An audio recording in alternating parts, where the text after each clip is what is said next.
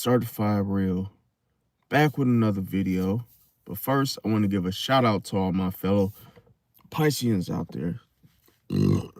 Gang, gang, you already know we in the build done. Also want to give a shout out to all my 2-2s and my 3-3s and my 2-2-2s and my 3-3-3s and my 7-7-7s. And shout out to any other angelical numerical numbers that I may have forgot to mention. I also want to thank everybody for coming out to support the channel. Thank you. And those of you that are new, welcome to the channel. Don't forget to like, comment, share, subscribe. And don't forget, oh my God. Don't forget to, I now forgot what I was finna say. Don't forget to click that bell notification, be notified of my upcoming videos and content. And we're going to jump right in. All right. Okay. So, let me see what just happened to my notes. I'm sorry, you guys. I got my notes all twisted, mixed in with my other stuff. Hold on a second. Okay. I think I got it. All right. Wait a minute. Oh, yeah. Okay. All right. So, everybody knows, welcome, Marie. How you doing today? Apologize for that because, yeah, I had to get my notes. I accidentally left my damn stand from my damn, I left my stand at the house, but I'm not going to drive back over there just to get a freaking stand. But yeah, okay, so if y'all see me looking down, it's just to follow my notes, okay? All right, so we're talking about female Pisces behavior. And as you guys know that all Pisces are different. You got some that are soft, but strategic, emotional, but observant, loving, but impossible to fully read. Now, with a Pisces woman, you're dealing with someone that can operate out of moods. See, like, for instance, let's say if a Pisces is female is getting ready for work, do you think you could sit there and have a conversation with her on her way out the door, or like 25 minutes before she has to be to work? Nope, because she'll cuss you out. She'll tell you, like, she'll get flustered, okay, in other words. Now, because she has to go to work. Now, I'm going to break it down to y'all, okay? The female Pisces behavior, how she moves in love, why she tests energy instead of words, and what most people misunderstand about Pisces, female Pisces, her emotional depth, because it's very, it gets deep. Now, one thing to ask yourself, is she intuitive or calculating? Come on, man. S. Mooney, you know how old I am, man. Okay, now, is she intuitive or calculating? Okay, now, if you ever dated one, hey, I give you a lot of what they call it, a lot of I can't even think of no words right now, you guys. I give you credit. That's the word. Hey, give credit where credit's due. If you ever dated a Pisces or loved one, like I say, you the man. Because I ain't gonna lie, it's very difficult to get a Pisces woman. It's not easy. Now, another thing, drop that Pisces symbol in the chat if you agree. Let me see. Appreciate that, Ricky Rodriguez. Welcome. I know it's mute. Everybody that just came in. Let me see. Ark said, why do Spanish people use English lettering so they could do business with us to get phones? That's crazy. I heard something too about TikTok that it was someone, I don't know if it's true, but someone told me that there's like two TikToks. The original TikTok is not the one that they share with us because of like crazy reasons, but I don't want to offend someone by saying it the way that they said it, but I'm sure I could put something on my Patreon or something like to where I could, you know, say certain words without people getting offended. But yeah, TikTok, I was, basically someone told me it was two different ones, that we got the one that was considered like the slower, like the people that's like in the US for the slower version of folks, because what they actually see on their TikTok is a little bit more um like it's more advanced for them. So it's like they actually are maybe building things, um taking, and it what you can see, like far as so what you can see on the app is not what they see on their app. So it's like two different ones. They can see and they do it because they don't want the US, like, seeing their how it looks there, their spots and whatnot, which makes sense. So I mean, because think about it, if if anyone was spying from the US, they could simply just go on their TikTok and find out where certain shit is, So I see why, but it's trust and believe is for different reasons. Now, my sign, see, I cannot talk today. This retrograde is really tearing me apart right now, you guys. But it's almost like I can't read today. I don't know why. It's today is like every word is just fumbly, mumbly, googly moogly. That's the word. So bear with me, because the bear is with me, okay? Now, oh, that's crazy. Opal, you said that the Gemini was the worst sign or the worst relationship. Why was that? Oh, no. See, I'm already goofing up. He's talking about he's a Gemini, and he said that the worst relationship was a Libra. Now, everybody's been saying that. Everyone's been saying that Libras are liars, that they hide shit, like they don't tell you straight up because they're worried about image. They're worried about pissing you off, or hey, they don't want to rock the boat. But it's like, I see that I don't agree with it. Unfortunately, I don't like it, because I was just talking to a Libra. She actually now I know she's probably watching right now. And just because you watch the channel, and I'm gonna say your name because you kind of crossed the line there, buddy. You crossed the line, and I almost forgot her damn name. It's this retrograde is tearing me apart, bro. What's her damn name? Sabrina. Now, Sabrina, you know who you are, and you stalked my channel last night, and she literally jumped down my throat and said, "Oh, you were talking about me on your live last night." I was like, "Oh, you were just like a Libra. You just had to get on my live." Like, come on, man. I don't tell nobody about my channel, you guys. I probably should, but I don't, because when it comes to, I'll say this, with anybody that has Scorpio placements, if you know.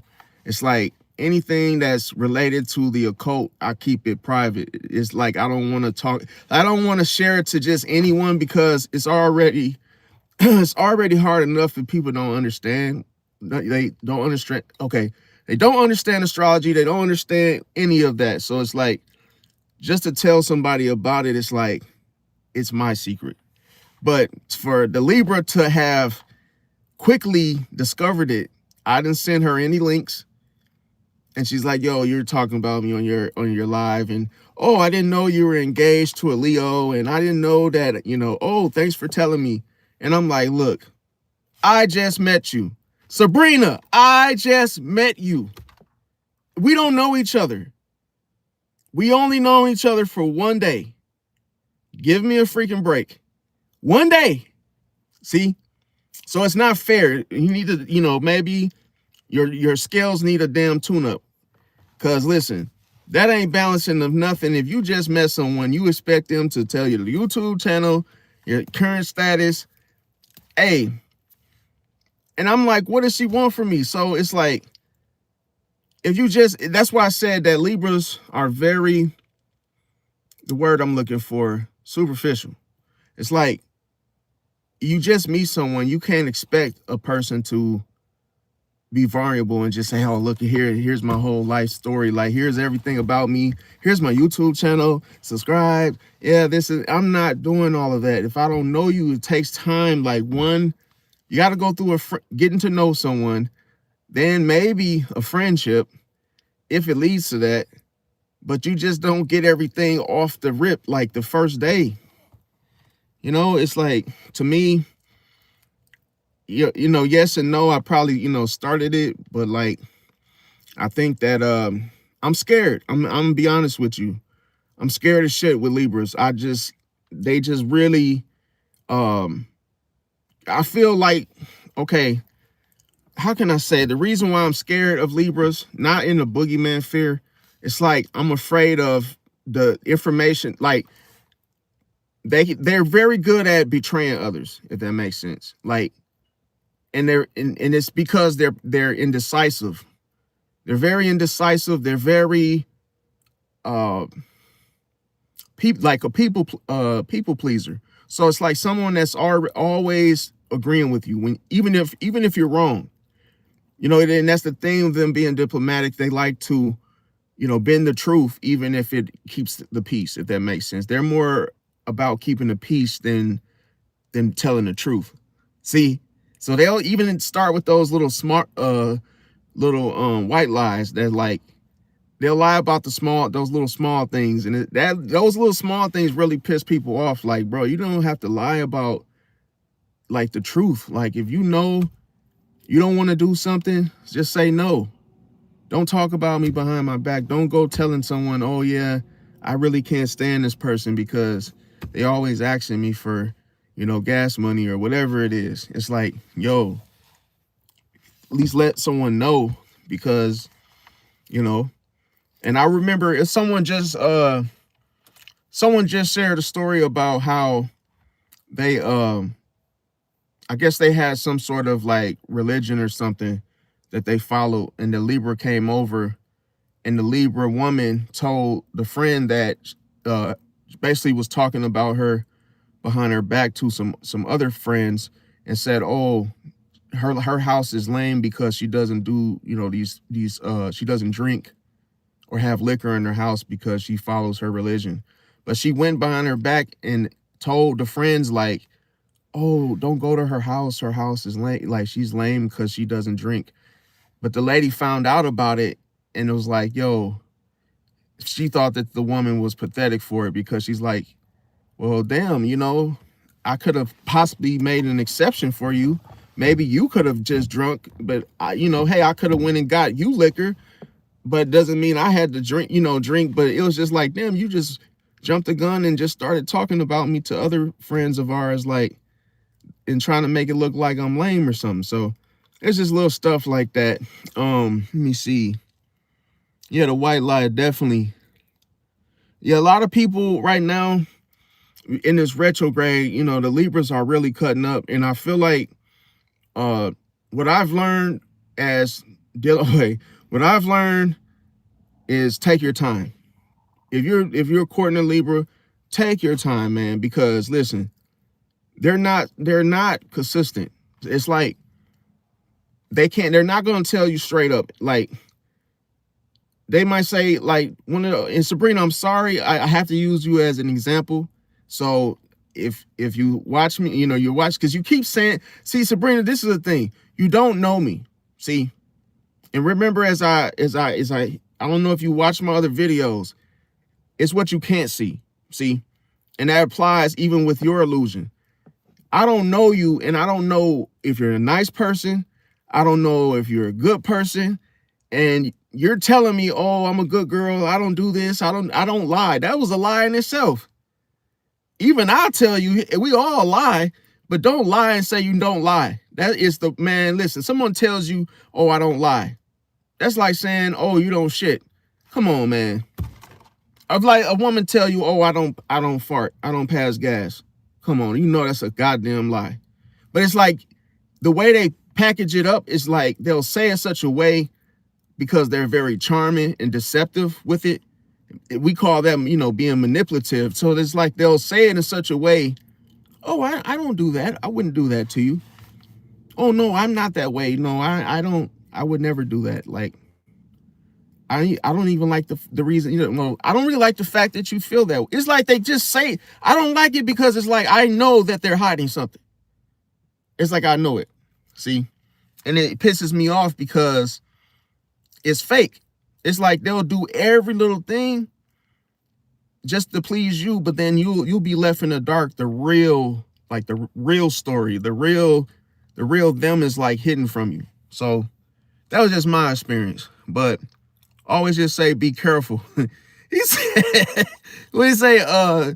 Is it Sumno? Sumnon? Hope I say your name right. He said, I'm scared too, bro. I got a, oh, damn. He said a colonoscopy. Well, I don't know. I never had a colonoscopy, but if I'm even saying the word right, but it, what I would recommend is just, I don't know. I remember there was a cancer guy. He offered me a, excuse me. He offered me a, Gatorade, and the stuff is called Miralax. So you buy the little Miralax jar, and then you just, I don't know if you're dead, if you're serious or joking around, but yeah, you just buy the Miralax, and then you buy these little things. I forgot, Duclos, Ducolox, whatever it's called, some sort of laxative, and it's just like you take that before you go get the colonoscopy. So you're supposed to make it, you know, get rid of any, what's the word I'm looking for? Any types of, I don't know how that shit is. Like, it gets rid of the you know what. But yeah, man, I can't, it's, you know, that's the thing with this retrograde bull crap. It's like it's affecting me heavy with like communicating with you guys. But yeah, let me see. Yeah, Trump is a Gemini. Yeah, he's definitely a Gemini. And it's crazy because, you know, a lot of people trust him by what, you know, from what he says he's gonna do and change. But it's like, do you really think he's gonna follow through? Probably not. And that's the thing with Geminis, like they say and do two different things. So they'll say, you know, they'll tell you what you want to hear to get your foot in the, you know, to get their foot in the door. Then after that, they go back to doing the same old, you know. And you know, they're with Geminis, like they're just more slick when it comes to like how they move around. Because he can influence, like Trump has his own how can I say it? Damn, I can't even think of the word right now, but he has his own the word, damn. For instance, he could just like tweet, and he can really tweet something and then have people like do it for him. Like, it's just stuff like that, like to where the Gemini influence is so strong. Like, people are he knows how to like, how can I say it? He knows how to play with people's minds. Like, he'll get the people from like the baby boomers of like the old days, the 1950s folks. He can get them riled up by just saying something a certain way and give them hope. And it could be like some old, you know, I can't say the words on here, but it's like he knows how to get some shit started. That's what the whole, you know, chaos subject we were talking about with this, what was it? With Gemini and Virgo. So Mercury. Yeah, so definitely. Said playing with the potions. Yeah, definitely. Let me see here. My sign is Pisces though. Hope I'm saying the name right. Kareen. Yep, Jesus loves you. Exactly. Same thing. Appreciate that. Okay, now. Oh, you talking about the you said they may be I'm not sure about that word. I mean, I'm not sure what you mean by that, bro, but yeah. Okay, so the traits, okay. Now, all right, so just this video is going to be about going deeper, okay? Going deep, not just the surface level, okay? So I'm going to talk about a few traits that I came up with. So as you guys know, nobody really understands the emotional depth of a female Pisces. Why? Because they feel everything intensely. So that could be something that a lot of people might not, fully understand. And it's like, why? It's because it's seen as dramatic. But the only sign that gives you a more, how can I say, surface level, um, dramatic type of vibe is Leo. Leo can get your attention quicker than anything because they can, just come up with a story that sounds so entertaining that it's like, yo, they could really have, be dramatic to where they're making something appear to be bigger than what it actually is. Now, people see it as dramatic, of which a pipe, man, I ain't gonna lie, this retrograde crap is really, man, it's really tearing my ass up today as far as me speaking to you guys. I've never had this much trouble talking or speaking. But welcome, Misty. How you doing? Let me see. Amir said it's some female type. Well, it's not so much some female type shit. It's like just to help people understand Pisces women better, because you might not understand her moods. You might not understand her personality, because when you meet a Pisces, you'll be lucky to even get like it's very hard to get a Pisces woman attention, if that makes sense, because she's very selective. She's very picky about who she talks to. And, most of the time you probably get the silent treatment, because she could just, she knows how to get away from you, maneuver around you, if that makes sense, if she doesn't like you. Now, like I said, so a Pisces woman feels everything intensely, and it could usually be seen as dramatic. But the truth of the matter is that nervous system of a Pisces woman absorbs energy. See, that's the thing. She feels you out before you even know anything about her. Why? Because she is highly empathetic. See, she's wired that way. Now, another thing, they know when your energy shifts. See, a Pisces woman can pick up on, you being excited, and then all of a sudden feeling depressed. She knows. See, so that can make, when other people see her and her ability to do this, they may assume that she's paranoid. But the truth is that she's highly aware. Now, another thing, when it comes to her being observant, she reads those micro behaviors. So it's like those little things. You could be like talkative and just go quiet. She's gonna know why. She's very, very smart. Like, it's little stuff that you probably never really pay attention to, and she'll peep it. Even if, like, let's say you leave your let's say you leave your shit out, you don't throw your shit away when you're done using it. She'll notice that, whether or not you did it on purpose, or like, was it really an accident?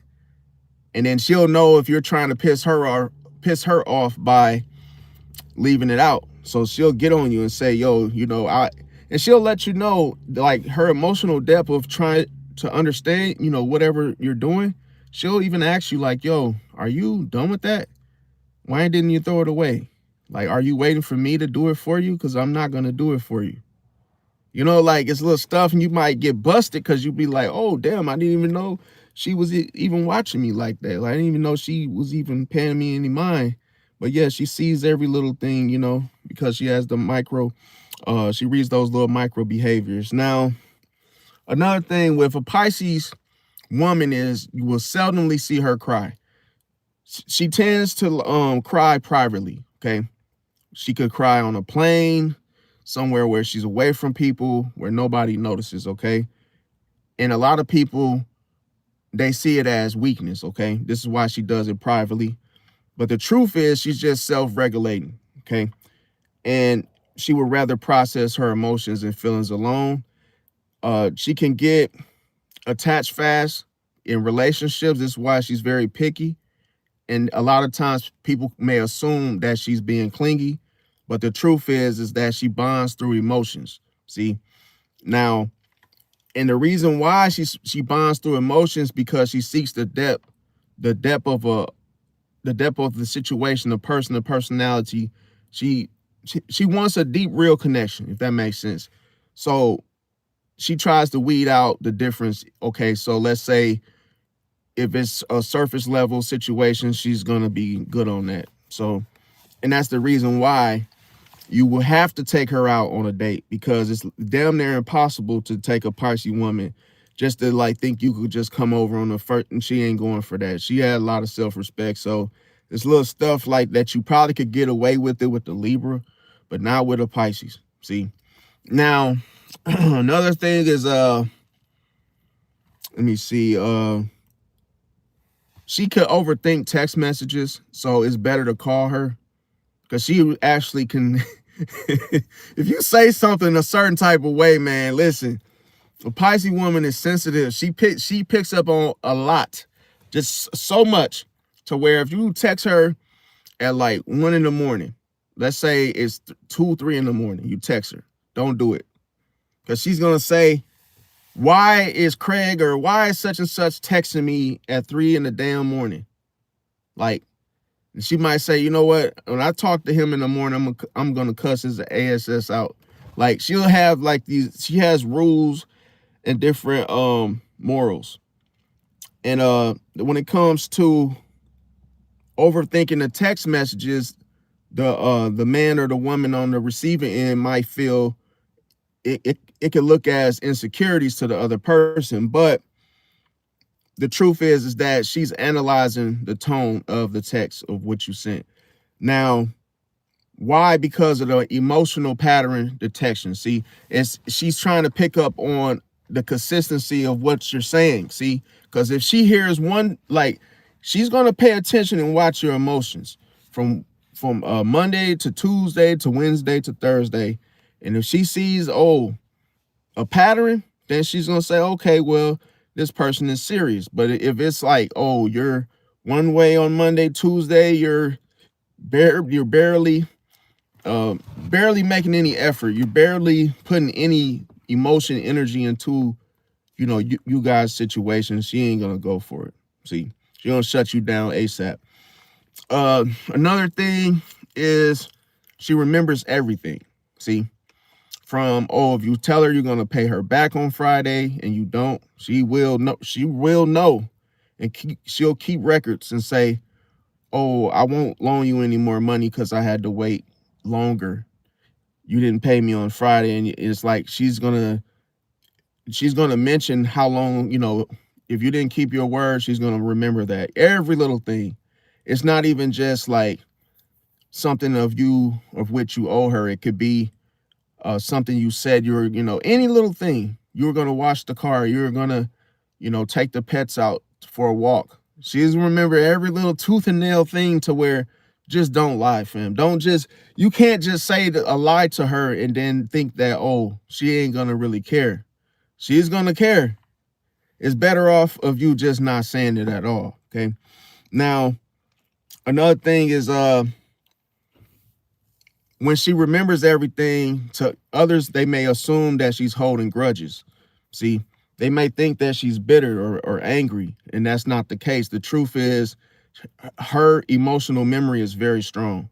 And see, the thing about it is that's the whole water sign imprint in itself. See, so you can't, like, it's good to have a good memory, and that's why you find a lot of Pisces women, being RNs, LPN nurses. They are usually in the healthcare field, because they got a good memory. See, and another thing, they love through acts of service. So a lot of times this could be seen as overdoing it, or over giving, or oversharing. And the truth of the matter is that the Pisces woman expresses affection physically. Now, another thing is she is a nurturer. Okay, so she gives that nurturer energy, but she's just selective who she gives it to.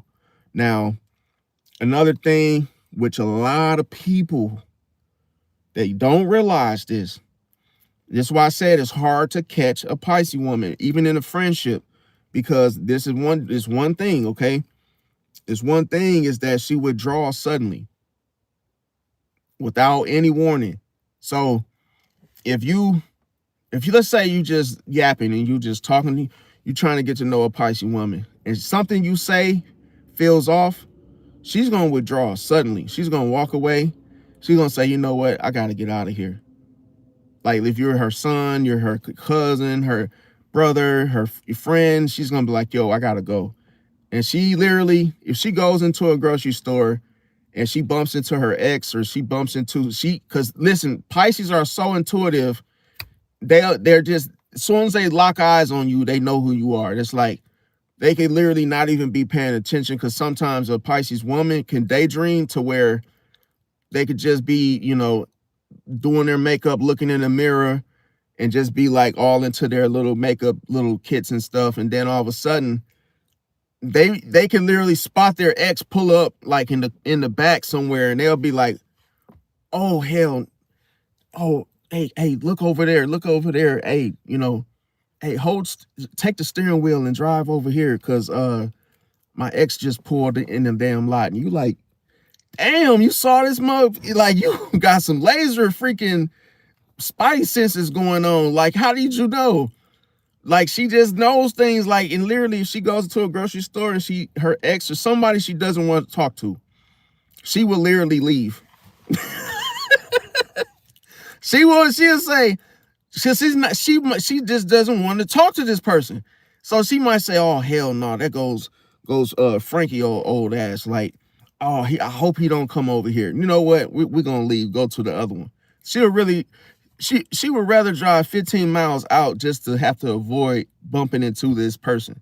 See, she just doesn't want to talk to him or talk to her or whoever it is. See, now another thing is, why she withdraws suddenly is because of her moods. I'm telling you guys, you have to know her moods. Get to know them. See, because the people don't, this is the thing why people can't keep a Pisces woman or keep her interested long enough, is because they do not know her moods. When she ain't in the mood, bro, leave her alone, bro. Just leave her alone. Leave her alone. I know you want to talk to her so bad. You probably ain't really getting much airtime anyway. Be patient, bro. Because the minute you keep on chasing and pulling and trying to push, bro, you're going to drown, bro. You're going to be frustrated because you can't get that time with her to, let you in, because it feels like she's in a bubble. Now, why? I'm going to tell you why does she withdraw suddenly. Ultimately, it's because she gets overstimulated emotionally. So she's not the type of sign that you want to be telling her your problems, your issues, because she probably already does that at work. She doesn't want to feel like she's working twice. Like, oh, now I'm gonna, go home, and now if you are her husband and you're talking about your back and how, your feet hurt, and hey, the job is giving you, she doesn't want to hear that shit. She has her own. So it's this, just don't try to add on to what she's already currently flustered with, because she will say to you, like, I don't even want to hear it. I have my own shit going on. And you'll be sitting there like, so just make sure you have an outlet for yourself, and don't try to use her as an outlet unless she asks of it. Unless she asks you, how's your day? Then say, okay, I had a bad day. But do it in baby, it's like, give her baby spoonfuls of information. Don't just try to throw it down her throat with everything that's bothering you and what's going on, because she's not going to be able to, she's not going to want to hear it. See, she'll get, it'll make her more pissed than to just be like, oh, just to hear you out. Now, another thing is, she romanticizes love. So others may see this as unrealistic, but the truth is she believes in the potential. See, this is why she always goes or chooses the underdog.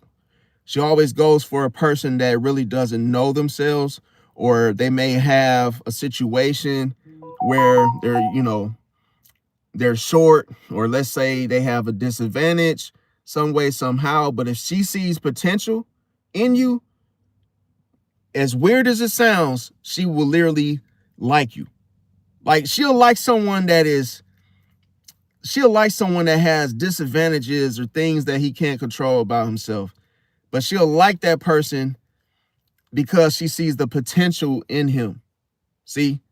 She's like, "Oh yeah, he's yeah, he needs to cut those dreads off, but I mean, hey, we could all, we could get his hair cut later or something." Then she'll flirt with the dude because Liz, she likes to flirt with people that are like literally shy, somebody that is the underdog. It's like, oh, and it pisses off a man that's more confident or a man that knows himself, because as soon as he comes on the scene and he knows himself, it's like he approaches and he's like, yo, why is she really talking to me?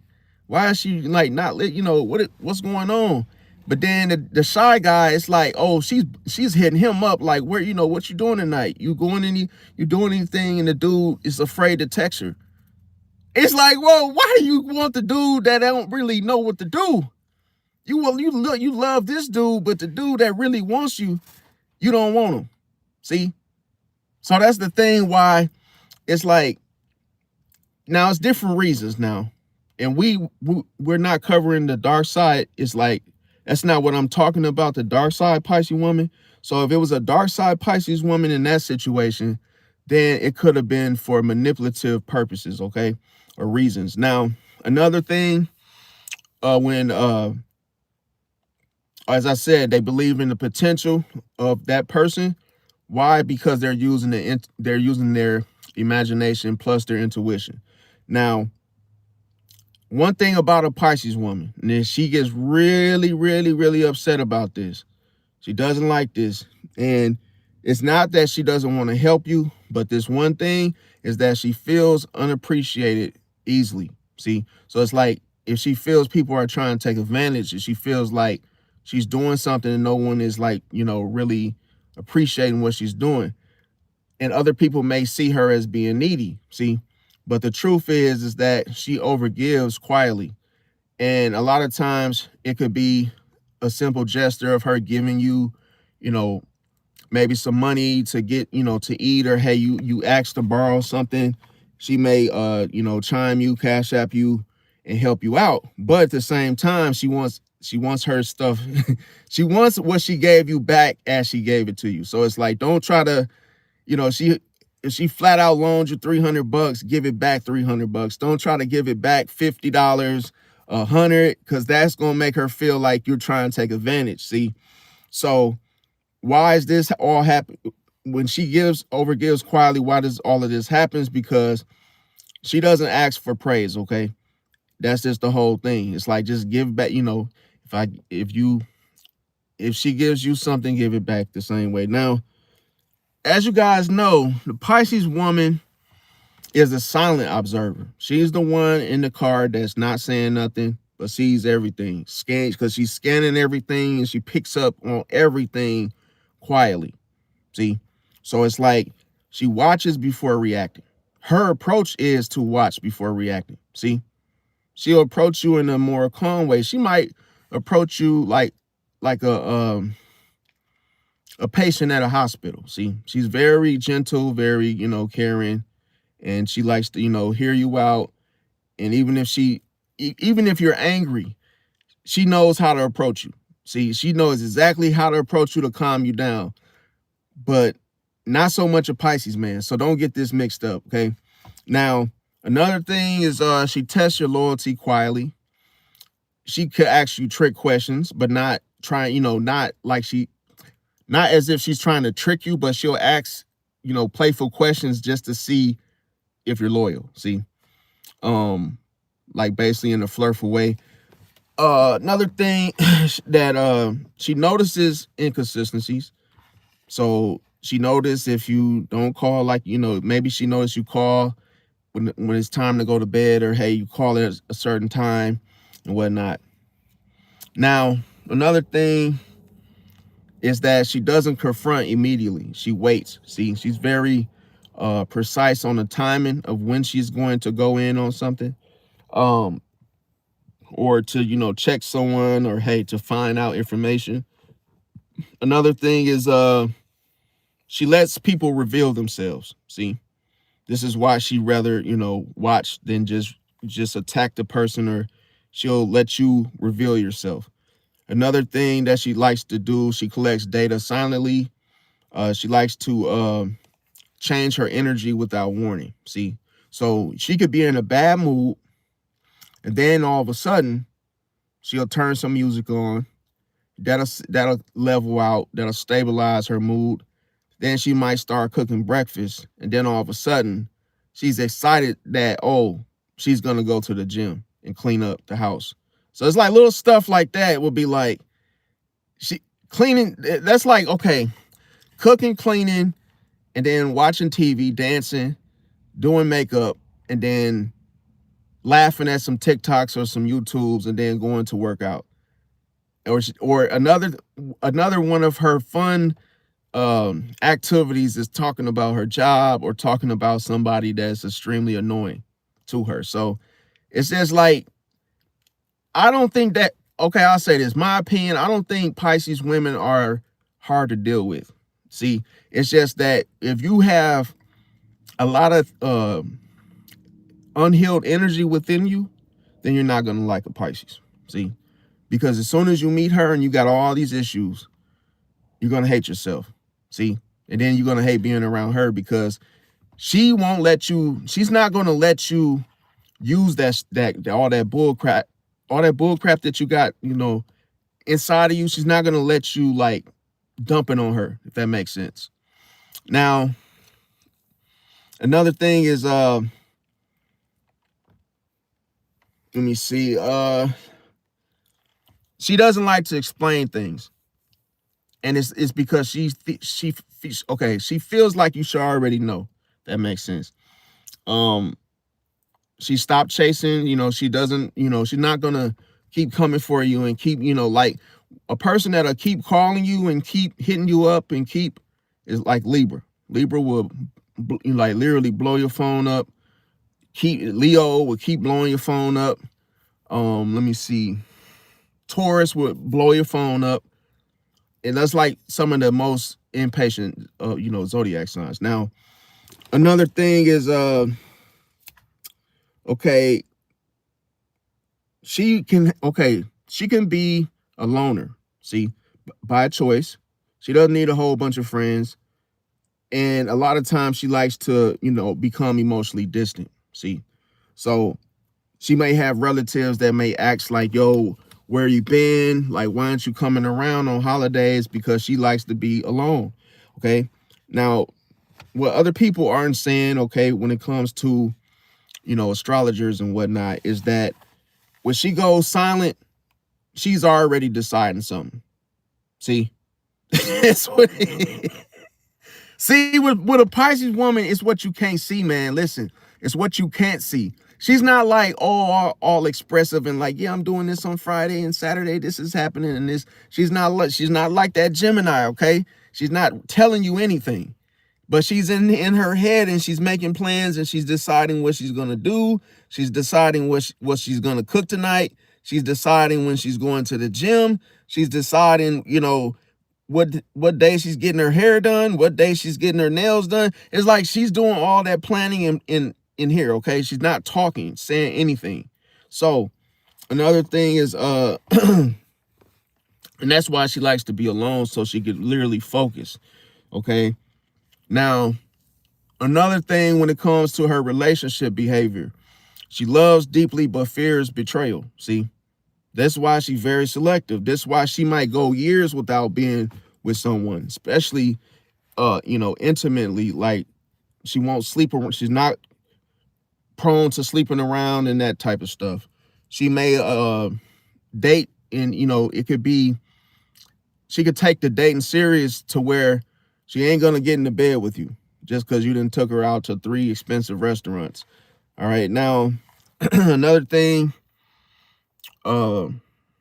is that she'll, one thing about a Pisces woman, she'll accept a what is it called, platonic friendship.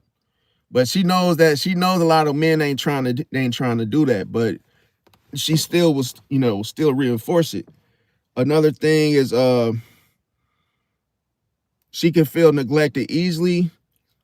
She likes to protect her softness or her femininity, or however you say it, you guys. I'm tearing up words right now, just saying them wrong and tongue twisting and everything. But another thing is um she avoids conflict, but then she can store resentment. Like she can really hate it, really deep down not like a person. Depends on the situation. Um, she can guilt trip you without yelling. She could she hates feeling unseen. It's in a way where she feels not heard. Another thing is she needs a spiritual connection. So most times she would rather find a partner that's spiritual or into spirituality, if that makes sense. Another thing is that she will test your emotional maturity, or however you say the shit. That she'll test to make sure that, hey, if you're a man, she put it like this: if you work at McDonald's and she's a nurse, you ain't getting her, fam. Just get that out your head, because she will be flattered, but she ain't gonna go for it. She ain't gonna talk to you. So she likes to go for a man that can match her energy, somebody that has the same, if not better. See, it doesn't matter. Another thing too, don't think just because you're a millionaire that, oh, you're automatically gonna get a Pisces. Nope. Because she has, like, put it like this, she values the spiritual things. It's like the stuff you can't see. See, she might go to church every Sunday, or at least try to make it, maybe once a week, whatever, pertaining to her schedule. But even if she's not at church, guess what? She's still giving, sewing ties. She's still, paying her ties on time. She's sending them in, mailing them in. So she's still connected to the spirit, to the spiritual connection for herself. And she doesn't like slack up about it. She's dead ass serious and devoted to it. Like, she don't play. But it's just the fact that um she needs that spiritual connection. Appreciate that heart. Um, and another thing, I didn't get to see your name when you sent it, but yeah, appreciate it. Another thing, let me see. Misty said men think Pisces get around because she wanted by most everyone. We are so sweet and cute, love hard, and we are very good in and out of bed.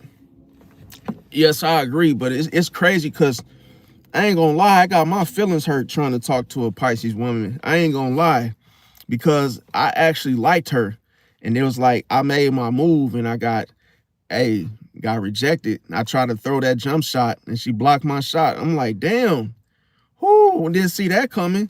I thought, and that's what really made me know, like, why. See, you remember I said this yesterday. I said you got to ask yourself why more often.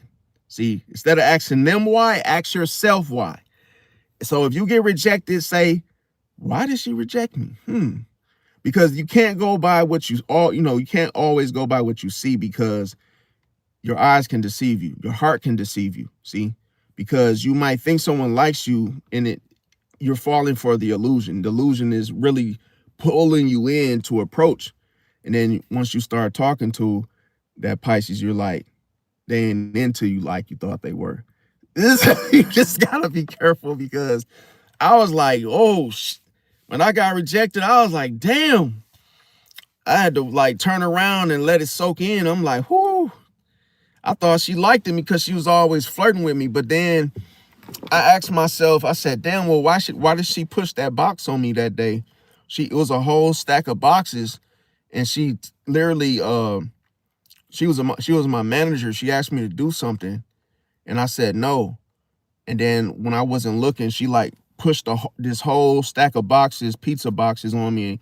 So I thought she was flirting with me. I didn't know that meant something else. And then it was like, it's like she kept asking me to go to do the drop off at the bank, and I will always say no. I was basically flirting with her until she tried to get me fired, and that's when shit got real. I'm like, whoa, like she did me dirty. Like, I'm talking about, okay, I'm gonna say it like this. Imagine you think someone likes you, right? a Pisces woman, right? And then you're like thinking all the little flirting games. You're thinking like, oh, she's flirting with me, boop de boo, right? Notice I say whoop de woo, but then I just said boop de boo. This retrograde shit is really tearing my ass up, okay? Then all of a sudden, she did the most dirtiest thing to me. She shorted okay, so we get the tips from doing the deliveries when I used to do Domino's delivery. Like she put an order on my name that made me accountable for it. So at the end of the night, they're actually, the guy that checked me out. He's like, you owe me like $50 and some change. I'm like, whoa, I don't owe you $50. That's like damn near all my tips for the night. Like you $30-something. I'm like, wait a minute. Now, this is why it pays to be like, see, what I tend to do is I like to be 10 steps ahead. So the Sagittarius was the one that gave me the job. And when he hired me, he gave me the store manager passcode. So that way I could dispatch on orders myself without needing the manager's, approval. So she didn't know I had the store manager code. So when I went in with his code, I looked into the damn system, and guess what I found? $30-some order was put on my name right around the time that the Pisces woman that pushed the boxes on me. It was right before she got off work for the day. And I said, what the fuck? I said, she just tried to scam me and put an order on my name that I didn't even check out. Like the order, somebody, basically what she did was she put that $30 order on my name. So it looked like I had the cash of that order. And that order was supposed to be rang up at the cash register up front, so the money could be collected and go into the register. But she did this slick little sneaky little thing that I'm like, literally, the funny thing is I caught it though. See, I caught the little sick game. I caught on to. I said, oh, so you know what I did? I exited out. See, she didn't know I had the store manager access, and I had the code to delete it. See? And then I said, oh, I went in there and fixed it. I said, we all good now. I said, look at it now and see how much I owe you. He said, oh, you're good. Man, and then I'm going to tell you, after I caught her doing that to me, do you think I went to her and said, yo, you mother F? I ain't, nope. I act like I ain't see it. Because I would rather not give a person the benefit of the doubt of getting to me, or, I was like, nah, I'm going to make her think that I didn't notice. See, because I want to see what else she's going to do. See, and then I know she was salty because she probably was wondering like, damn, he's still working here. Damn, I thought he'd be fired by now because of that order. And it's just like, you got to be careful, man. So that's why it's very dangerous. I say this not fair with, okay, put it like this.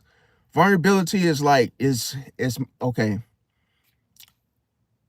You have to know when to be open with people. Because if you just do it with anyone, you're going to get hurt. It's almost like taking your coat off in the cold weather. It's like, you want to keep yourself protected from any type of attacks. And as soon as you open up to people, that's when they get you.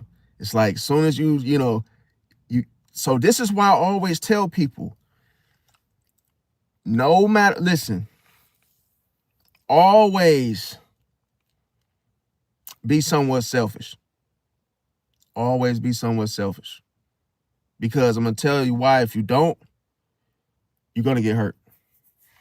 If you overgive, if you help someone, it doesn't mean you have to overdo it.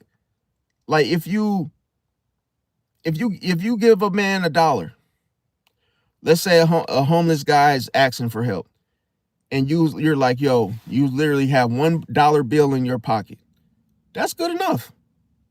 That is good enough, because you don't know this. You don't know that guy. You know, it's almost like you don't. It's not your fault that he's out there. And hey, if you give him $1, that's still good. If he's unappreciative of that dollar, then hey, you see why he's out there in the first place. So that's why I say, like, you don't have to give 5, 10, 20, 1,000. No, that's not gonna make him feel, oh, you know, like you're not gonna get any type of brownie points, or oh, because you gave more. It's just the simple fact that if you help someone, you just helped them. But don't take your coat off and, you know, or overdo it to where you get used, because it's not worth it. And I notice every time you overgive, people don't appreciate it. I don't know why the world is like wired like that. It's like, damn, this person did a lot for you, and all of a sudden you don't get reciprocated. Now, another thing is that she leaves quietly when she's done. See, so she's not gonna make a loud explosion, loud noises. You know, she's not gonna fight. She's not gonna announce it whatsoever. Okay. Now, why is this? Because she bonds through emotional security. If she feels unsafe emotionally, she detaches internally first. See, so she's done it within herself. So this is why you don't get the verbal communication of "I'm done." She's already done in her heart. See, now sometimes people say that when it comes to the female Pisces, they say that the female Pisces is is the master manipulator when it comes to a male Pisces. Okay, now unfortunately, this is it's a accusation, and the thing about it is, because a Pisces woman, she uses silence strategically. See, and that's why people say that, oh, she's manipulative, be careful, or hey, be careful getting in a relationship with her because she may have other men lined up. It's like I know you women out there heard so many different types of accusations. So they use the silence strategically. They also play confused when they're hurt. See, they try to act like they don't know what's going on, because it's like, oh, they want you to figure it out, because it's like, well, hey, obviously you did something to hurt me, so hey, I'm gonna play confused, so that way you start to feel bad. Because that's the thing, a person would do it. They would do it themselves. Because remember, a Pisces woman, she lets people expose themselves. She ain't gonna sit there and like dig and poke and prime and none of that. Nope, she gonna let you do it on your own. Now, another thing is that she may avoid direct confrontations. She can shift the emotional tone subtly. So this is why she doesn't really buy into pity parties of others and their moods, their attitudes. She knows how to maneuver around you when you behave in such a way. Another thing is she likes to create emotional dependencies. So she only relies on her own, okay, most of the time. Another thing is she knows how to soften her voice. See, and that ties in with her approach. She knows how to withdraw affection when needed. She can use tears as protection. So if you're dealing with the Krishan Rock type of Pisces, this is why you can see within her personality of why she cries often. But don't think that she's weak, see, by crying, because as I just stated, a Pisces woman can use tears as protection. This is cold-blooded, because think about it. When you cry, people, do you notice this? Just peep this. When you cry, people want to get the hell away from you. They're like, yo, okay, I'm done. Hey, I gotta go, because this person's crying and no one wants to save you. So they have this thing where it's almost like a baby crying, because when a baby cries, everyone's gonna leave the room except the mother, or the father. See, but everyone else is like, yo, I gotta go. No, the baby's crying. Hey, it's time to go. And only people that are gonna stick around are the real friends or the real ones to that person. See, that really care. But the Pisces knows what they're doing when they use those tears. See, they know, oh, it's time to clear house. It's time to clear the room. It's time to get, exterminate the room. And this is why I said you're very genius-like, okay? Because they're creative in how they do things and how they approach situations. Now, another thing is that a Pisces woman can make another person or other people question themselves.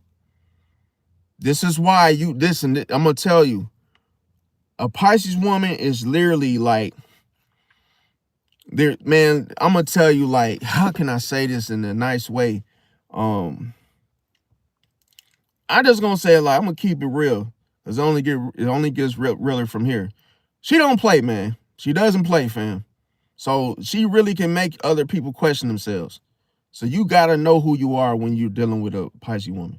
You can't be on no trying to be dirty dick Tyrone and trying to put on these little airs and personas and egos and whatnot. It's not gonna work. Why? Because she can sense weak boundaries.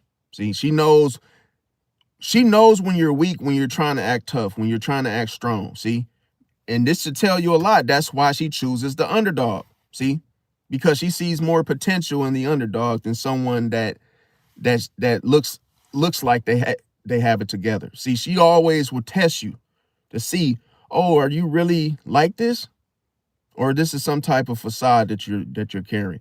Now, what other people aren't saying when it comes to astrologers and other influencers with these type of topics is that a Pisces woman is rarely malicious. Okay. Now, one thing about her defensive behavior, she only gets malicious when she's overwhelmed. It's cold-blooded.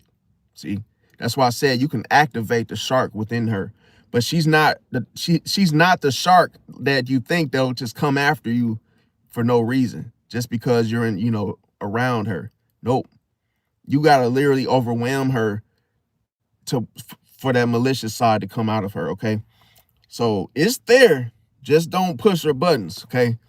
Now we're gonna talk about the Pisces woman dark side. Now, what she may do, what she can be, what she's capable of doing is escaping reality by choice.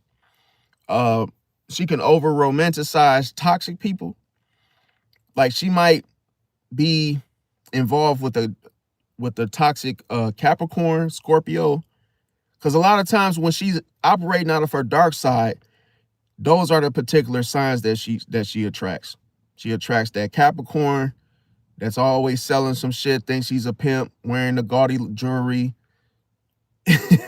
acting and, trying to get you to come over to sell fireworks with him because he has his own little business set up. He's like, yo, Pisces, you want to make $180? Well, hey, help me bag up these these fireworks so I could go out, to the city and sell them. So, Capricorns, they always try.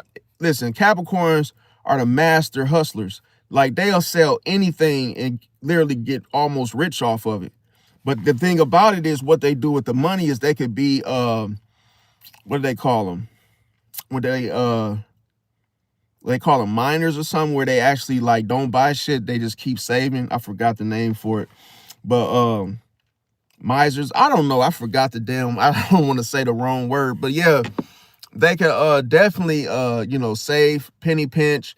They might sell watermelons out of a trunk. They might be a cart, maybe they sell cars. But Capricorn, they could be toxic for Pisces because Capricorn likes to control Pisces. See, and what he or she may do is try to use the creativeness or creative side of Pisces to join or partake in it, just to try to use the Pisces for it. See, but he sees himself. He's really, see, the selfish thing with the Capricorn you got to watch out for.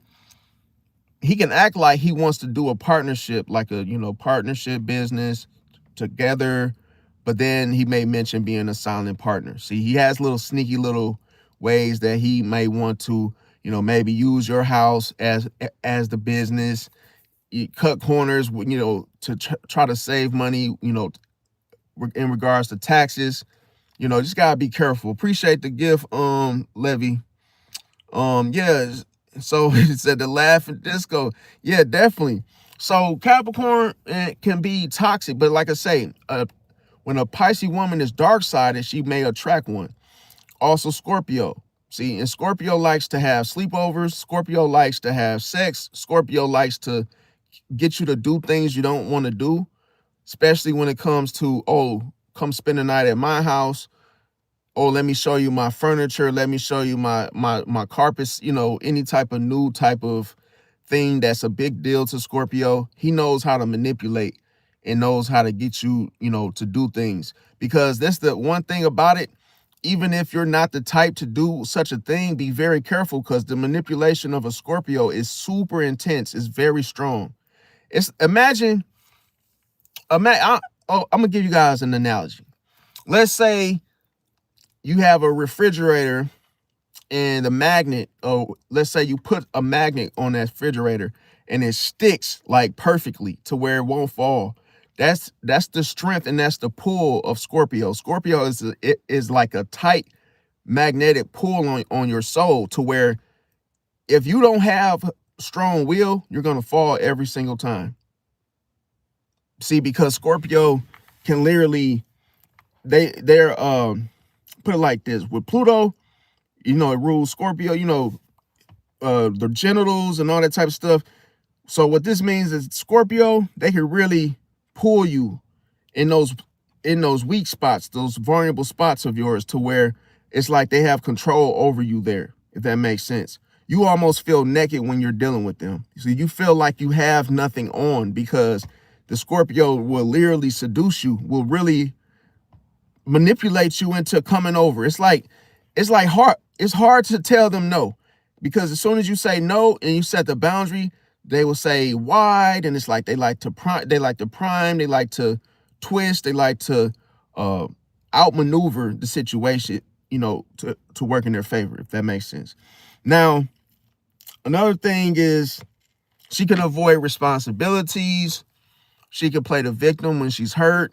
She could ghost you when she feels overwhelmed. She could test your loyalty repeatedly after you've already proven you're loyal to her. She could hold silent grudges against you when she's dark-sided. She could be the type that will be when it comes to self-sabotaging. She can self-sabotage a good relationship. So that's why I said, and it's very toxic, especially if you're not toxic, because you won't. I'm gonna tell you, even if you're a regular individual that's not dark sided and you meet a dark side Pisces, there's no hint or any way to tell until she does one of the traits that I mentioned. Okay, now she can cut people off without explaining what happened. So it's like, imagine a Pisces just starts a job, and then all of a sudden you see her rolling with, Brenda, Tiffany, Yolanda. She's hanging with these people from the job. It's like, oh, I thought you guys were cool. Then as soon as somebody do something that the Pisces doesn't like, the Pisces instantly cuts them off. Just to where Pisces comes to work, she ain't talking to Yolanda. She ain't talking. She's not even walking beside them, sitting at lunch with them anymore, to where people notice and people are like, yo, what happened? I see you don't walk with that Pisces anymore.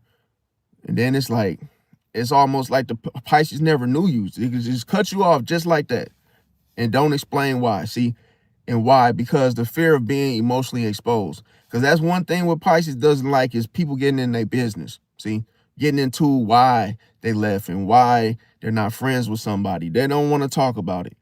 Now, what makes a Pisces woman powerful is that she reads others' intentions fast. See, it's very difficult to sell her a car at a dealership. It's very difficult to sell her a T-Mobile, Verizon cell phone. because she sees the sales pitch. She knows you know what's even, I'm going to tell you what's even crazier. The intuition is super sharp with a Pisces woman, because literally she'll know what she'll know your intentions, to where she'll expose you, and she'll say, oh, the battery in my phone is not working, right? And then the T-Mobile salesman is like, oh, what kind of phone do you have, ma'am?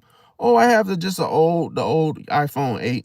And her phone, literally, I'm gonna tell you, her phone could be busted. No, I'm talking about tore up. Screen could be cracked. It probably barely holds a charge. Just her phone is just literally done. She's still using it like it's new.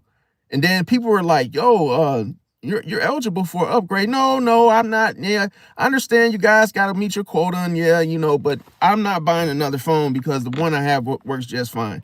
And then it's like, when you look at the phone, you like, that phone don't even look like it worked, but it worked. A Pisces doesn't give a shit about a new phone, bro. Nope. It's just that's the powerful thing about Pisces, is they're not materialistic. Even if they're rich, even if they got money, they're not gonna go out there and waste money and just buy shit just because, oh, it's the latest, greatest thing, because they can see the game behind it. They know that it's a gimmick. They know that, oh, it's a whole, game tied to the whole cell phone industry in the first place, of like, oh, because they understand a new one comes out and she doesn't want to contract. See, so she's gonna say, oh, mine's paid for. Hey, I'll get a new one when this one doesn't work anymore. And then when she goes and buys a phone, guess what? It's going to be a cheap one. It's not going to be the latest, greatest thing, okay? Now, another thing of like the T-Mobile situation, she sees through the sales pitch. And she will literally ask questions in such a way that challenge your psychic, to where you're like, you'll feel so embarrassed. You might not even want to work that job anymore, just because you came across a Pisces.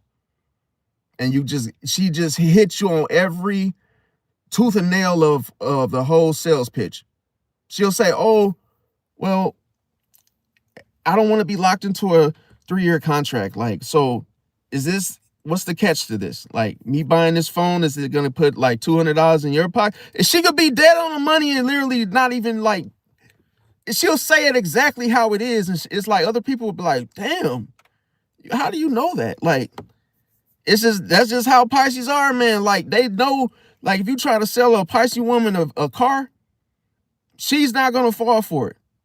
Then it's funny. She'll say things like, oh, she'll say, yo, no, I don't need that. She'll say, because then I'll be locked in it for 3 years. Like, no. And then she's like, oh, and it's the features?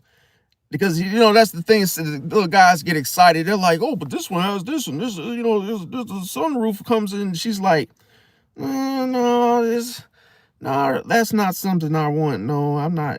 I understand that, Then she knows her percentages. She knows the contract. She's like, oh, 20% on the loan. Oh, she'll even know if the damn loan company is bad. Like, Pisces are smart, bro. It's very difficult to manipulate a Pisces, bro. They is not going, bro. It don't matter how it's packaged, they will still question it. See? Now, another thing is that they're very intuitive in business. See? That's why you cannot play. Don't try it, fam. You're gonna embarrass yourself. Because listen, she's the type of person that'll sue you at a job. See? Because if she gets fired and hey, it was unlawful or something, she will sue you. You'll be going to court and she'll win. She'll win the court situation because, oh, you fired her because she changed her schedule. It's like, oh, I can do that. And you guys trying to control, you guys fired me without pay for 2 weeks. She'll sue you for that. I've seen a whole damn nursing home get shut down due to a Pisces that sued the company. See, so it's like she's not a pushover at all. No, Don't let her soft voice fool you, fam. No, she's not soft, bro, at all, bro. Cause think about it. Every shark has nice lips, nice eyes, but scales, fam. Them scales will tear your look. Them scales will tear your ass up, bro. It's just like it ain't even worth it, bro. Don't even do it. Another thing is that she has a magnetic aura. People, tend to like her. They're attracted to her. They like to, be her friend or get to know her. She can meet someone for maybe one day, a boss at a job, and then all of a sudden, it's almost like people like her very quickly, like very fast, to where, oh, now the boss that just hired you wants to go out for dinner with you, or hey, wants to, if it's a man, he wants to, date you. It's just like, and then a lot of Pisces like, no, no, no, no, no, I don't want to do the relationships on the job because then it's gonna be tension. See, it's like if I don't pick my phone up, you're gonna be feeling some type of way. And a Pisces woman would tell you that. Like, no, it's not gonna be a good fit. No. And then another thing is they have spiritual depth. What makes them powerful? They have a strong subconscious awareness. Let me see. They have a creative imagination. They see long-term outcomes, and they know when to disappear. See? So, and what other people aren't saying when it comes to astrology or whatnot and other influencers is that people don't hate a Pisces woman's softness.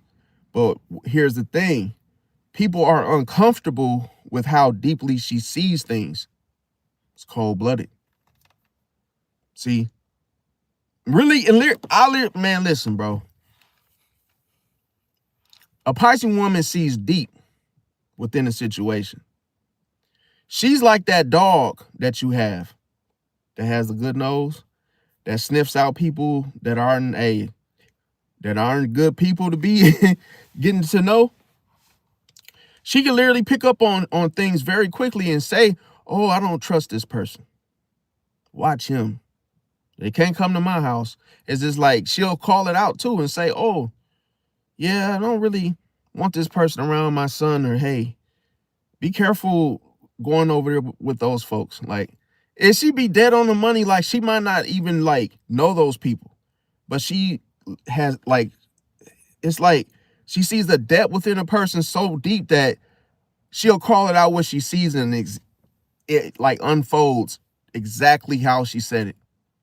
See, that's like, bro, it's like cold-blooded. Now, the real truth about it is that female Pisces behavior is misunderstood, okay, because she leads with emotion, not ego. Now, she avoids loud conflicts, she protects her vulnerability, and she sees things before proof appears. See? So this isn't something that isn't something random, it's intuitiveness that she has. See? So now, when it comes to the unhealed Pisces woman, that intuition turns into what? Illusions. See that? Now, that's something to pay attention to. And see, another thing with a Pisces woman a lot of people don't talk about often is she feels other people. She feels other people's moods. See? So she knows if you're, doing her wrong. She knows if like you're not treating her right. She knows like, oh, she pays attention to how how you are, your mood, and how, she'll pick up on your mood. And this is why when she withdraws from the situation, don't be surprised because she picked up on your mood. See? So she knows like, oh, if you're all angry, depressed, and she's getting overwhelmed by it, she will find a reason to leave the house. See? It's like, but she's not going to tell you where she's going. She's not going to talk to you because she already knows you're upset. See? Just little stuff like that.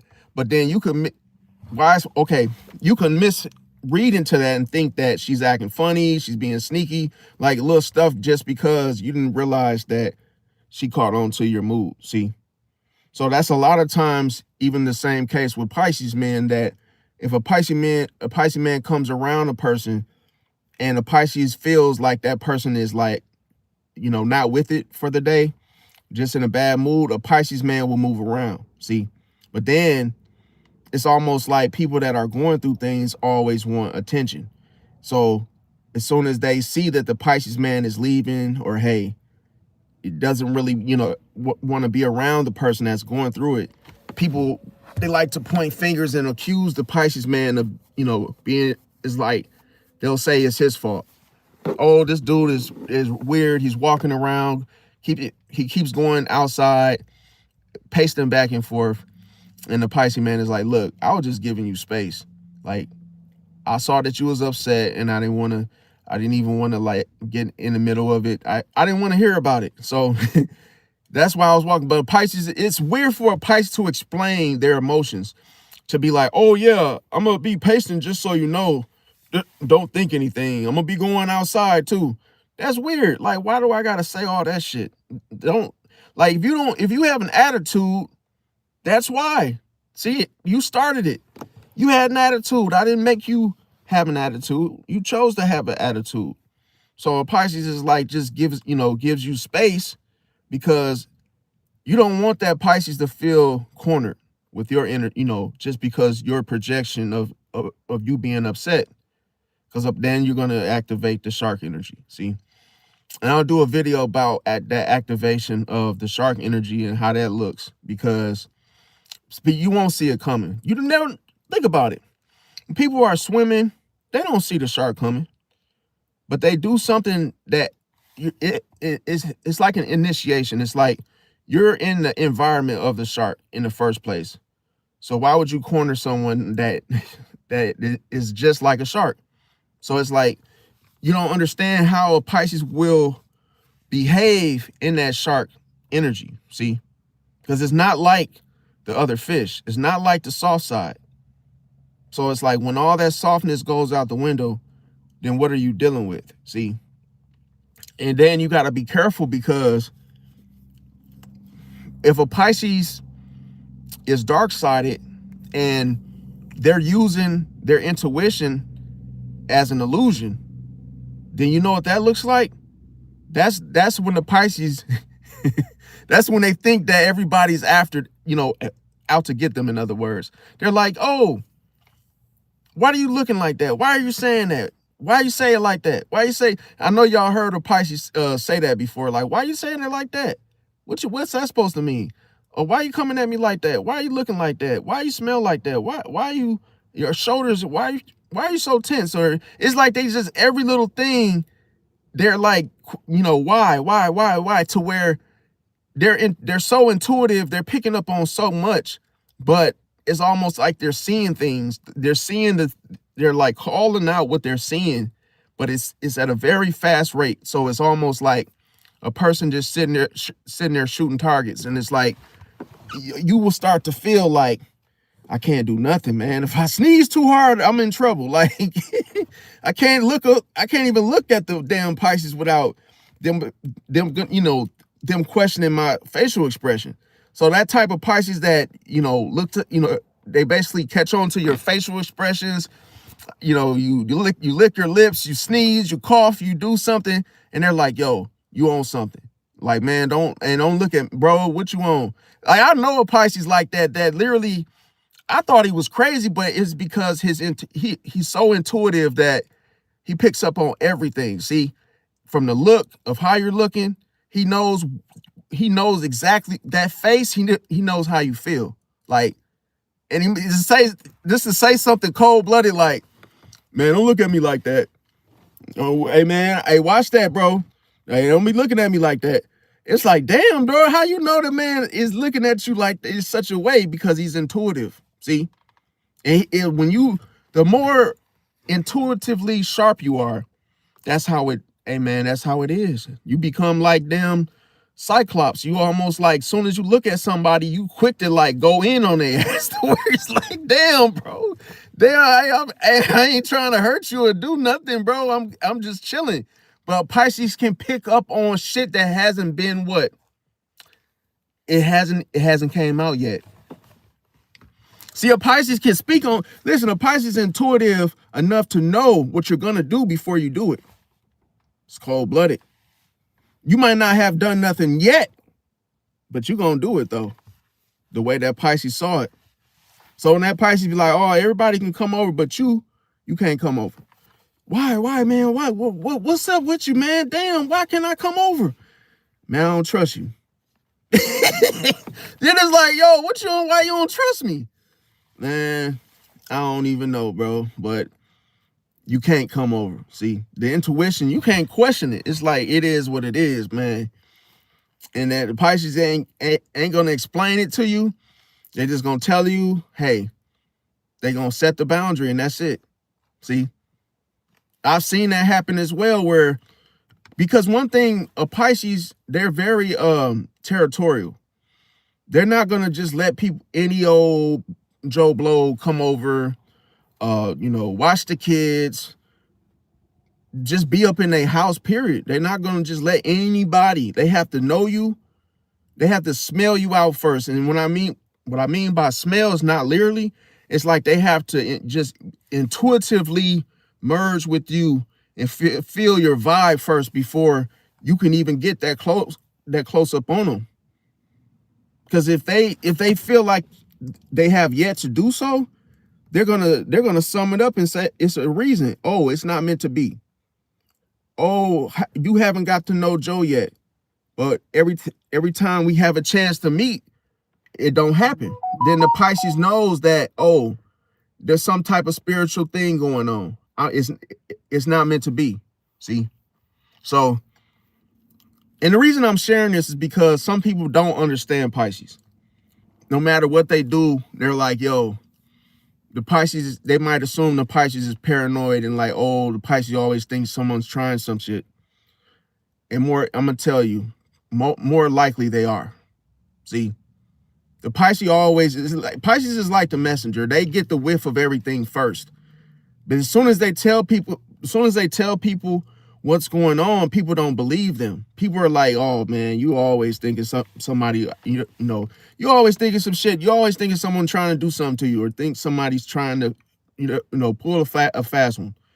And then like a week later, the same shit Pisces was what they were in tune to, it ends up happening. See? And then it's too late, because guess what? Do you think that the Pisces stays after they know what's going to happen? No. Nope. They just swim away. See, quietly, they just swim away. And then all of a sudden, oh man, damn, Billy Bob got robbed last night. Whoa, by who? You know that guy with the afro in the high waters? Oh, the guy the guy the Pisces was telling us to stay away from. Oh yeah, he was right, bro. Guess what? You're not there to get the credit, Pisces. You're at home, sleep. See, people don't give you credit for being on point. You don't get the credit. It's like, soon as your ass leave, you go to sleep. You're away from the situation. Now, and I'm going to tell you why. Because listen, you are the victim usually, right? But you're only the victim when you don't listen to your intuition. It's cold-blooded. But if you leave, the blessing is it's almost like a hot potato, okay? It's like musical chairs. If you leave first, then guess what? The next person that doesn't take heed, it happens to them. See? It's like, now it's their lesson, because you're like, yo, we need to go because we can't trust this person. Then they like, oh man, you're always saying some shit. And then it's like, okay, well, I'm going. You guys have a good day, a nice life, or whatever. You leave. Now the person that doubted you and didn't listen to your intuition, now they're the ones that have to learn the lesson. See? And it's like, I can't trust everybody. The Pisces is like, that's what I was trying to tell you. Then all of a sudden, what do? They project. Well, I don't trust you, Pisces. I don't trust you. Okay, now you trying to use the damn information I'm telling you. Now you're telling me you don't trust me. Pisces gets blamed for all the imperfections, all the mistakes other people make. It's your fault, Pisces. Oh, damn. Pisces said to cross the street before the cars come. Well, guess what?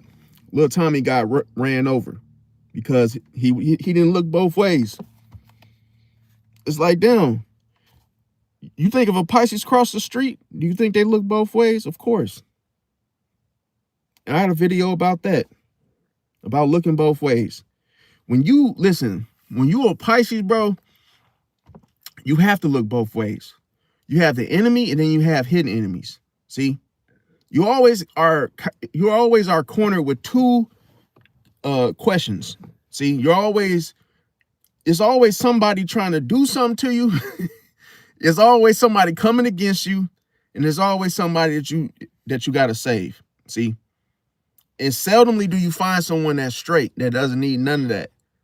See, because as soon as you meet them, guess what? You're gonna merge, because it's gonna be like, oh damn, you're out here doing a lot of saving and being the victim too. Oh yeah, yes indeed, yeah. Oh, I guess it happens to the best of us, right? And then it's like, oh, but no one knows what it's like until you're actually in the hot seat, helping everyone, saving everyone. But then you start to realize that you have to look out for yourself, Pisces.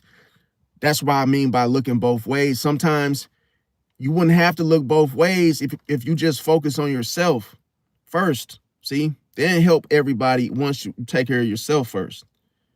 That's all there's nothing wrong with that. That's what I meant by sometimes you have to be selfish. See, enough for you to actually care about yourself, because what may happen is a Pisces can be self-sacrificing, where they actually love someone else more in the moment, or they're more quick to help somebody else than to help themselves first. It's like, but you don't want to do that because you're special too, Pisces. So yeah, you're letting everybody else eat first, but no, it's okay for you to eat first. See, because you don't never want to put yourself on the back burner just because, oh, someone, you have a guest. And I understand you're trying to be kind and compassionate and not selfish, but guess what? You only use those things for yourself. See, you have to treat yourself better. You have to treat yourself good first. Then, okay, now once you take care of yourself, and because Liz, the reason I'm saying this is because for those of you that get mad that, oh, it's not reciprocated, that's why. See, if you take care of yourself first, you're not going to be worried about reciprocation. You're not going to be worried about, oh, am I going to get that back? No, you took care of that first for yourself. See, now you had the extra energy now to help somebody else. See, so now you don't have to feel like you've been used, and, oh, I'm the victim, and, oh, these people came for me because, they knew that I would be, helpful or whatnot. Now, yeah, so that's the thing. Let me see. Yeah, Virgo. I mean, I think a good match for Virgo could be Libra. Definitely, I feel that could be a good match. You find oftentimes Virgos with Leo. Let me see. It could be Virgo and Gemini. Virgo and Cancer. But yeah, it all depends on the vibe. See, you gotta see, the funny thing is, it's better to pick a partner that likes you. See, that you don't have to that it's not like, oh, you like them more than they like you. It has to be a balance of 50-50, but you always want to go with somebody that likes you just as much, because a real relationship shouldn't be like, oh, one-sided. And I would say if a woman won't spend any money on you whatsoever, don't even do it. Nope. And I'm not talking about big loads of money. I'm saying if they won't even buy you a hamburger from McDonald's, don't even do it, bro. Trust me. Do not do it, because listen, as selfish as it sounds, there's some women that won't spend a dime on a guy, and it shows that they don't care about the dude at all. See, like, they could really get upset if they had to buy you a hamburger. It's like some people are just selfish when it comes to their, oh my God, they're selfish when it comes to their money. So if you know you will spend some money on her, you will buy her a meal, a burger at McDonald's, and she won't do it for you. Don't even try to. I don't care how fine she is. I don't care what she has. I don't care what she's driving. Don't do it, bro. You will thank me later, because the thing about it, and I'm gonna tell you why I kept my girlfriend, is because, bro, she's always been generous. She's always looked out for me. Man, listen, when I was down and out, when I lost my job, bro, the Leo that I'm with, well, she had my back when I was down. You know how a person got you? They feeding you, they making sure you straight, making sure you got, drawers on, clean drawers, washed and all. Bro, she didn't have to do that, bro. She could have said, you know what, you need to get it together. I'm done. Bro, she did not look down on me, fam. Like, she literally helped me when I was down, fam. Like, and I was down bad. I didn't have shit. And literally, if a woman doesn't want to build you up or help you, like, man, I'm talking about when you're down. Don't do it, bro. She doesn't care about you, bro. Trust me.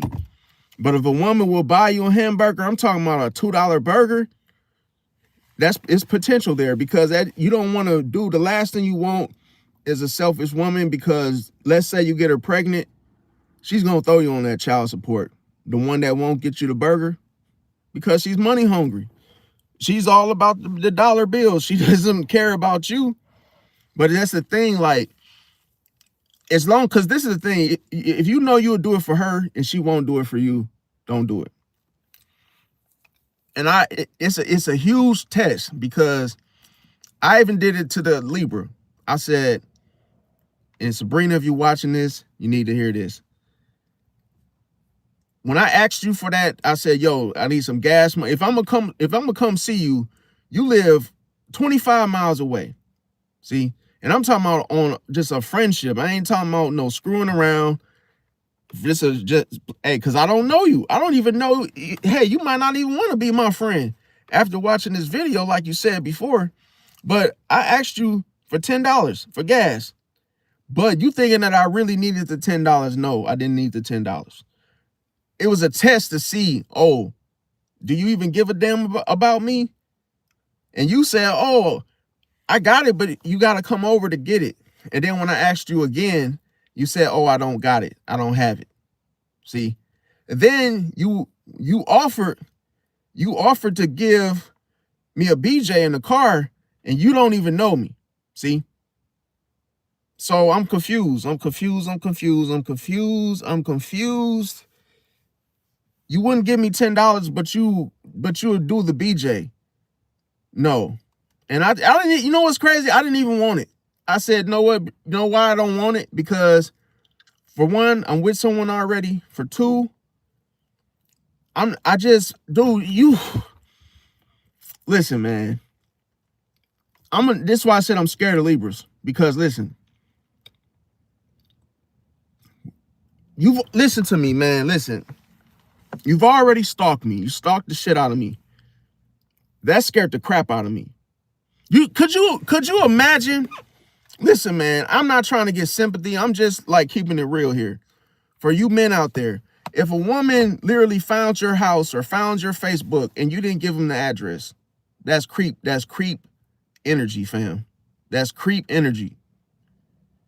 And then I was just like joking. I was trolling. I said, oh yeah. I said, yo, I came to your house. And then I said, I was just joking, just making conversation. I said, oh, I came to your house and you were asleep. You didn't answer the phone when I got there. And then she said, oh, I checked my cameras. I didn't see your car. Cameras? I'm like, oh, holy, like, so I've been through this rodeo before. See, these type of females that's got the spy cam out, they're got cameras in the grass. They know your Facebook. They know your Facebook account. They know the car you drive. They know, bro, I'm not trying to go to jail, fam. I'm not going to jail for no, oh, you mess with this woman. And she said, She gives me those type of heebie-jeebie type vibes. Like, he wouldn't stop. He just took it from me. I told him no, and he did it anyway. I'm not falling for it, Sabrina.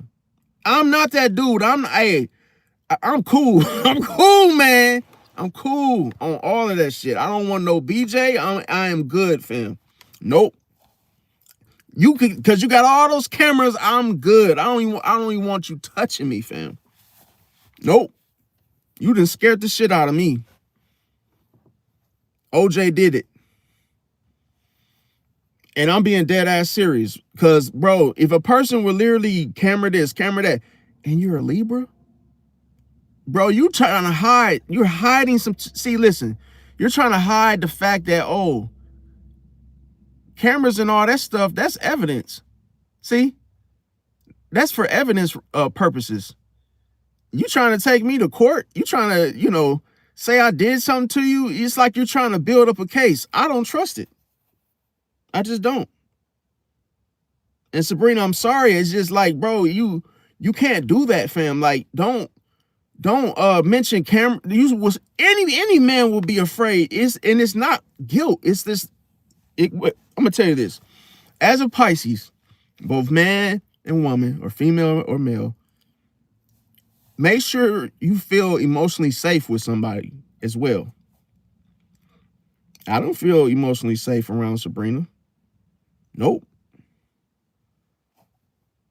To say, oh, I didn't see you on my camera. I didn't see your car on my camera. And why am I saying this? Because listen, I don't have people looking for me. I say this, for the most part, I'm alone. I don't got people looking for me. I don't start shit with people. So I don't have to have, I got one Ring camera. See? And I got one camera for the backyard, but hey, it's pitch black back there. So, and I have a dog. So there ain't too much I'm worried about. So you got cameras, and then you told me, Sabrina, you said your ex, got mad at you for breaking up with him. So you said he tried to smash your windows out. It doesn't sound like the truth. Sounds like a lie. What did you do to him to make, bro? You can't tell me, oh, I'm about to break up with my man, and we've been together all these years, and then he's saying that he's gonna break my windows. Then I said, well, what happened? What happened after that? Oh, well, he actually, settled down, and now it's all good now. Because you're still talking to him. I'm not stupid. That's your baby daddy. I'm not falling for that. Every woman talks to their baby daddy, fam. It doesn't end just because, you're mad at them. I know plenty guys that still screw their baby mamas from time to time, even if they're not with them. See, telling the whole window smashing thing. See, that's the red flag, because remember I said, as a Pisces, never ignore red flags. They're there for a reason. Don't even try to, I'm going to tell you, if you can't figure it out, why, but you notice that something's off, guess what? It's none of your business. Move on. Curiosity killed the cat. It's not meant for you to go out there trying to figure out, well, why did I find this? Oh, a camera in the garbage can. Ooh, whoop-de-doo. Why is it a camera in her garbage? I don't want to know. Get the hell out of there, man. Don't do it, because, bro, you don't know this. Libras are known for injustices too, as well. Doing shady shit instead of leaving. See, I'm gonna tell you why. Because internally, Libras, they can hold resentment. Yes. And guess what? Because they're so superficial, they can hold resentment for another man that they're angry with and take it out on you. Oh, so now I'm just gonna be the butt end of the joke, or the one that's getting laughed at after it's all said and done. See? Not me. See?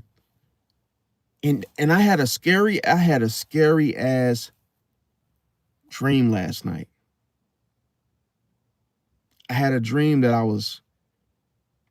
was in this dark tunnel. I'm talking about it was a tight tube that wouldn't is like it was just big enough for a body to go down this tube, and it was red. It was like blood everywhere. It was like spiders. It was like dirt, and it was like this like tunnel, but there was no way out. And I literally, it was no arm room or anything. Literally, you had to go down the tube.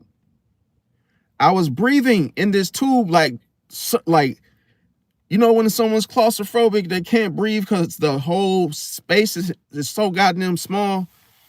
And I'm literally scooting.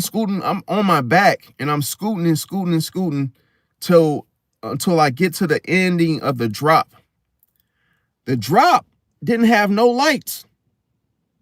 And as soon as I got to the end, I said, well, screw it. I might as well just go down and find out what the hell this is about. It's like a dream when that's how you know you're having a vision, because a dream is kind of like you know that you're in a deep sleep, like a REM sleep, but it's like you could see a story being, like a how can I say, a projection on the screen or something. But when you're having a vision, it's like you're actually alive in the dream. So when I went down the damn tube, I landed in a pool full of blood. Now this was a scary, fucking freaky ass, creepy dream or vision or whatnot. Not a dream. So once I landed into a pool of blood, I heard this loud noise, like this demonic type of creature, like came in the room. It was a female, and she was like, "Oh, I'm getting ready to go down the slide next, right?" So I heard like all this walking on the ceiling and shit, like, and then it was a guy that had like his body was cut in half, and he was like coughing up blood, and he's like, "Yo, leave, just leave." And they were stuck. They were like, dude was literally, his body was cut in half, and he was just sitting like coughing up blood, and he's sitting in this damn pool of blood trying to tell me to get out, leave now before she comes. Man, I was literally trying to leave, and I grabbed, I don't know, man, listen, don't tell me why, how is this how the damn vision was. I grabbed my taser, right? And I found it. And as I'm in the pool of blood, I'm like, no, what's the point of me trying to leave? I better defeat and fight this damn thing and kill it, because I don't know what's gonna happen to me, right? Because look what happened to him. Man, I heard the damn woman, like she screamed from down the tube. Like, I don't know what she said, but she screamed. Next thing you know, she comes down the tube, laying right in the blood just everywhere. Man, I stepped out the blood and I started to walk to the damn door to leave. But someone was telling me to, let her get into the pool. Then literally she was coming after the dude that told me to leave. She's like trying to finish him off. And then I said, yo, like I got her attention. And I literally grabbed the taser and I stuck it in her legs and shit while she was in the water with the blood and shit. And she got electrocuted and shit. And then once I felt that she was done, I left. And then she came back alive, dude. This shit was scary as shit. Man, I was running through the damn darkness, just running, bro. Next thing you know, I woke up, and guess who's texting me? Sabrina. I said, know what? It's her ass. I was like, it's her, bro. And I just knew, like, through this retrograde, the scariest thing is like, bro, I'm gonna tell y'all, never, ever, ever ignore your intuition, bro. Because listen, when it's not getting your attention in the waking life, It comes through a dream to get your attention. It's cold-blooded. It's cold-blooded. See, it's almost like the intuition has to scare the shit out of you to stop you, to make you know, like, oh, it's this person. See, the timing is too accurate. See, and I ain't even hear from Sabrina tonight. It's crazy. She normally texts me. I didn't get no text. See, but she constantly keeps sending me messages, pictures of her, because she's trying to use the charm. See, she's like, oh, you're so cute on your lives. Oh, I like your the live that you did, the one that you mentioned me. Oh, you look so cute. You're so this and that and this. And I'm like, bro, stop. Because you can't listen. You cannot fool me. I'm not the type of person. I'm not gullible. And it's very hard.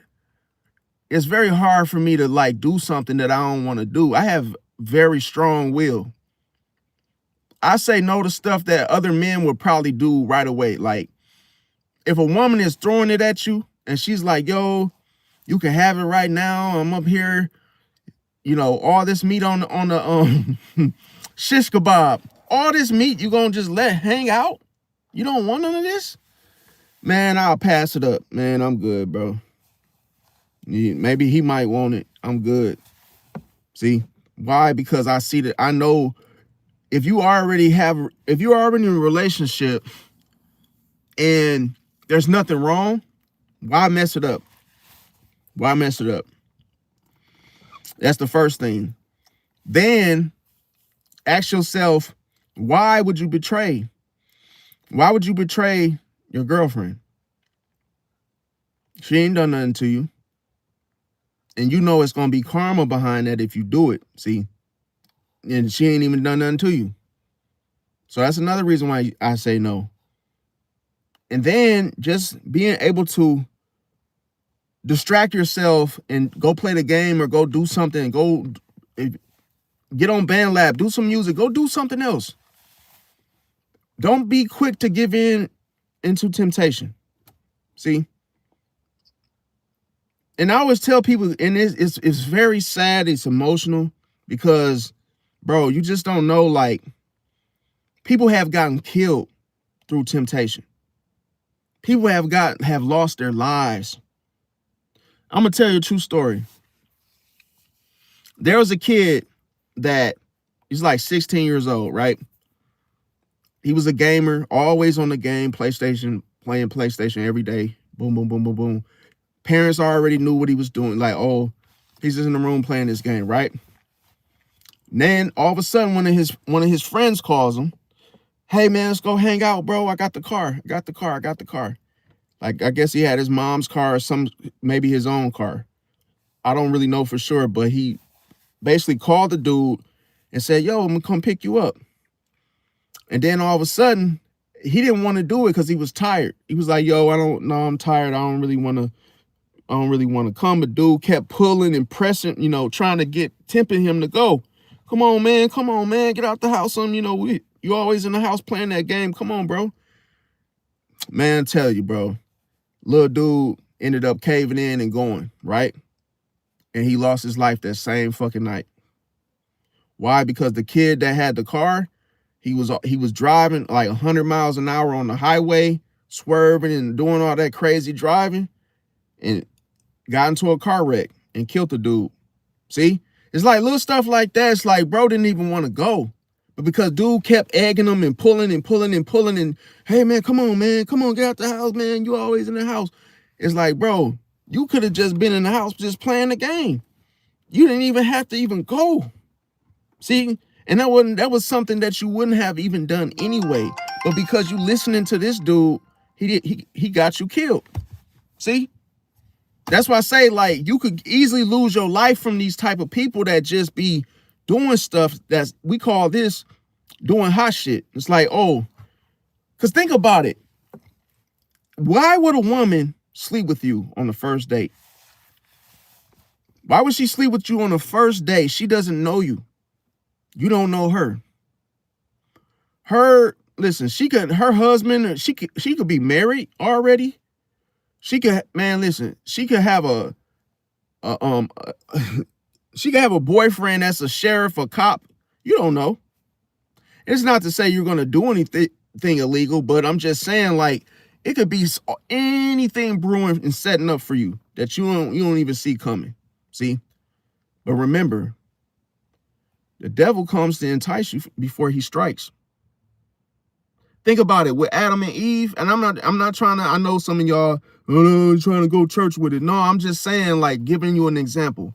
With Adam and Eve with the apple, he was tempted by Eve because she kept pressing him. See? Come on, man. Come on. Eat the apple. Eat, who cares? Woo-de-woo. And then Adam, he disobeyed. And it was over with from there. See? That's what I'm saying. Like, a woman can really tempt you, but that's all she can do. You have to let her deceive you. See? It's almost like a woman will tempt you. She will take her bra off. She will, give you pull a full moon out on you. And it's like, dude, you got to, bro, you have to stay focused on the prize, bro. Because listen, would you sacrifice everything right now for a piece of tail? A lot of you that's been, maybe you are like Tim in this construction crew and you've been digging for some tail for years. So you might do it. But think about how much, think about the bait, bro. Because I feel like that's bait. I feel like 2026, we're in 2026, it's not 6-7. Don't say 6-7 now. But we are in a, look, remember I said life is like an illusion. And if somebody comes with something that sounds so easy, so sweet, how many people question it? How many people question it? Because be that 1% and say, is this really what I'm seeing right now? Why me? Why does this person want to sleep with me on the first day? Don't ask them. They don't know you. Is this what people do nowadays? No. She don't know you from a can of paint. But she wants to sleep with you, but she won't even give you $10.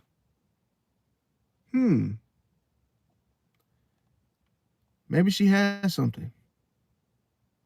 Maybe she has resentment stored in. Hey, maybe she just wants to do somebody in like somebody did her. See? So why am I saying this? When people are, and listen, when people are hiding anger, they don't think first. They don't care about, oh, I just met you. When they were victimized, guess what? They were just like you. Oh man, hesitant, probably didn't want to do it, probably whoop-de-woo, right? Somebody talked them into it and bam. See? And then we call that what? Feeding a snake. Putting a rat in a cage with a snake. That was a wrong damn analogy. I shouldn't even have said that, you guys. This analogy with the damn snake and the damn rat. But you catch what I'm saying is the bait, okay? It's like a person setting you up because they've been victimized. See? But you can't ignore your senses, Pisces. You cannot ignore your intuition when it's screaming in your damn face that something's off. See? I'm going to tell you, this is the saddest thing in this world. It's the saddest thing.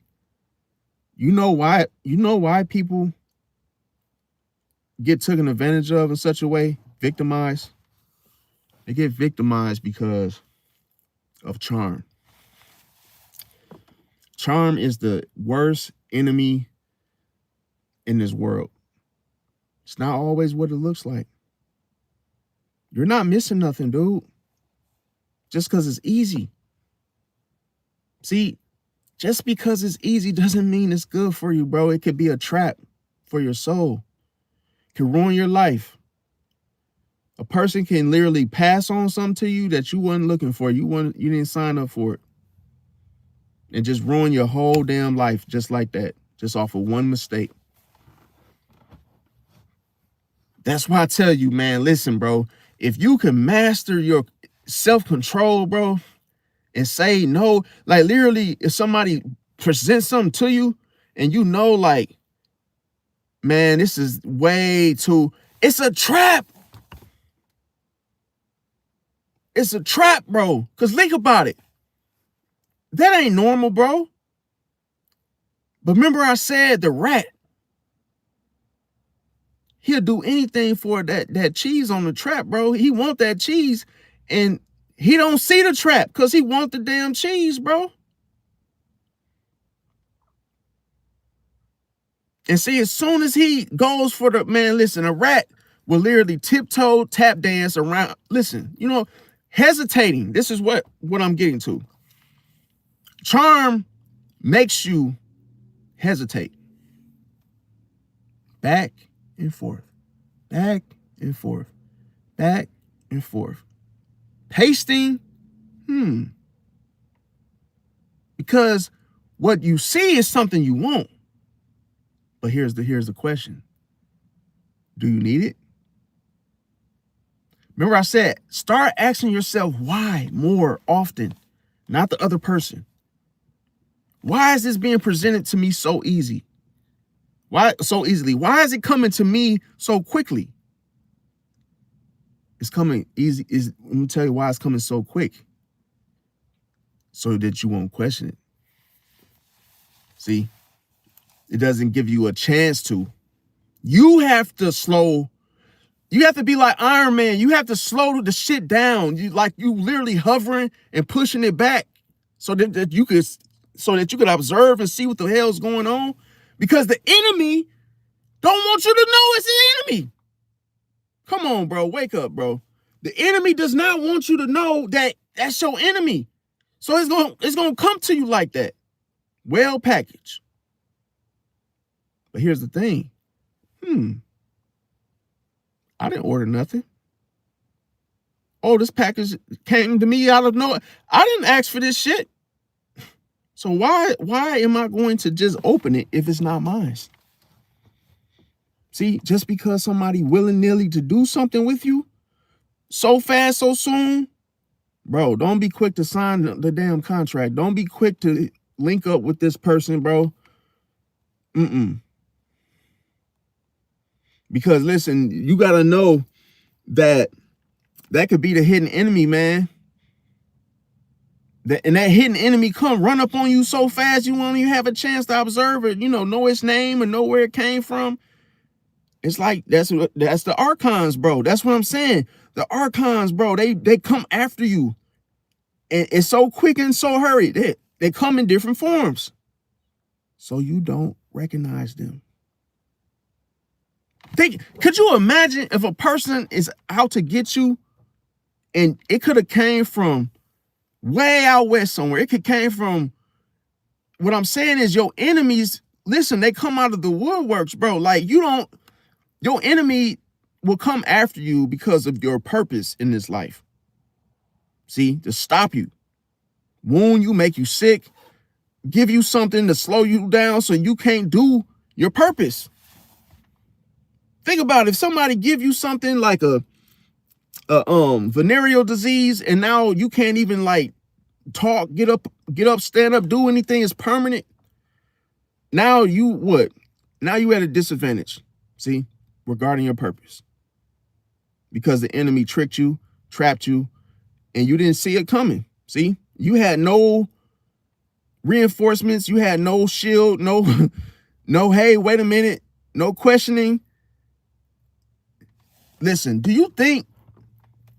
why do you think when you play chess, you just can't go get the king right off the rip like that? You got to go through the pawn.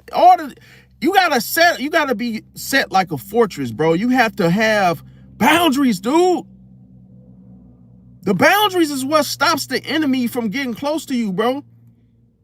Because then those boundaries is like, wait a minute, you can't pass here. Wait, hold on now, slow the fuck down. Who are you? What are you trying to do? Why do you want to get too real? Why are you bringing this situation strongly so soon in a hurry, like off the rip? You can't go talk to the king just because you want to talk to him. What the hell are you on? See? You got to do that because of intruders, bro. But charm, I'm going to tell you what charm does. Charm gets past the front door, the locked door, the security, and gets right on. Listen, hey, enters the king palace and literally speaks to the king with no bra on. Hey, how you doing? Oh, you look so good today. You so handsome. Ooh, I like those eyes. See how charm, it's like the avatar. It's like a person that shapeshifts in a form that's pleasant, that everybody is like literally putting their guard down for. And then as soon as she gets up close, soon as she gets you to do that thing she wants you to do, just twists your arm and destroys you just like that. Because charm is used to deceive. It's the highest form of deception, bro. Charm sounds like something good because when you hear the word charm, you think of what? Cereal. Oh, Lucky Charms. Oh, yeah. The green ones are great. Yeah, you know, marshmallows and... No, fam, it's not marshmallows. It's not a fucking joke, bro. No, it's not. I know it's not funny, bro. No. It's just the person trying to make it seem like, oh, it's all good, and it's not all good. No. And I know some of you spectators out there that don't even really fuck with me like that. I know y'all probably asking, well, what's wrong with the woman that wants to get off, man? Bro, not on the first day, bro. Well, come on, real man. Don't act like you don't want those cheeks, man. You know, sometimes you gotta stuff the turkey, bro, because hey, it doesn't come out right unless you stuff. Bro, chill out, bro. Because listen, if you know something, if somebody was giving something free like that away, you probably would question it too. Because they're expensive. Like, oh, somebody just handing out jive turkeys. Oh, here's a turkey for you. Here's a turkey for you. Here's a turkey for you. Well, goddamn, how many free turkeys did you give to everybody? It's not so special if you're giving everybody the same free fucking deal. It's not a deal. You give me a free chicken, a turkey, or whatever, but you done gave 25 of them away. You done slept with 25 dudes. So what? It's not no value in this. And that's what people don't realize, that if it's easy for you, it was easy for 25 to 30 to 50 to 75 to 100 other guys. See? You could be messing with straight trash and not even know it. See? Because you don't know that person. Remember I said, what you don't know can hurt you. What you can't see. It's what you can't see, man. See, behind the veil, you don't see this person sleeping with one person to the next, to the next, to the next, to the next. And the crazy thing was, I asked her, I was just testing her, just trolling. I'm just like literally just testing her. I said, do you have a my chart? Perhaps, do you have a my chart that I can see? I said, because we can cut the chase if I could just see a my chart. I have mine. I said, can I see yours? Oh, well, I don't really have the documentations from my birth control. You know, I had a miscarriage and whoop-de-whoop-de-woo. Do you have the my chart? I didn't ask you all of that. No my chart. See? Because listen, the more talking a person does, what does that mean? So when the charm doesn't work, more talking means exaggeration, influence. See? If a person doesn't have you and they see that, oh, you're not buying it, what do? They start to lie.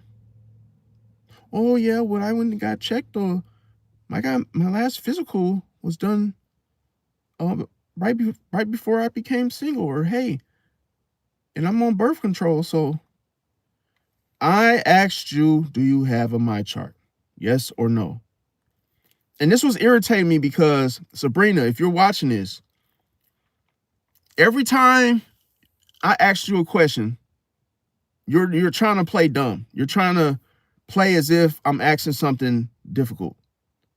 And then you were being so indecisive where every time you said something, you're watching over your words.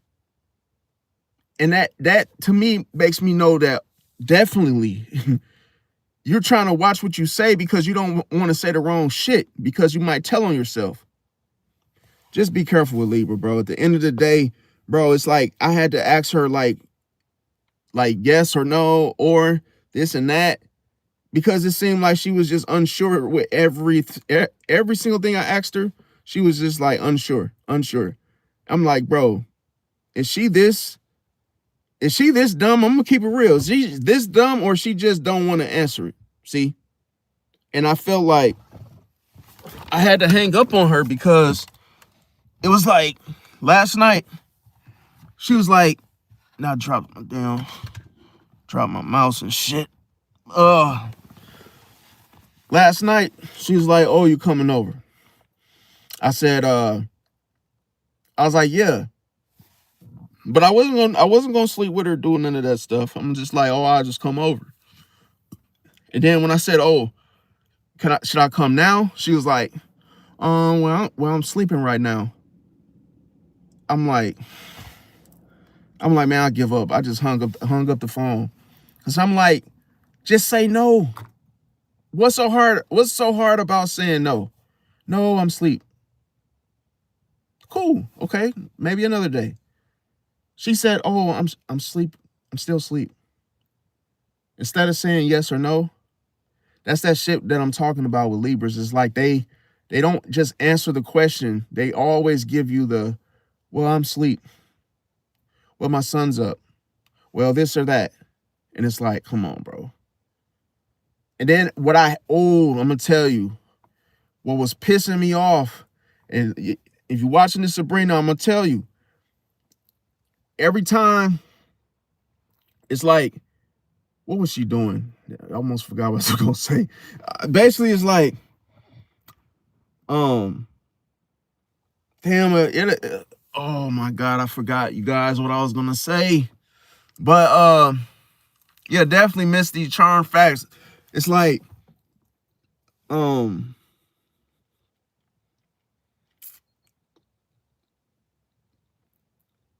I forgot what I was gonna say. Damn it.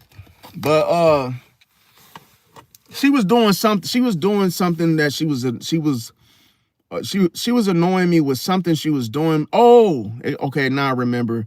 She kept she kept like calling herself teasing me, like, and I'm like, I'm not even like teased or anything. I'm not even like thinking like that.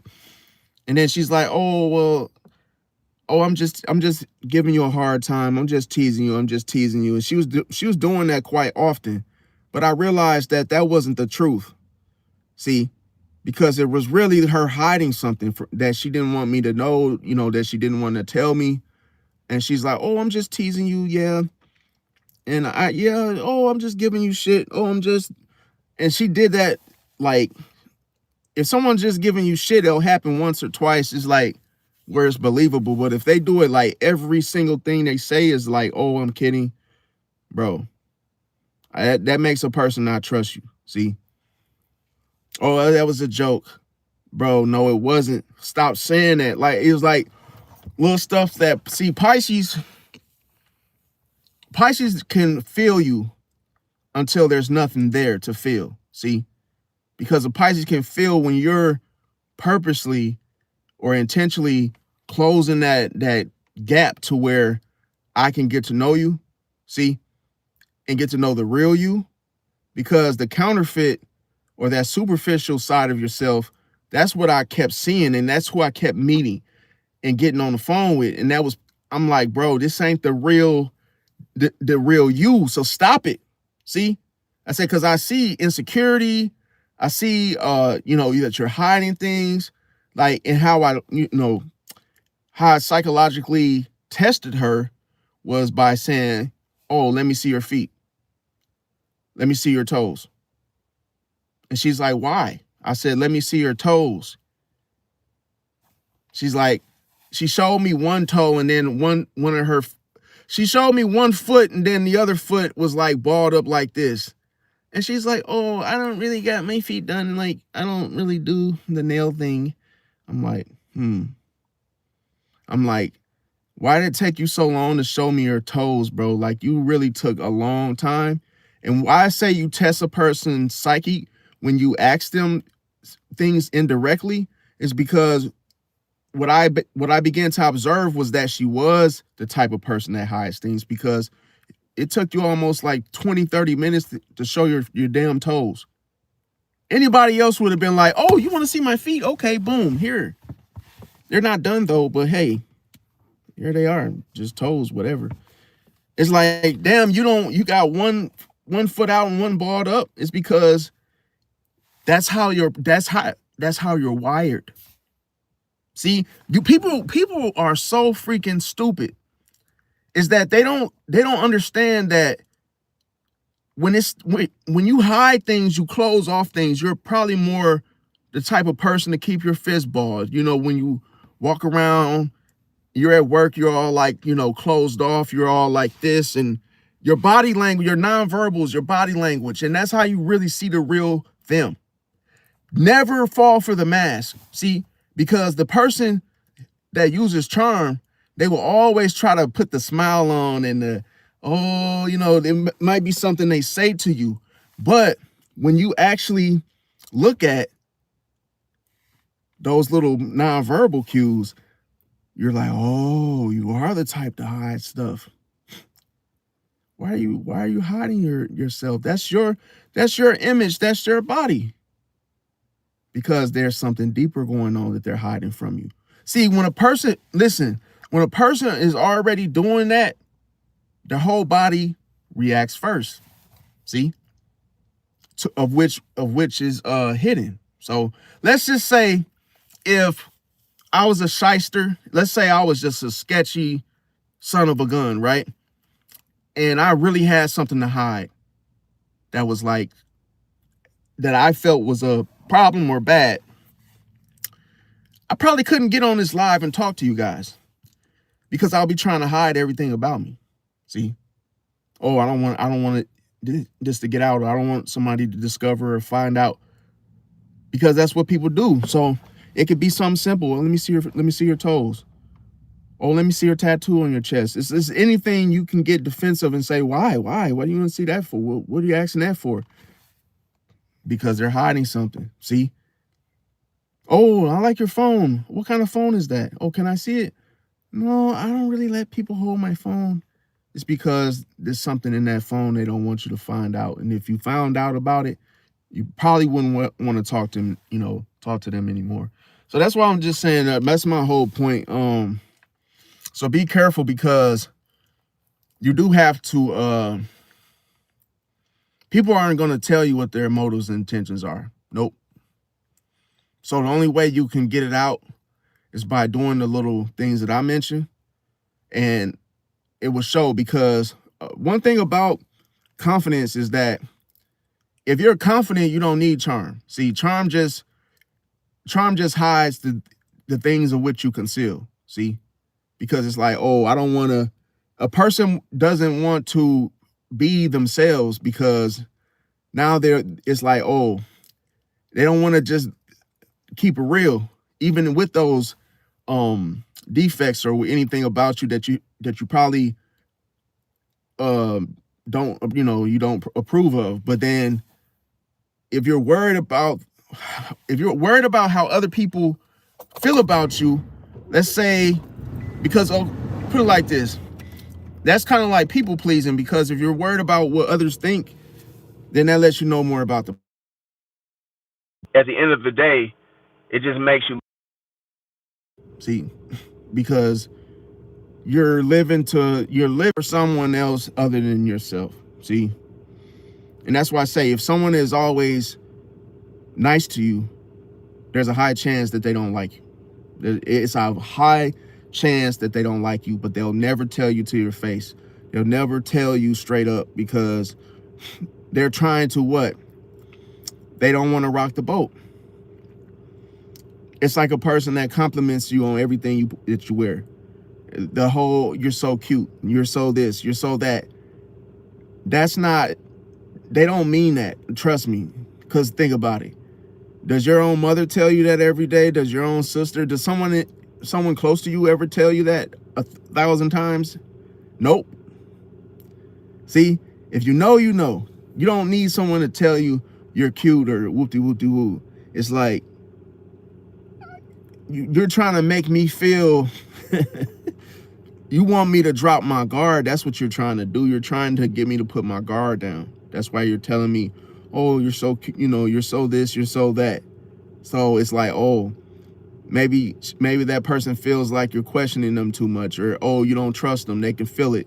They want you to stop. So it's like they just try to use charm to butter you up. See? And a lot of times it works on people because that approach can really solve conflicts. See?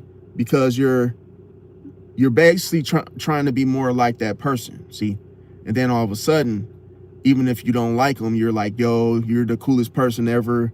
Oh, I really love that hat. Or, hey, I like those shoes. And then you're like doing that to basically make that person feel accepted. And then all of a sudden, it lowers the defenses of those people that you complimented. But it can also backfire at any time because you're not keeping it real with those people. See? So it's like, when you're fake, you attract fake. See? That's why I say, if you are real, you attract real. You know, if you're a real person, you talk about real things, and you could be a realist, then you will attract that. But if you're fake, you will attract other counterfeits. See, if you live your life in a superficial manner, you will attract it. See? And that's why it's like, you gotta be careful, because if you don't, I'll say this, if you don't stop it, like I'll say it, because this is the thing with me. It got really, like, I was getting real emotional. I ain't gonna lie, I was getting emotional because it was after the whole little vision that I had. I woke up, I didn't feel right. I actually didn't even go to work today. I took like one delivery, and I felt like something was trying to get my attention, because usually when I don't eat or I don't feel like eating out, that's usually a sign that something's going on, like far as my intuition. But I realized that, like, if I would have went along with that situation, I always look at myself, what would I get out of it? Or would I be doing something that somebody else wants to do because I don't want it that bad? See, it's just the way you gotta catch yourself and ask yourself, like, talk to yourself in such a way to actually figure out what is the best, scenario, or what is the best decision. Because as I began to notice with the Libra, I noticed that she wasn't making any decisions. She was putting everything on me. Well, what do you want to do? Well, where do you want to go? And some men, they like that. They like to run the show, but you got to think, she's not really letting you run anything, bro. It's all on the whole charm of what you see, making you feel like, oh, you're in control, but they're really the ones that's pulling the strings. It's manipulative behavior, fam. So that's why I said, like, you have to be strong. And what I ended up telling her, now I know this is probably going to sound manipulative, but I told her, I said, I tell you what, since you didn't want to give me $10, I also told her, I said, my birthday is March 6th. I said, hey, it'll be nice if I said, it'll be nice if you really like me. I want a new gaming PC or whatever. I said, that'll be a nice gift to get me or whatnot. And then I said, then we could talk about, relationships and that type of stuff. Mind you, I'm trolling. I'm just trying to, pick her brain and see what she's on. And then she said, oh no, I don't have a budget for any type of gifts like that. She said, but you could buy me something. I said, well, that's not fair.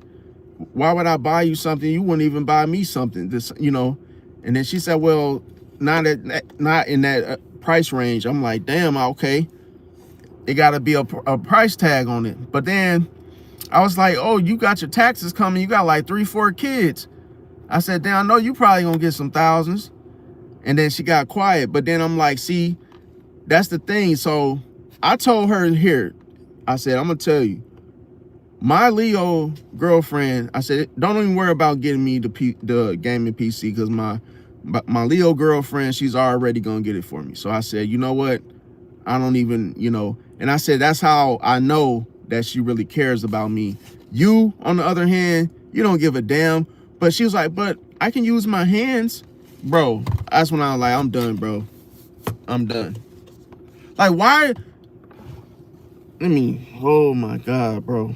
Like, I don't know why some women think that's, like, they think that's what all a man wants. Like, when you get a certain age, you realize that stuff is like, no, I don't really care about it. Like, I guess how other guys, they may care about it. I don't really, now I would say 2026, not 6, 7. I feel like it's better to, like, I'm just saying, think about it. If that's all a woman had to offer you, then that shit gonna end quicker than a damn cigarette session shit. Cause it's like once you have that little thing, I didn't want it because it's too easy to get it, and I didn't want it because I'm already in a situation. But I'm just saying, I said, well, hey, and I was telling the truth. I said, well, my girlfriend said she'll get the damn thing for me. I'm not tripping. But I wasn't trying to like throw it in her face. I was just trying to let her see, like, that's because people don't understand. That's what makes a man faithful. That's what make a man say, okay, I'm gonna be with this woman and I'm not gonna cheat, because I know this woman really loves me and this woman really cares. But that for other women that are more selfish and they don't get this, they say, oh, well, the man's supposed to do everything for the woman. It's like, no, it has to be a 50-50. But especially, think about it. When it's my girl birthday, I buy her like the shit. I don't look at the price tag. I just go in the store, Bath and Body or whatever she likes, and I just buy that shit, bro. Because it's the thought that count, and I know what she likes already. So I just go get her one of the gift bags or something at Bath, or a perfume that she likes, or hey, a perfume that I think she likes. All I know is she don't like candles. So boom, I just go into the store and buy it. But if I'm gonna tell you the difference, when it's somebody that you don't really like that, that's what makes you not want to buy them shit. It's cold-blooded. See, it's cold-blooded. And notice that you have that split moment when you think about it. When you have to think about it, that's because you don't like them. You don't really like the person. Because think, oh, it's my girlfriend's birthday. Should I get her something? You don't like her, bro. You're thinking about it. See, you're thinking too hard, bro. If it's her birthday, go get it. If you really loved her, guess what? You would probably have the gift a day sooner. You probably go shopping for her birthday a week before it's her birthday. I'm gonna tell you, the difference is you're on the money.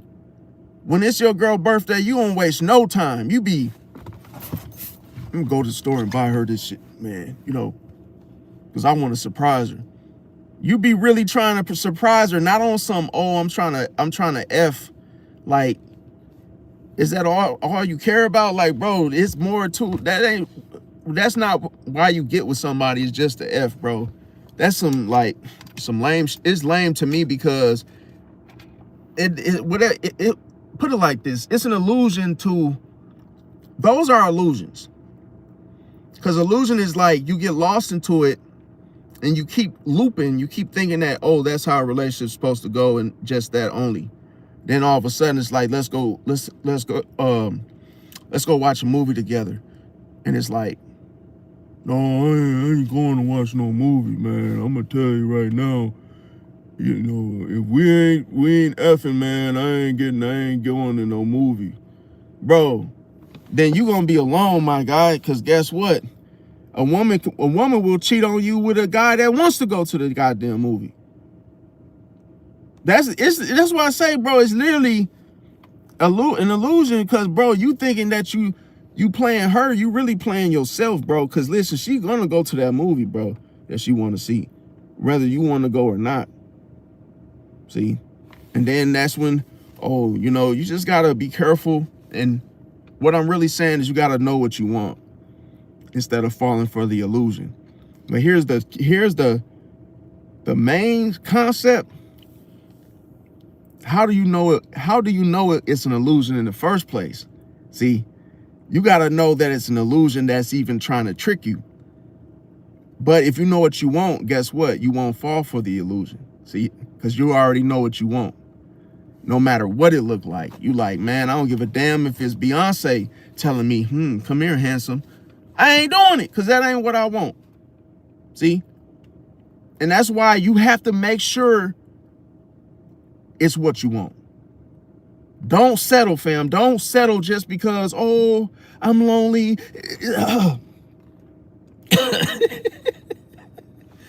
Don't just settle and say, oh, I'm lonely. Oh my God, I've been single for 3 years.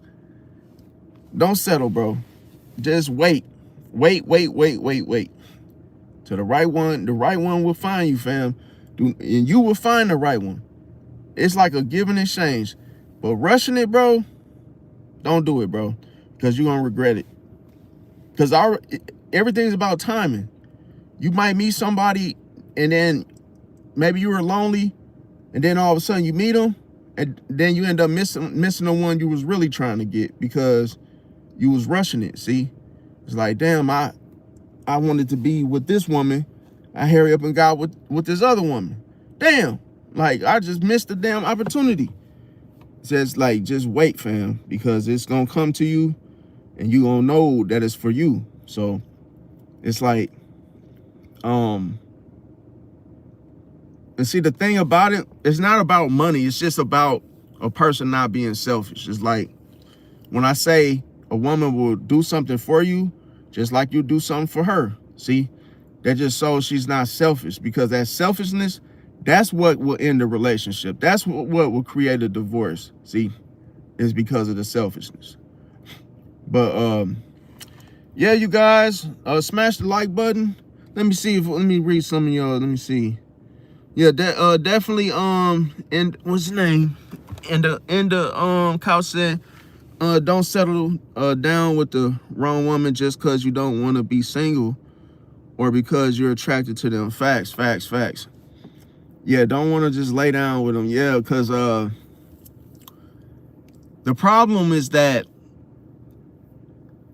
you temporarily get this dopamine effect. Okay, so it's like, maybe if you smash a woman, you feel good in the moment, but it's just like smoking. It's just like hitting a vapor, or whatever, to where once you get that buzz and it wears off, then what? And it's like you just created a soul tie with that woman now. And now, even though you don't want a relationship with her, now you still lusting for her now, because you didn't tie that knot. See, and it's dangerous, because not only do you have a soul tie with her, but now you have a soul tie with the people that she slept with. See, that she has slept with. So now you got their souls tied to yours. See, and then what that does is that alters and changes your path, your direction.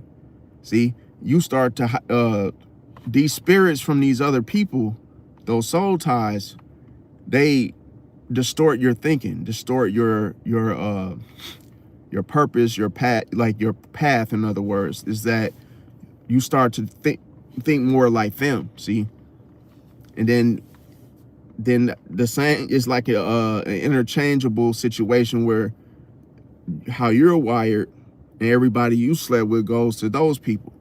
So you could literally be thinking about something that you shouldn't be thinking about. See, and you might ask yourself, where did this come from? It's because you got a soul tie. See, you're either sleeping with a woman that you're not married to, and then it's like in exchange of spirits, you end up everything about her goes inside of you, and everything about you goes inside of her. See, the problem is that imagine if it was someone like a prostitute or something like that. That would be the worst case scenario, because now she has hundreds and hundreds of soul ties. She sleeps with you. Now you're damn near demonically possessed, because you have all of those people that she slept with inside of you. Everything that's in those people that's what you, it's almost like you'll be fighting those demons of everybody that she slept with, including her own. See? And those demons can lead you into temptations that you've never thought about. Have you tempted to do stuff you've never even tried before, because those people's intentions and soul ties they got themselves into. I'll do a video about soul ties so you can understand it better, but it's very difficult to explain, because if you know nothing about it, you're not going to know what I'm talking about. So it's just that it's a reason why people get married, to avoid the whole soul tie situation. Because this is the thing, when you get married, both souls become one. See, that's what happens when you sleep with someone that you're not married to. You create a soul tie, so you become one with that person. So everything about them, guess what? Everything about them is everything about you, and vice versa. And it's like, that's why you notice when you're with your wife, you tend to compromise. It's almost like you have to, in order to keep things keep everything together. So you may compromise that, oh, she smokes smokes in the bedroom and you don't like it. It's like, what are you gonna do? She's like, oh, well, I'll smoke during the day, and then, hey, 8 o'clock I won't smoke. So you don't, that way you don't have to smell it all day. But it's like you will end up compromising, but then you end up compromising with the people that she slept with, because now everything about you, like literally, you could pick up a cigarette and never had intentions on smoking, just because you sleeping with a woman that's literally doing that, and you don't know who she has the soul ties, who she slept with. So it's like, now those spirits, you're fighting her demons, his demons, and it's like, yo, I never struggled with this before. Why is this a struggle now? And that's the reason why. See, so that's why I said I'm afraid of the Libra, even though I knew that I wasn't going to talk, like I wasn't going to do anything with her. I was afraid because that's some real gutsy, like, if something is not afraid of you and they don't know you, that's man, I would not do that, bro, because think about it. They ain't afraid of you, bro. That means they got something that they feel that is way worse. Now, I would say one more thing. Some of you may say, well, maybe she's just desperate. Nah, because even if you desperate, you still will catch yourself. You'll say things like, if you don't care about your own self, your own health, it's like, if you're desperate, it's like, yeah, you really want something, but are you going to just sacrifice it all for just that one thing, But I would just say, be careful, because like, you just never know, man. I mean, how many of you guys would have done it? How many of you guys wouldn't have gave a shit? In the chat, y'all would have just had slept with her. What you think, mister? You think that was that she had something?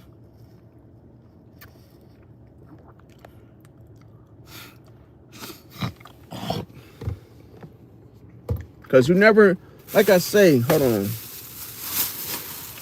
Oh, shit. Hold on, y'all. Give me 1 second. Oh. Yeah, like, you don't know, like, this stuff was really on my mind. That's why I keep talking about it, you guys. I'm glad I'm kind of like getting to the end of me basically talking about it, because I've already made a decision. And like I say, I just don't like anything that I can't figure out. I don't even mess with it. Why is that, Misty? Why you say no? Why you say no? I just curious just to listen, just to see y'all basically y'all opinions on it.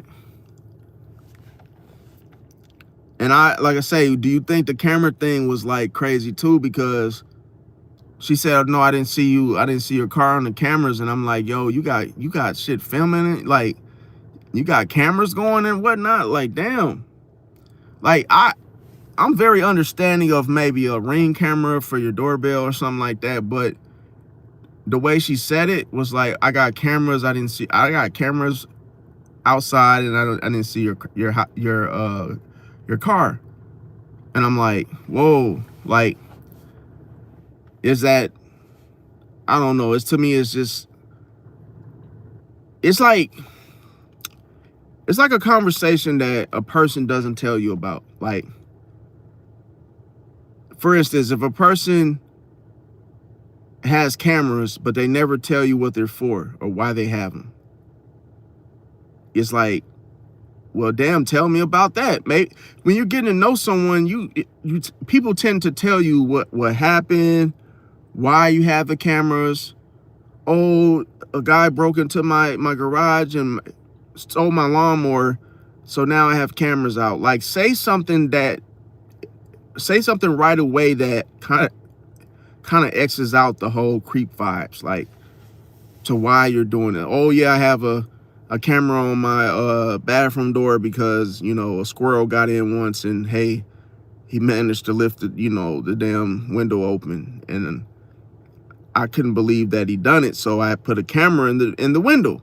Okay, cool, all right, boom. Like, at least they told you what it was for and why they put it there, because if they leave that information out for you to question it, then you don't know what the hell you're dealing with. It's like, well, you don't want to assume, because when you make the assumption, it's like, well, why does she have cameras?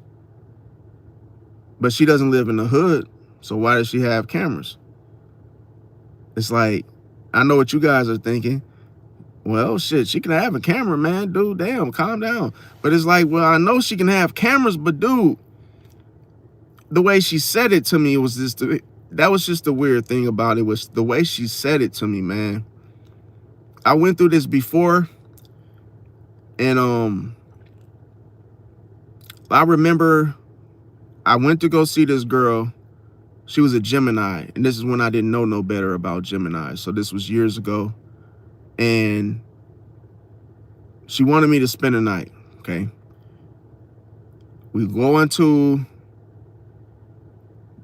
I went to her house, and then all of a sudden, her dad, he had a big, huge rifle on, like, the iron board, okay, the iron board where you iron your clothes, whatever, right? He had this huge damn gun rifle sitting right there, right? So I said, oh, damn, that's a big ass gun. And her dad was like drunk. And then her dad was like, we had dinner. And at the time I had my long hair, I had braids. And then her mother was like, oh, are those cornrows? Oh yeah, those, oh, okay. And I like your cornrows. I said, damn, okay, thank you. Then, after we had the dinner, she wanted me to spend the night. Then her dad, drunk, he's bawling, crying, just tears falling down his face, right? Yep, you already knew it, Gloria. You already knew it. How did you know that, Gloria? Okay, so I know what you're gonna say, your intuition, right? Then her dad's crying, boom, eyes bawling, boom. He's like hesitant. Man, listen, he's hesitating. Like you could tell he's looking around, and he grabbed the rifle off the damn ironing board. I'm like, whoa, what is he getting ready to do? And he literally like stood over me because I was like sitting down at the table. We were just sitting there talking. And then her dad was like, he was like crying. He literally started tearing up crying. And he was like, hey man, he was like, I'm gonna just tell you like this. He said, if you hurt my daughter, he said, man, you better not hurt my daughter, man. He was like, because I don't want to have to use this. And he had his long ass rifle. And he literally was crying. It was shock. I was like, yo, I ain't gonna hurt her, bro. I ain't gonna do none of that. He like, I'm just letting you know, man, if you hurt my daughter, man, don't let me have to use this rifle, bro, because I'll use it. I'm like, man, I'm telling you guys, I told her to take me home, bro. After that, her dad pulled that shit with me. I said, bro, I don't even feel comfortable. I got to go, bro. And I told her, I said, you know what? It's that bad, fam. She's like, oh, my dad, don't pay him no mind. He's just no. I looked at that man was crying, fam, whether he was drunk or not, and he was dead ass, bro. He wasn't playing, fam. And I don't play that. Like, you can't pull no gun out in front of me and be saying, don't let me. If you hurt my daughter, no, I don't want to have to use this. And I'm like, bro, I'm leaving. And I said, if you don't take me home, I'll walk. It's that bad. Like, I'm not staying here. So it was just like, once that happened, that's why I'm saying when you don't know people, you just can't be going over their house, spending the night, hanging. Like, bro, you got to really get to know people, and they have to tell you shit like this. Like, hey, my dad doesn't like your kind. Okay, well, hey, tell me that up front. Don't wait for me to get over there, eat dinner, and then like this dude just pulls a scene out on me. So it's like, if people communicate these things as you get to know them, it alleviates this whole awkwardness of like you feeling uncomfortable, especially emotionally, okay? Because there's some things I wanted to tell him. See, because a Pisces not like you being smart, but when you don't feel comfortable and somebody has already shown their emotions to you, you're like, wait a minute. Well, now it's my turn to cry. And if your daughter does me dirty, I'm going to call the goddamn cops. So that's why I say, like, people don't understand it's not just one thing versus another, but it's like people have to understand. And Gloria say, LOL, when she got mad at you, the dad gonna get you. Yeah, that's the thing. Yeah, that's exactly what it was. And when she got mad at me, she told me that if you don't spend the night tonight with me, we're done. I said, all right, well, she didn't see. That's why I said, like, Gloria, she told on herself, because why would she say she's done if she already knows she's disappointed for me not coming over? It's almost like she's saying my dad's gonna blow your damn brains out anyway because I'm pissed. That's why I said, well, damn, I guess I'm done then. I ain't coming then. So, hey, and the reason why I didn't go over there, because I had already spent the night over there, like the last 4 nights. And she kept she kept insisting that, come back over and spend the night again, and spend the night again, and spend the night again, and spend the night again. I'm like, no, I need a little break. I got moon in Aquarius. I'm just feeling like I need to get distant. I need to like separate, detach, because it was like a nonstop come over, come over, come over. And mind you, her parents, I could tell they were like, I could tell there was like some prejudices, because when she said the cornrow situation, I'm like, that's not even the term you use, this braids, but they didn't even know what to say to me. So that's how I knew, like, why is she talking to me, man? Because I feel like if And I understand it. If you live in a neighborhood where you hardly see, a certain type of person, then it's like, well, what is that? You don't know the whole slang terminologies of choices of words. It's like cornrows is what you probably will say. So I'm like, okay. But she didn't understand that my comfortability was already like shaky to where I don't want to be I don't want to be treated like I'm like so different that you don't even know anything about my kind, to where it's like her parents talking to me at the dinner table was already a bold move, to where I'm like, I wasn't feeling inferior or anything. I was just more like scared for my goddamn life. Dude got this damn rifle. He might shoot me for just he might just shoot me for being my damn self, man. I probably ain't got to do nothing to his damn daughter, which I'm not that type of person, but it was just like, I felt like this is what I get for meeting her parents in the first place. But yeah, let me see. Gloria said, none of them like you. When they can't get their way, they will cry wolf and leave them alone, because she would manipulate you. Shaking my head. Yo, leave them alone. She wants to experiment with you.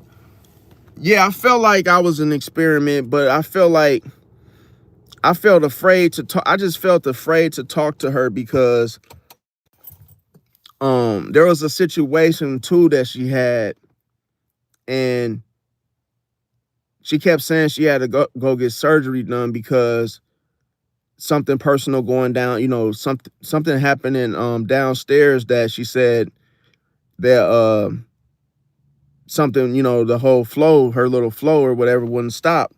And I'm like, okay, that was the crazy thing. And then like my little nasty ass back then, I was still like, screwing it, even though she was having that situation going. So it was just like a bad situation with that. But I was young and dumb, and I was just like, yo, thinking like, wasn't really thinking. But it was just like, that was the only time, because one time she threatened to call the police on me for no reason, just off some like on some control type stuff, because she was like, if you don't come over here, then she's after saying shit like, I'm gonna lie and say you did this. And I'm like, what? And I'm gonna tell you guys a true story. I knew this Virgo, his name was Christopher, right? And this man, I'm gonna tell you, I'm not on no bull.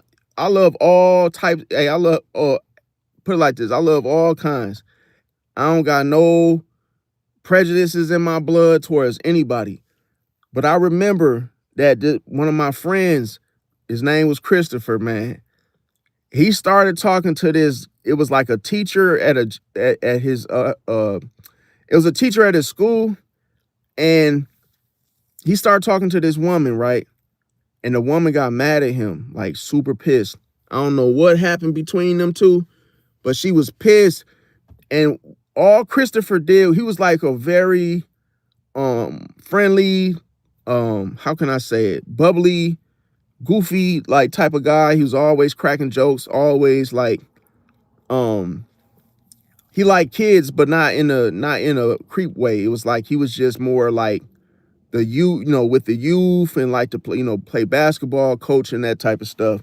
So he put his arm around her son, like, and was taking pictures with him, like, on Facebook, like just on some like doing this type of stuff, and just like, basketball and holding the thing. He was taking pictures with her son, and she wasn't there. Dude, don't you know she got pissed at him? Dude, she called the police and told the police that he was doing, touching on her son.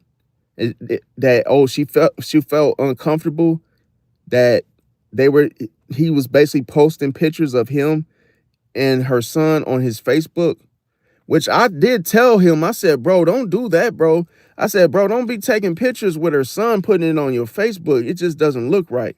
I said, just don't even if you feel it's not a bad thing. Don't do it because it's what it looks like. Someone may perceive that as creep behavior. So sure enough, man, she called the police and said that, oh, she felt their son was being, tampered with by the Virgo. It was a lie. You know this man went to prison. He went to prison for that shit. Bro, the saddest thing that I seen, he was a brother too. He was like me, mixed. And bro, she ruined that dude's life. And mind you, before he got once he right before, cause I was with him, me and him chilling, and we were in the car talking about the future. Yo, when I get older, he wanted to start a do-rag business. And he was like, I'm gonna sell do-rags and make them, because we both had 360 waves in our hair. We yo, we should make do-rags and shit. Bro, he's literally telling me we literally talking about the future. Next thing you know, this man goes and does 10 years in the penitentiary. 10 years for that little crap with that kid, bro. Taking pictures with a kid. But I'm gonna tell you why he got arrested though, because the mother got the boy to tell the lie, fam. See? Oh yeah, he did this, he did that. And then the pictures, evidence, boom, he was cooked. But I'm gonna tell you the blessing behind this.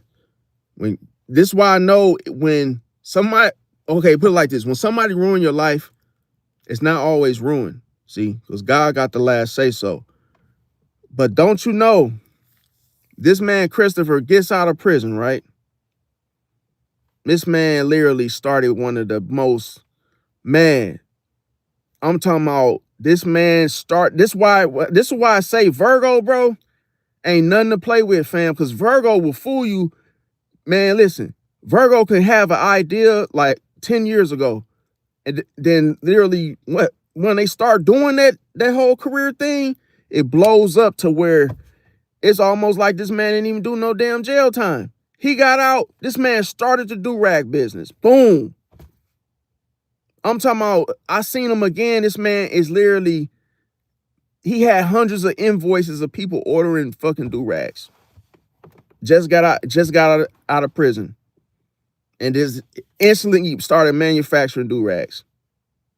Then you want to know something? I'm going to tell you what I seen next that blew my fucking mind, bro. I almost cried even while I was so happy for him that I was literally tearing up watching this, bro. He got his face on one of them activator, do-rag type shit. His face, bro. I'm like, what the fuck?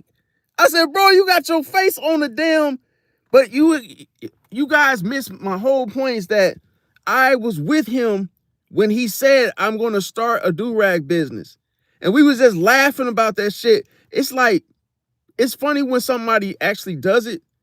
And it's bro, it feels like deja vu. Bro, we was just talking about that shit in the car laughing. And this man actually did that shit.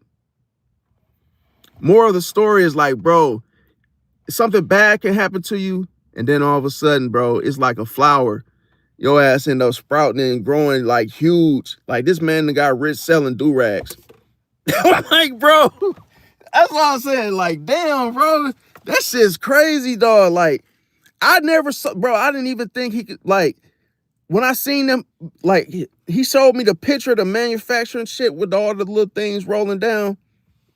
I was like, bro.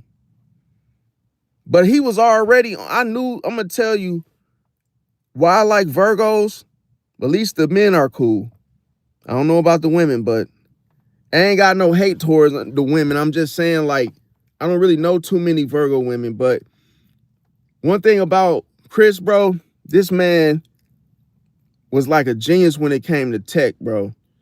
This man was already taking Xboxes apart and literally making them to where they could play every game type shit.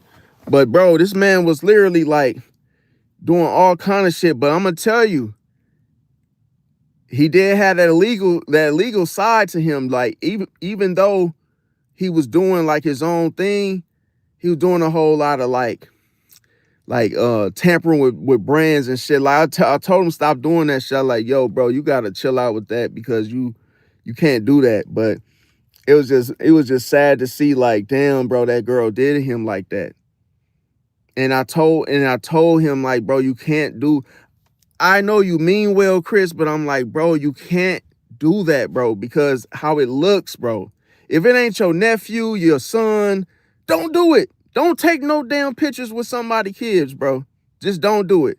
Because as soon as you get mad, as soon as she gets mad at you, she can twist that whole goddamn thing, manipulate, lie, and she got her son to tell the police that he did something to him, like that he touched him and shit. And that's why I said, like, bro, you gotta be extremely careful with like shit like that. And that's why I don't even be quick to even even be like in a situation where, you know, kids are involved or anything. I'll be like, look, but I don't have any kids and I don't want any kids. So I don't want to be in a situation where it's me taking your kids to school. Nope, I ain't doing it. Nope. Because it's like shit can go left, you know, very quickly. But yeah, let's see, Bunny. Welcome everyone that just came in. Yeah, definitely wisdom is the key for sure. My sheep hear my voice. A Bunchy Cleaver said, I take it upon myself to try and teach younger females it's not okay to lie just because their fifis get hurt or they don't get their way.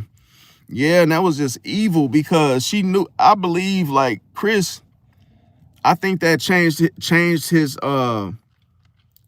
because when he got out of prison, he definitely wasn't the same as he went in.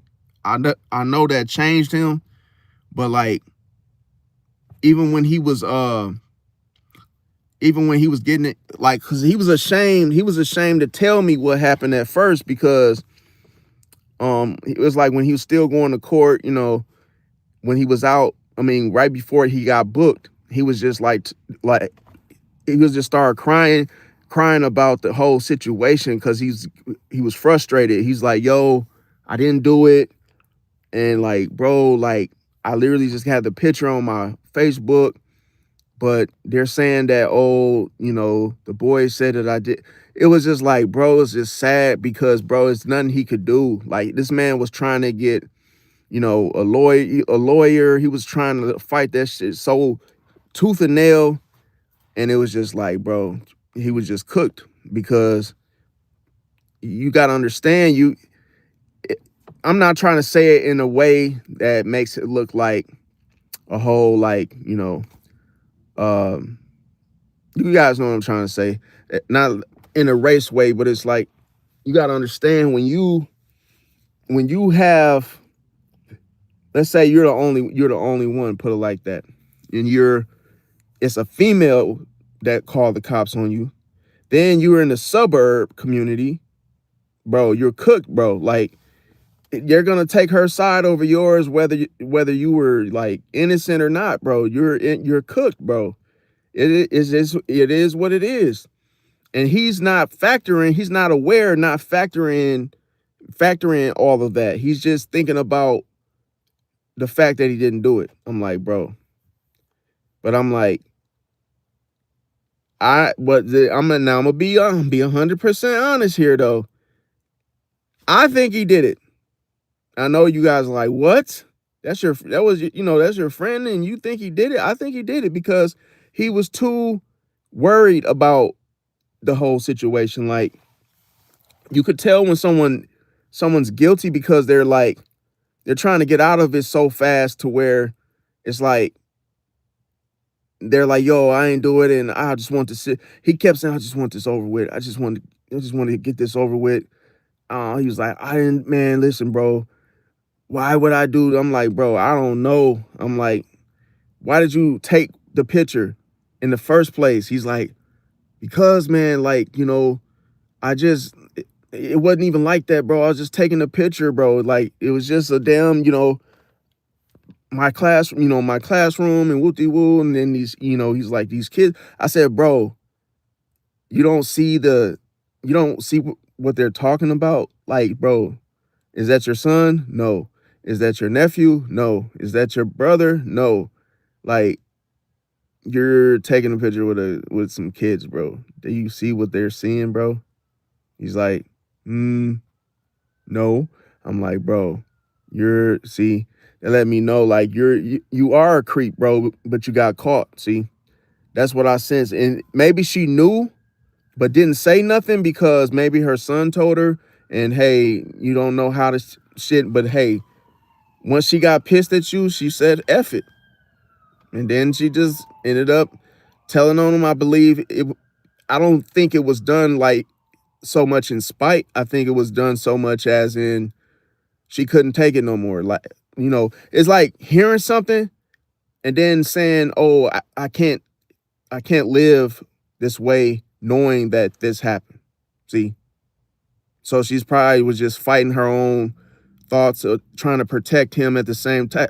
At the same time, her son being victimized. So boom, because they trust and believe. I know they investigated, and I know this. I'm gonna tell you, he had his Facebook picture is like the first little picture, the small one. He had that photo with him and then the kids. And then the backdrop, the one that's like when you first go to someone's Facebook page, it's like that top long square. He had him and then that well, I don't know if he's still with her or their situation, but it was him and then the boy. And I've been told him to take that shit down. I said, bro, take that down. Even before he got arrested for it, I told him to take it down. I said, because it don't look right, bro. He like, oh, well, he's just saying little stuff that's not making sense. I'm like, no, bro, you gotta take that shit down. Because even if I was a cop, I'm arresting your ass, bro. That's what I'm like, bro. Take that shit down, bro. I think some people, it's like a guilty. I think what happens is some people get guilty because they're already cooked and they're already busted. And then they're like, oh, I don't want to take it down because I'm gonna look guilty. No, nigga, you left it on there because your ass was you was doing that. See, let me see. Bunchy said being innocent in prison and having the kind of paperwork on him, that man had a miserable time. He's lucky he's still alive. Facts, but I just felt he did it because he was just too like he was the type of dude that's quick to hug you, quick to hold you, hug you. And when I saw this, he was doing it like to women. Cause where I met him at was at work. And every time he like came across to somebody, whether he was friends with you, he's always wanting to shake up with you. He's always trying to like do the little handshake and the little like, what's up, bro? And then shake your hand and like do the little thing like that.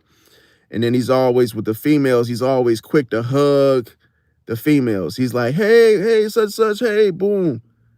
Or then he's doing the whole touchy thing all the time. So I think what he did was with the kid, he probably, did the same shit. And then he held him, he would do that, pick him up, hold him, play with him and shit. But he doesn't know that, bro, you can't do that, bro. Like certain stuff, even if you are a coach or, hey, a daycare teacher, you can't do certain things, even though you think that, oh, you're just having fun with that. No, unless it's your son. But if it ain't your son, bro, you shouldn't even be, nope. Like certain things, it don't look right, bro, because if you're doing it and you're comfortable, you're a creep. It's just what it is. Let me see. Gloria said, wow, my friend kid told her mom, I feed her candy all weekend. I never babysit no one else kids in my life. Her mom went to high school with me and she believed her kid over me. I knew then. See, facts. And that's the thing is that parents can get their kids to say anything. I used to be a daycare teacher, believe it or not. I used to be a male teacher. I had a when I first got out of school, and only reason I even had that career at first was because I was trying to take the easy way out. I didn't want to do no hard labor job, and I was lazy, and I was like, yo, what's the easiest thing I can go to school for? Oh, daycare teacher. Oh, I'll do it, because I was trying to talk to the females in my class anyway, and it didn't last because of the same thing I'm telling you guys now is why I chose to get out of it. Because even in like school at college, they was telling us like how when it's time to like, when it's time to do a bathroom run, like always make sure you're standing in front of a camera. I was like, yo, man, this is too much, because like what will happen is like, and mind you, I was a lead teacher coming straight out of college. I'm like, bro, this ain't it, bro. Cause like, imagine I had school age kids that I had to like teach, in my class. So I was dealing with more like 15, anywhere from like six. I think it was like, no, it was like 50. It was school age. So it was like 13 through like 15 or 16. And these kids were like, man. So I remember one time I had the school age group, and there was a boy, he was of age, he was like 15, 16. And the class was off the chain. I couldn't get them to like settle down. And I remember I called out for a bathroom break. I said, anybody, I said, who has to go to the restroom? Who has to go to the restroom? I said, go now, because, I was getting ready to start my lesson plans. So I was like, okay, who has to go? They all lined up. I never went in the bathroom with the kids. Never. I always just, as I was trained in school, the camera, boom, they go in their cells. And even if they're in there, playing around, never go in the bathroom. Nope. And then all of a sudden, they come out, and then this happens. Next thing you know, I'm getting ready to start my lesson plan, right? The kid of age, mind you, I don't know why he didn't go to the bathroom, okay? Next thing you know, the little girls in my class, yo, they're like, Mr., call me by my last name, Mr. Such such. I'm like, what's going on? They're like, it smells in here. I'm like, hmm? They was like, yeah, it smells like boo-boo. I'm like, what? Boo-boo? Why? I just Y'all just went to the damn bathroom. What's going on? Man, tell you, this boy of age, man, shits his pants, bro. Doesn't say nothing. Just shits his pants, doesn't say a goddamn thing. So we had this rug in my class, right? We all sit on the rug, and I do my lesson plans, where I read a book and the kids listen, and then I ask questions like, okay, who was a such and such? Who was this? Just a lesson plan. Next thing you know, I could smell just the whole fermentation of the stinky shit bomb they do launch, right? I'm like, oh my God, because the whole carpet, bro, he was literally sitting around scooting and jumping and just laid a whole shit damn land of landmines, bro. Like, literally everybody smelled it. I smelled it. The rug was literally good. It was done. So we couldn't even sit on the damn rug. So I had grabbed the rug, put it to the thing, because it has to get washed. Then next thing you know, that's when I confront the kid. I said, yo, we just had a bathroom break. Why? Everybody's telling me you should, you boo-booed or whatever. What's going on, man? And then he's like, I didn't have to go to the bathroom. I said, bro, like, I know that's some type of, like I know the truth of why that's happening. That's some type of shit that's going on in his home that maybe he did it for attention. That's what I felt it. That's why that's what I felt he did it for. He just wants the whole attention, like, why did you poop your pants? Oh man, what's going on? Because he probably getting ignored at the house with his parents. So his man, this boy needs another pair of pants because he shit his pants. So I know he's just sticky and itchy and shit. So I'm like, I didn't know what to do. This is out of my profession. I don't know what to give this boy. So I'm like, And at this moment glance, you guys, I see you Pisces out there. I know y'all know what I'm talking about. Like, I was so challenged I was so freaking like overwhelmed that I didn't know what to do. And it was like, I could see my intuition telling me like, bro, you ain't cut out for this, bro. You might as well throw the towel in, bro. And I'm like, kind of like embarrassed, like, bro, I don't even know what to do. And then like, once I realized, like, you start seeing those little flashbacks of like what you chose to go to school for. It's like it's kind of like it's jumping out at you like, should have went to school for auto mechanics, should have went to school for, you know what, you only had like 2 semesters to do for the police thing. You could have just finished your criminal justice. Why did you pick this? Maybe you should have just waited. And I'm like, oh my God, bro. And mind you, his auntie was working right in the classroom on the other side. So I said, you know what? I'm gonna talk to his auntie and try to have her fix it, right? And this went left, you guys. It did not happen the way I thought it was gonna happen.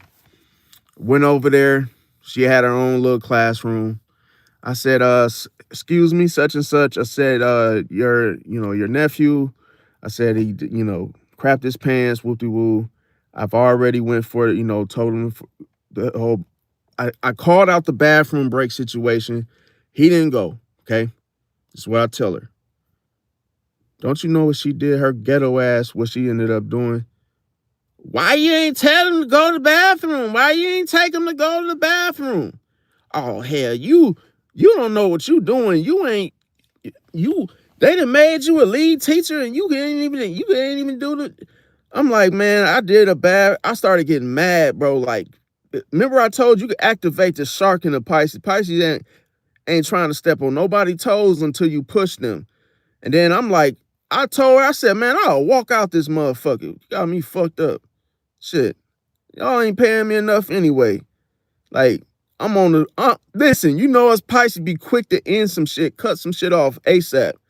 So she's sitting there trying to check me because her nephew shit his pants. I'm like, yo, I said, if you know, and I wasn't even trying to be funny. I was like, yo, all that whole representative type of, the shark was activated at this point. I ain't give a fuck. I said, yo, he shit his pants. So if you know he does this, where is his other set of clothes then? You his auntie, you know what he's doing. You know why he didn't go to the damn bathroom when I said it was a bathroom break. We're doing a bathroom break. Go to the bathroom now. He didn't go. All the other kids went.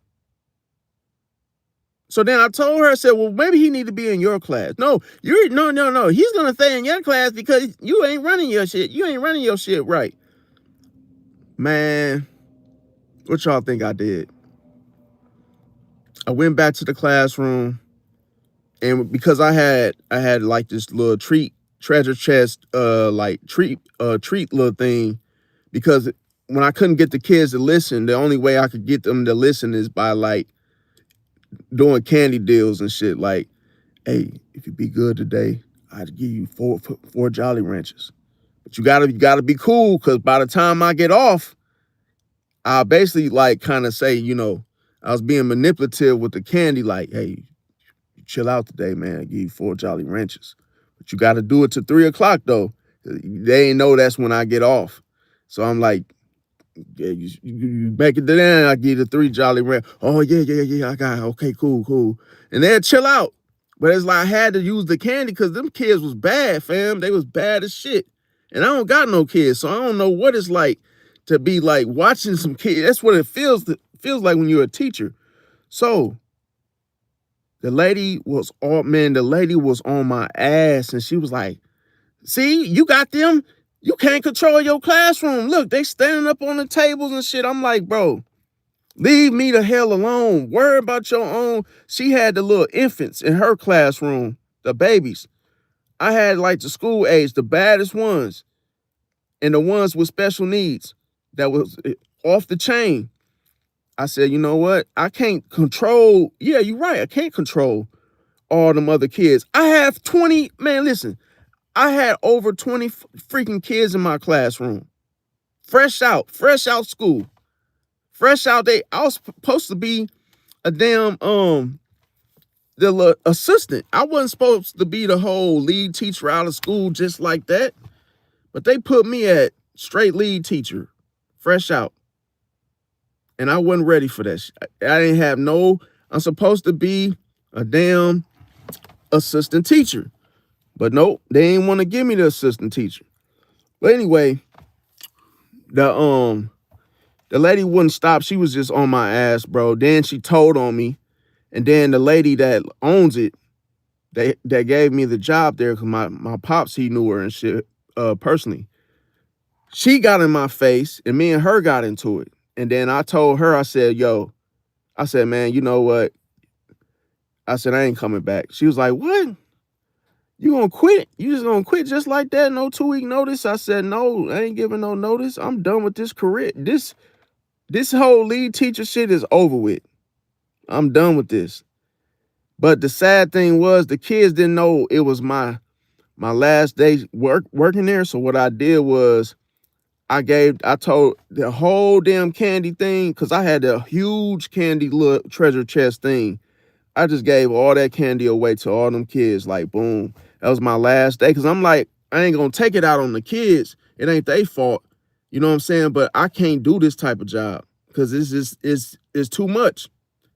Because mind you, when I was trying to find something, what am I going to do if this is what I'm saying? Dude shit his pants. Ain't nothing you could do about that. But if you were his auntie, you know about his mama, and you know more about the situation than I do. So why don't you have a second pair of clothes for this dude? Because it's like, mind you, she trying to say like I'm supposed to deal with it, but what is he gonna put on? He has literally shit in his it was all up his leg, bro. When his auntie finally intervened, he had, man, listen, bro. I don't know if you ever witnessed somebody shit on themselves, bro, but that shit was everywhere. It was messy. It was a mess. There ain't no way in hell I could have.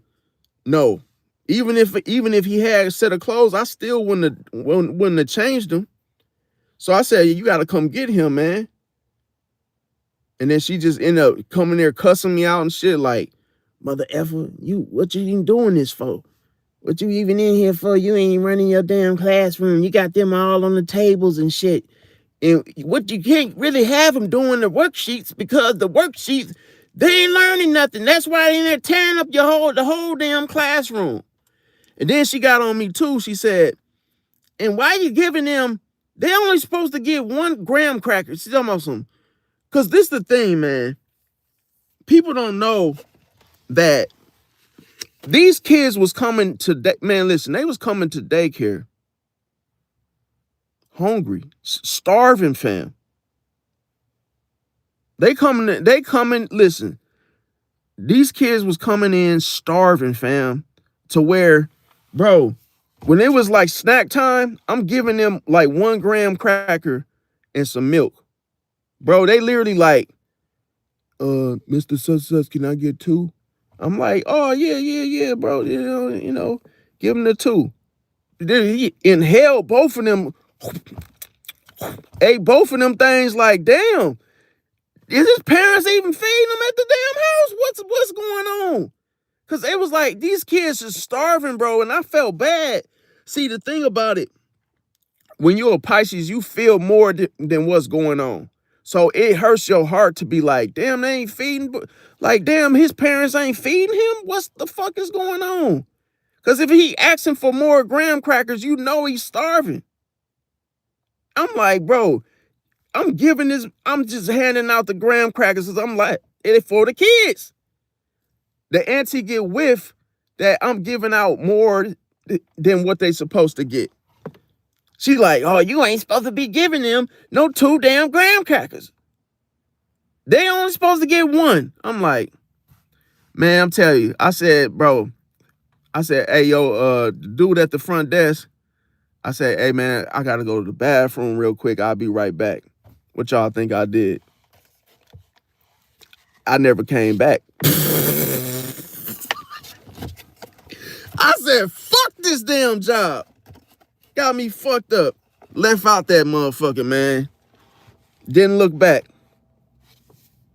I got, man, that job. Whoo, man, I ain't gonna lie to you. I take my shirt off to any daycare teacher.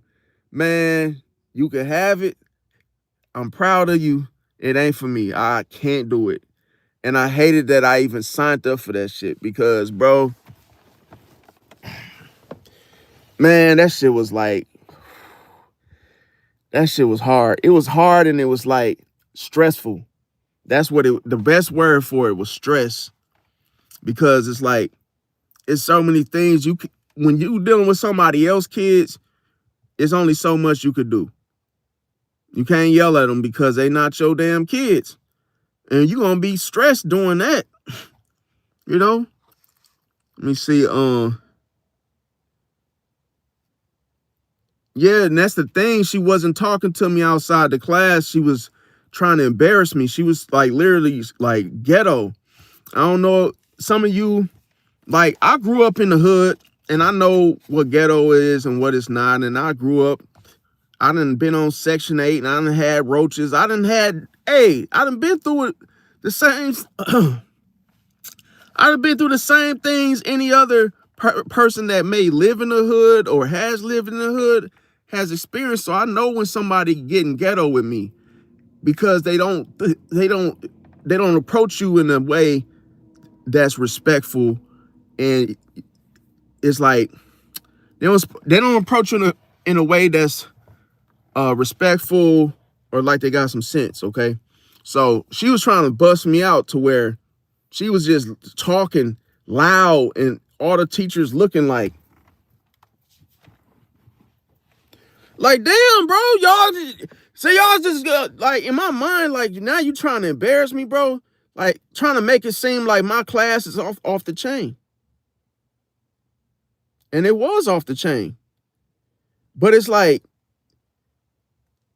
to me, I ain't gonna lie, like I'm grateful that I had the job, the experience to see what it was like, but it's like I just couldn't like talk and chew bubblegum at the same time. It's like I couldn't just get control of my classroom because I was out of control, because I couldn't think, bro. Like, you gotta understand, like, my lesson plan, I couldn't even do my lesson plans. That's just how rowdy the school age kids was. They was off the chain, fam. And every single time, every day I worked, to where the only way that I could, okay, I was taught in school to not do this, but I did it anyway. And that's to make the kids do the worksheets. So that's what the auntie was getting mad at me about, was that why you in there got them doing them boring ass worksheets? They ain't learning nothing. You just giving them worksheets all day long. And I'm like, bro, what the hell else am I gonna do? Like, bro, that's all I got is worksheets. So we gonna do worksheets all day. Shit. Tell me how to run my damn shift. Fool. Shit. Hey, and I ain't gonna lie, that shit was funny because and I ain't gonna lie, doing the same goddamn worksheet, just a different picture. It's so funny when you see kids is like literally ain't falling for that shit. They're like, Mr. Such Such, we did this one already. Will we get a different one? I got the one with the cars on it.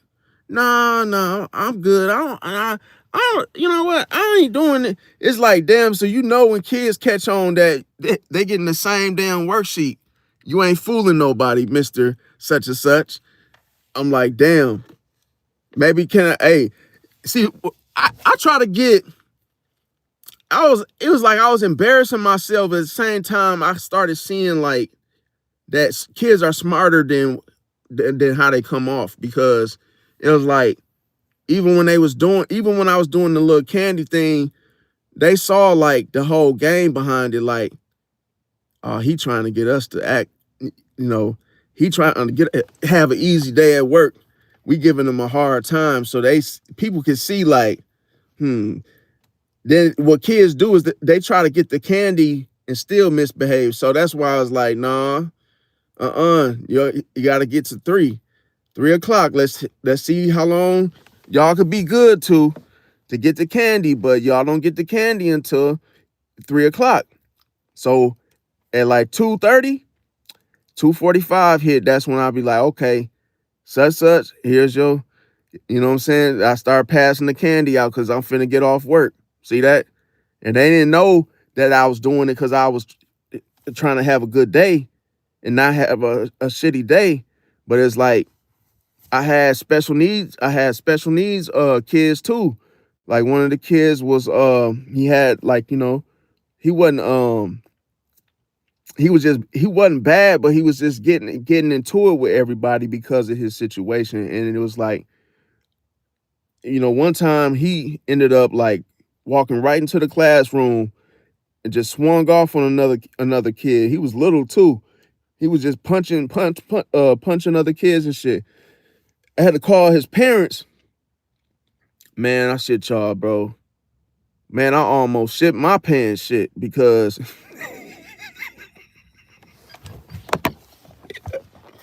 I almost shit my pants because, bro, his parents was, man, they was ghetto and they was, man, I'm gonna tell you like this, bro. It's a certain type of ghetto that it's not, because ghetto got levels.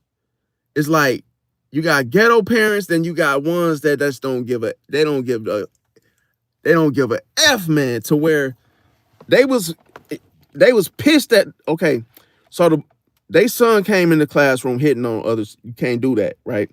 So I had suspended them. I said, you suspended them, but have to call your parents to come get you. Unfortunately, they didn't have a babysitter. And I had to tell, like, yo, you know, had to suspend your son coming here hitting it on the other students again. So they had to work. The father, man, listen, the mother didn't even come get her son. The father did. And when he came, he was a young dude. Bro, this dude, he was like, man, I gotta work, bro. You got suspended. I gotta go to damn work. And then he just started like spanking his son right in the middle of the damn daycare. I'm like, I couldn't watch that shit, bro. I'm like, bro, come on, man. Damn, bro. And I'm like, damn, I probably shouldn't even have suspended, the little dude. Cause now his parents whooping his ass right in the middle of the damn daycare. I'm like, and he's screaming at his son, I gotta go to work. I gotta go to work. I ain't got time to deal with this shit. You doing it? And I'm like, bro, man, that's why I say, man, everything is what you can't see, bro. You think something easy because it looked the illusion. Oh man, damn, this looked like an easy job, man. Hey man, this look like an easy job. Look at all these females, man. God damn. You mean to tell me it ain't gonna be no dudes up in this classroom so I can just get all the numbers, man? Yeah. Until you graduate, get your ass up in that daycare. And them kids set your ass straight. We running this damn classroom. teacher, Mr. Such and Such.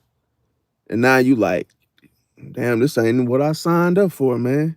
God damn, this is hell on earth, man. God damn, I'm in hell. Now you realize that, oh, should have went to school for something else, man. I should have went to school to, hey, man, you want me to go over there and work on your car, man? Yeah, I'm gonna go to school for, you know what, matter of fact, I'm gonna get this for you, man. I'm gonna go to school and start fixing on cars, man. You know what? That's what I'm gonna do. Bro, I'm telling you, I was all, man, I was rethinking everything, every goddamn thing. Wishing, what they call it, woulda, shoulda, coulda, woulda. I'm like, bro, I should have went to all that shoulda, coulda, woulda. That's what I was trying to say. I'm like, goddamn, I should have just went to school for this shit. Now that I got my ass stuck in this damn shit because of Tim and his construction crew. We kept digging because what? We thought this shit was we kept digging because we thought that shit was easy. That shit was not easy at all, bro. Probably would have been better off being ain't not a lunch lady, but what they call them, a little luncheon type of lunch guy or something shit. Just handing trays out.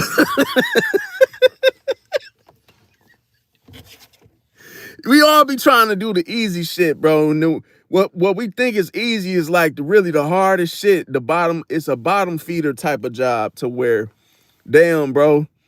Like, I was just, man, just shocked that I even did that shit, bro. And then like my my teacher in school, he was like, shit, he was the diddler. You know, he was what they call him when they got the sugar in the tank. Yeah, he was one of them, man. And he was just like, man, it was just too much going on in that school with that shit, bro. But it's like, I ain't gonna lie. I say this. It's hard to find a job when you're a Pisces. I ain't gonna lie to you. Because it's like you only could do certain types of jobs, man. Like as a Pisces man, like, excuse me, like I done Lyft, Uber. Like you could tell right here, I got the Lyft and the Uber. Boom. So I do that on the side. This where I'm at, y'all. Just in case y'all be wondering where the hell is he at. Cause I be like right here. You see that? It's a Anytime Fitness. And it's like one person that's parked. And mind you, it's like 3:30 in the morning. And I'm just sitting right here talking to y'all and shit. So that's why I be saying like it's 3:30 in the morning and I'm wide awake because I've been this shit right here. I don't sponsor this, but this is what I be drinking. I drink one of these. And it's like this shit got I think 200 caffeine on it. And I just pop this bad boy in a bottle of water, call it a day. But I ain't gonna drink that now because it's gonna have me up. I ain't gonna go to sleep. But yeah, let me see. I'll be screaming because, bro, that's just how I talk, bro. I'm loud, bro. I'm loud. And then it's like I've never had an indoor voice. I've always been just annoying with how they say that shit. I just be loud to where I just fully embrace it. But I apologize if I hurt your ears. Yeah, definitely welcome to Family Show. Yep. I had a pooped up day. Yep, definitely. Cause I can't do the watching kids thing. I can't even do it outside of like the daycare. I just can't do it. Like if I was to have to watch like my brother for someone, for my mother or something, if like, cause he's little, but I'd be like, I can't. Nope. Yeah, that's wild. Definitely. Stick rock fire. Definitely. Welcome said you gotta be very careful being an Uber, and it's very dangerous. So be careful. Yeah, I mean, the thing about with the Uber situation is I had somebody that actually tried to rob me before, but it didn't work because it was like I scared the hell out of him before he had a chance to think about robbing me. But he tried to quote off of a movie. He asked me if I wanted to die tonight. It was on Christmas Day, like 3 years ago. And he was like, him and this guy the guy got the owner of the account. They got in my car and they was like, the dude asked me, cause he whispered behind me, like right here. And he was like, hey man, you want to die tonight? And I'm like, he didn't know, cause I do watch a lot of movies and shit. I know where he got that from, cause I know it's a movie that the dude did the same shit, but it was on the bus. It wasn't in the car. And I remember what that movie was. And I said, oh, dude saying that shit from that one movie when dude was like standing behind him and he's like, yo, you want to die tonight? So I'm like, in my mind, it's like, how do I answer that? And then I told him, I said, do you want to? And he was like, I asked you. And then I ignored him and I turned the radio up. And then they were going to the gas station, like the little speedway that's like right up the street. I'm like, I kind of peeped it like, damn, why y'all going to the gas station that's further away? We done passed up like 3 gas stations and y'all want to go to the furthest one? Nah, this don't look right. So I asked him, I said, why y'all going to a different gas station? He like, bro, I'm trying to get some swishers or something. I'm like, oh, okay. I said, you know, these other gas stations got swishers. Nah, man, but they asked for the card. He like, they asked for the ID and shit. I'm like, oh, okay. But then I noticed his guy, the one that whispered behind my head, he holding on to the back of my seat right here and shit with both hands and shit, like he getting ready to do something.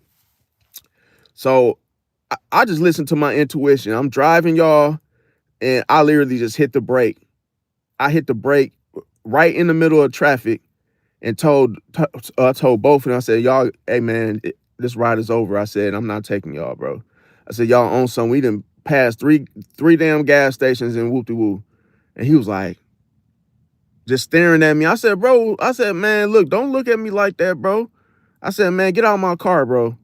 And then he wouldn't move. He's still staring at me and like with his hands in his pocket. And then that's when the shark was activated. And y'all think I'm yelling on here. I was like, get your ass out my damn car. Man, he got out quick as hell. He like, yo, man, chill. I'm like, bro, you staring at me with your hands in your pocket, bro. I'm not playing with you. I told him to get out of my car, bro. I'm not playing with y'all. This ride is over. So I learned my lesson when I was doing Lyft. Don't go to bad neighborhoods, bro. Nope. Because every time you go to a bad neighborhood, you're gonna pick up somebody like that, fam. That's gonna be on that bullshit, bro. And they always try to ask for more than the trip that they got. You know, they be like, so let's say it's a 3-minute ride. It's supposed to be. Here, I'm gonna tell you how it ends up turning out. You have arrived at the destination. Okay, swipe, boom. Hey man, I got another stop. Okay. I see it on my phone. It's another stop like down the street. Boom. We go there. All right, man. Y'all have a good day, man. Hey, hey man, you think you stop at McDonald's, bro? I'll give you an extra tip. Nah, bro. Man, what? Man, come on, man. Bro, it's right down the street. I always get McDonald's, bro. Other drivers, they don't care. Man, I'm done with this ride, man. Get out of my damn car. I don't give a damn if it's 3 other goddamn drivers. I'm not taking you. All right, man. All right, bro.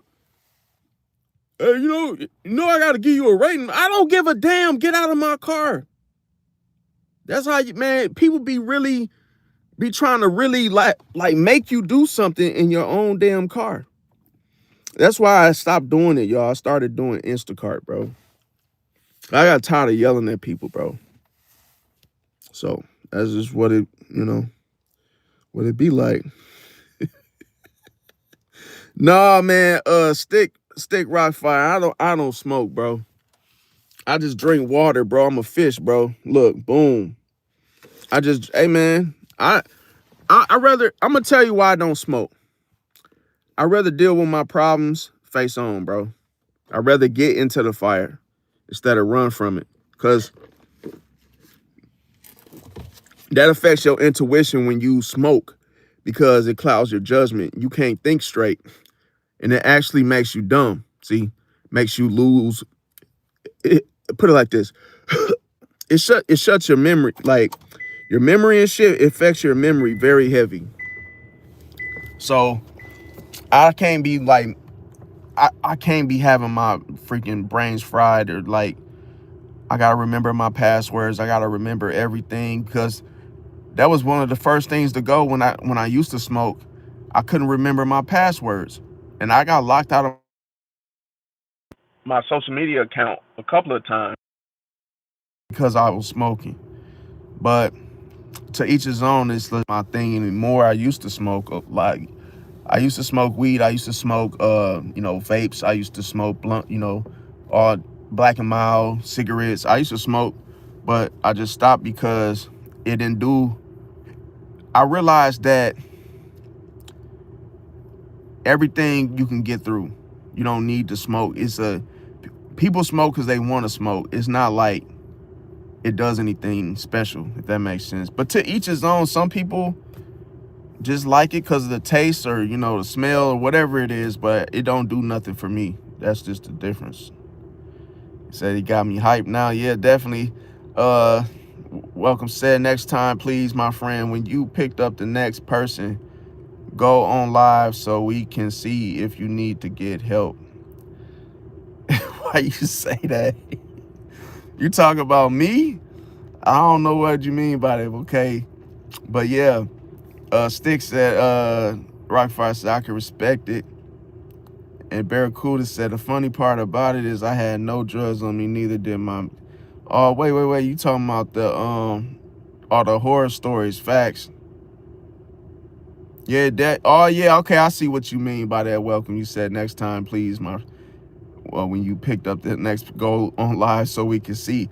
You know what? It's funny because I used to do that. I used to record the actual ride, but then the quality was bad, so that's why I stopped doing it. But yeah, I normally would record, but I'll tell you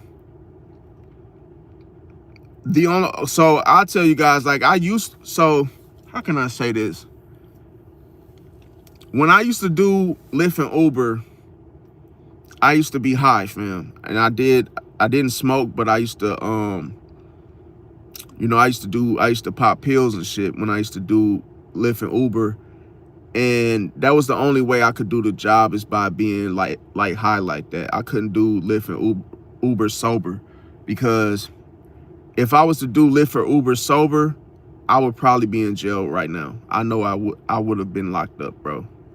Because like I remember one of the hardest things for me while doing Lyft was, okay, so Lyft is like this, and Uber's the same. Uber's even worse when it comes to customer service, because the type of people that you pick up is like they feel entitled. They feel like they could tell you what to do in your own car.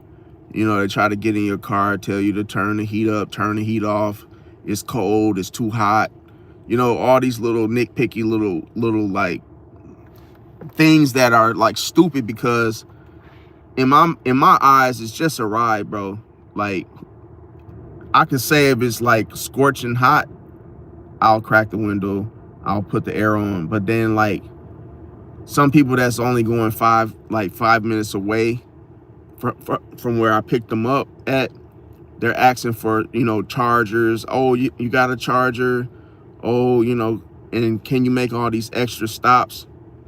And then like just the unwanted conversations that like are weird. And the only way that I managed to keep like 5-star ratings all across the board is by mirroring energy.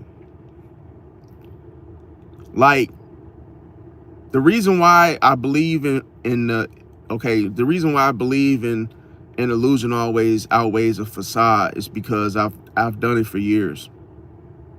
See, like I mastered the like I mastered the whole merging of mirroring one's energy. See, because listen, if and I'm gonna tell you how I used to do this real quick. It's like I would pick up a passenger. It don't matter if the guy's from the suburbs, he could be from the woods, forest, it doesn't the city, the country, wherever, right? I always put the radio station on maybe 103.7 or put it on what I think they might like to hear, okay? Wouldn't put the hip hop stuff on, okay?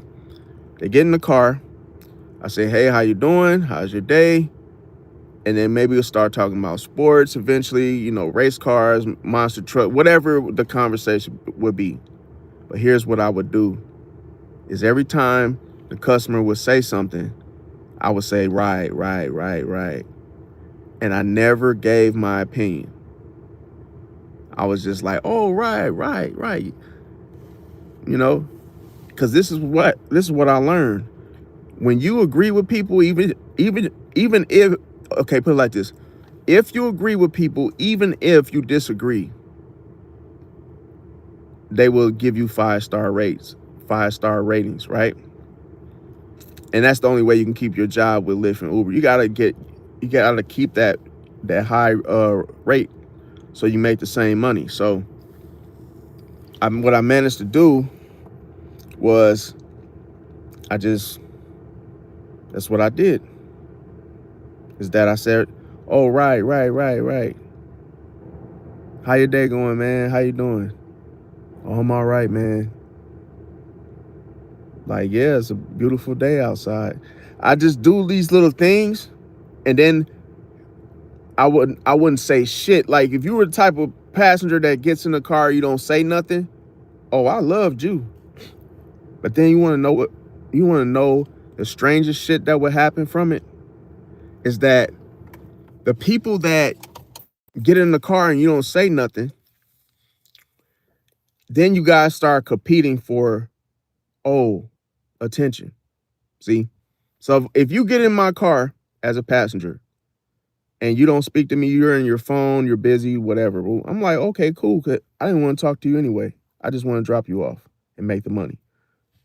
Then what happens is the passenger realizes that, oh, he's not talking to me.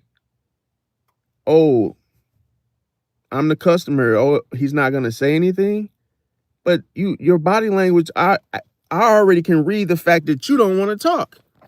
But how people are is that they want to pick and choose when they want to talk and when they don't want to talk. So what I would do is once they would say, "Oh, how's your day going?" I'd be like, "Oh, it's going pretty good." But I let them do all the talking. And then when they say something like, "Oh, can you yeah, cuz I remember what used to piss me off is these type of passengers. They get in your car and then you say you just start the ride, let's say you pick them up, you start driving towards their destination. I had one lady, it was like 6 a.m. She said, uh, don't make me late for work. She said something slick, like right in the morning. Excuse me, young man, don't make me late for work. So, cause I was driving the speed limit. I'm going like 40 into 40. And then she's like, don't make me late for work. Like, I'm gonna be pissed if I'm late, because I can't be late again. Whoop-de-woo. But what she didn't say is that she wanted me to drive faster. So I kept going 40 and she's like, oh my God. And I'm thinking she dropped something or like she forgot something at home. I'm like, what's going on? She's like, can you drive any faster? So you want me to go over the speed limit, ma'am? I mean, like, I can't be late for work. What y'all think I did? I said, well, I don't like your attitude. This ride is over with. Pulled over. Ma'am, you have a better day. No, you're gonna take me to what? I said, no, ma'am, I'm not taking you. The ride is done. I don't feel comfortable. You just told me to go over the 40, over the speed limit. I'm done. Oh, hell no. She's in the car like, I ain't getting out. I said, well, I'll call the police. I fake like I'm calling the police. And then I said, had the phone ringing. And then you know how police, they answer right away. So I'm like, yo, I got a lady in my back seat refusing to leave. I hear her opening the little door like to get out. And I'm like making it sound like I'm really looking at the details of her, what she got on. And then I said, yeah, she's very irate, woo-de-woo. And then she just gets out, boom. But what I'm saying to you guys, like having to deal with that shit every day from random people, man, that shit just blows you to where it's like, it ain't even worth it, bro. Like Instacart is so much better because now it goes from dropping off a person to going to a grocery store and you just get the items. It shows you where the aisles are and where the food is and whoop-de-woo. And now the funnest part about it is you're alone. No one's in your back seat talking shit.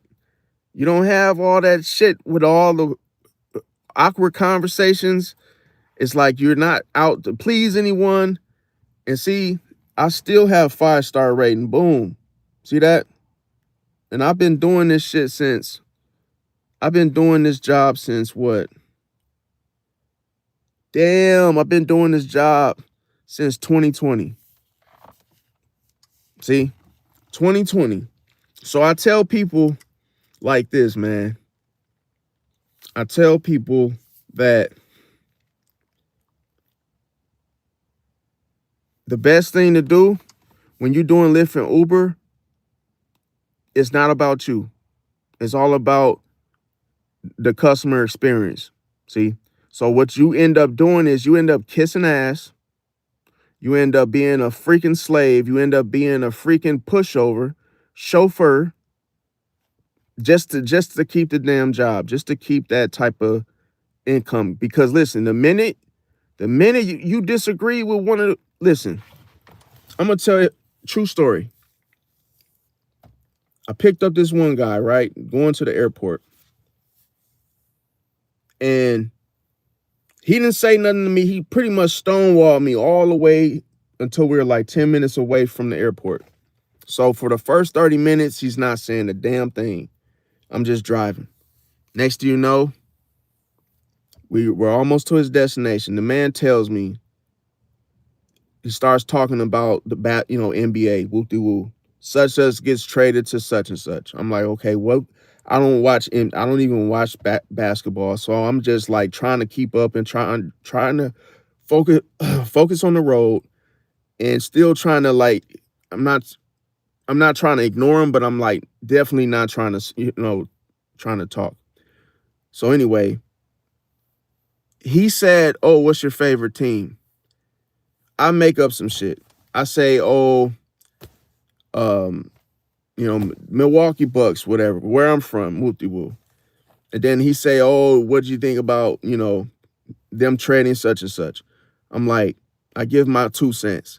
Then he asked me a question like, oh, the team that he likes. And he said, oh, what do you feel about them? And then in my mind, I think I'm just like trying to like keep a conversation going because that's better than the awkward silence. So I'm like, I said, oh, well, I don't really like that team, like, because such and such, such. And then he's like, oh, really? I said, yeah, I don't really rock with the team that he likes, right? So what do you think happened? I dropped him off at the airport, whoop-de-woo, and he gives me a 1 star. And I'm like, 1 star for what? What do you think he gave me a 1 star rating for? Because I didn't like the team that he liked. See that? So once I picked up on once I picked up on that's how people are, oh, I gotta agree with them in order to get the 5 stars. See? Because that's how you keep your job. So you have to get 5 stars. You can't get 4 stars. You can't get 3. You can't get 2. You can't get 1 because they affect your rating, right? Now, I had to sit here and plan out a strategy. See, my strategy and my plan was, because I tested it. I tested every single thing that I'm doing and saying to you guys. I tested it out. I said, I'm gonna start agreeing with everybody. I'm not gonna have an opinion. And if someone asks, if someone says, "What do you think?" I'm gonna say, "I don't know." So here's how the conversation went. Oh yeah, man. So yeah, the Packers are doing pretty good right now. Oh yeah, yeah, right. Oh, I can go for a pepperoni pizza about now. Oh yeah, that sounds good. Right. Hmm. Hey, do you guys get paid good enough? What, does Lyft pay you well? Oh yeah, nah. Well, it's okay. I mean, it's all right. It's all right. I'm not gonna tell him that it pays great, because he might try to take my damn job. Like you gotta really think, why are people asking you nosy ass questions? Like, they're trying to see if you're happy. So what I've learned is always appear to be basically not angry but not excited. It's like, well, it's all right. It's okay. It's okay. And I learned, I'm gonna tell you, so funny is that I learned the cancer. The cancer taught me. So basically, my ex-wife, her dad, he was Mexican, right? And he taught, it's one little gesture that he used to do that used to make me laugh, because it was like people would get off of him as soon as he would say this. And I used it and it worked. And people, every time somebody would ask me, "Oh, do you like it? Do you like doing Lyft and Uber? Do you like driving all day sitting in your car?" And I say, it's okay. It's okay. And I got that from the my ex father and shit. So every time somebody asks me, "What do you think about it?" I'd be like, I do exactly how he did it. I mean, it's okay. It's okay. And then it's every time I say that shit, people get off of me real quick, like, "Oh, interesting. So I just learned that say right. And don't you know, people will say to me, "Oh, thank you for the ride, sir. 5 stars. Definitely. I appreciate it." And I'm like, because I agree with you. See? So when you become more like somebody else, oh, they're happy because you agree with them, even when you don't. See, once I learned this is how people are, how can I say it, consciously wired, then I know how to see. Now I know how to talk to people, and I know how to figure people out, because I've already studied this. Look, I'm gonna tell you, I've taken over 10,000 Lyft rides, bro. Over. See, like I said, I've been doing Instacart since 2020. You know how many? So what is it? 20. That's like damn 6 years, bro. It's like when you do something over and over and over and over and over, you get good at it. You master it to where it's like you know that shit inside out. And that's why I'm saying, when you talk to people, because I'm gonna tell you, when you say right, it drops their defenses. See? But when you go against and you have a different opinion, people look at you as their enemy, if that makes sense. Oh, because you don't like the same team. Now you're the bad guy. Oh, because you like somebody they hate. You're the bad guy. See? So that's why I learned, oh, right. And know what right does too? It keeps people from challenging you because you agree with them. It's like, right. I see where you're coming from. Yeah, that makes sense. Yeah. You know what? Pepperoni is the best type of pizza. See how now they can't attack you because you didn't, you agree with them. See? It's like, oh, I got him to like pepperoni now. So it's like, oh, But if I would have said, no, I don't really like the pepperoni, I think the sausage and the cheese is better, then it's like, really, the sausages aren't healthy. It's like people will come back and just, it's like it'll start a little, you know, create a little tension, and that's what you don't want, because even that little tension is enough for a person to get defensive and negatively attack you. With just this, it could be anything, gaslighting you, saying things like you're stupid for feeling that way, or hey, they'll talk more. And one time, I'm gonna tell you, this is true story. My car can only hold what, 3 in the back, 1 in the front, right? So I picked up, man, listen, these people, it was like 7 of them trying to fit inside of a damn sedan. They're like, as soon as I pulled up, I'm like, I can't take them. I already knew it. It's not safe. I can't take them legally. And then these people are grown, man. This situation pissed me off. These people were grown men and women. And they're like, we're trying to get to this such and such place, and it's 7 of us. I understand that you can only hold 5, but I'm tiny. So me and my sister, we're tiny. We're gonna fit, and we're gonna sit in the middle, and that way you can just have us. And I said, no, ma'am, no. Give a fuck if you're miniature light. Like,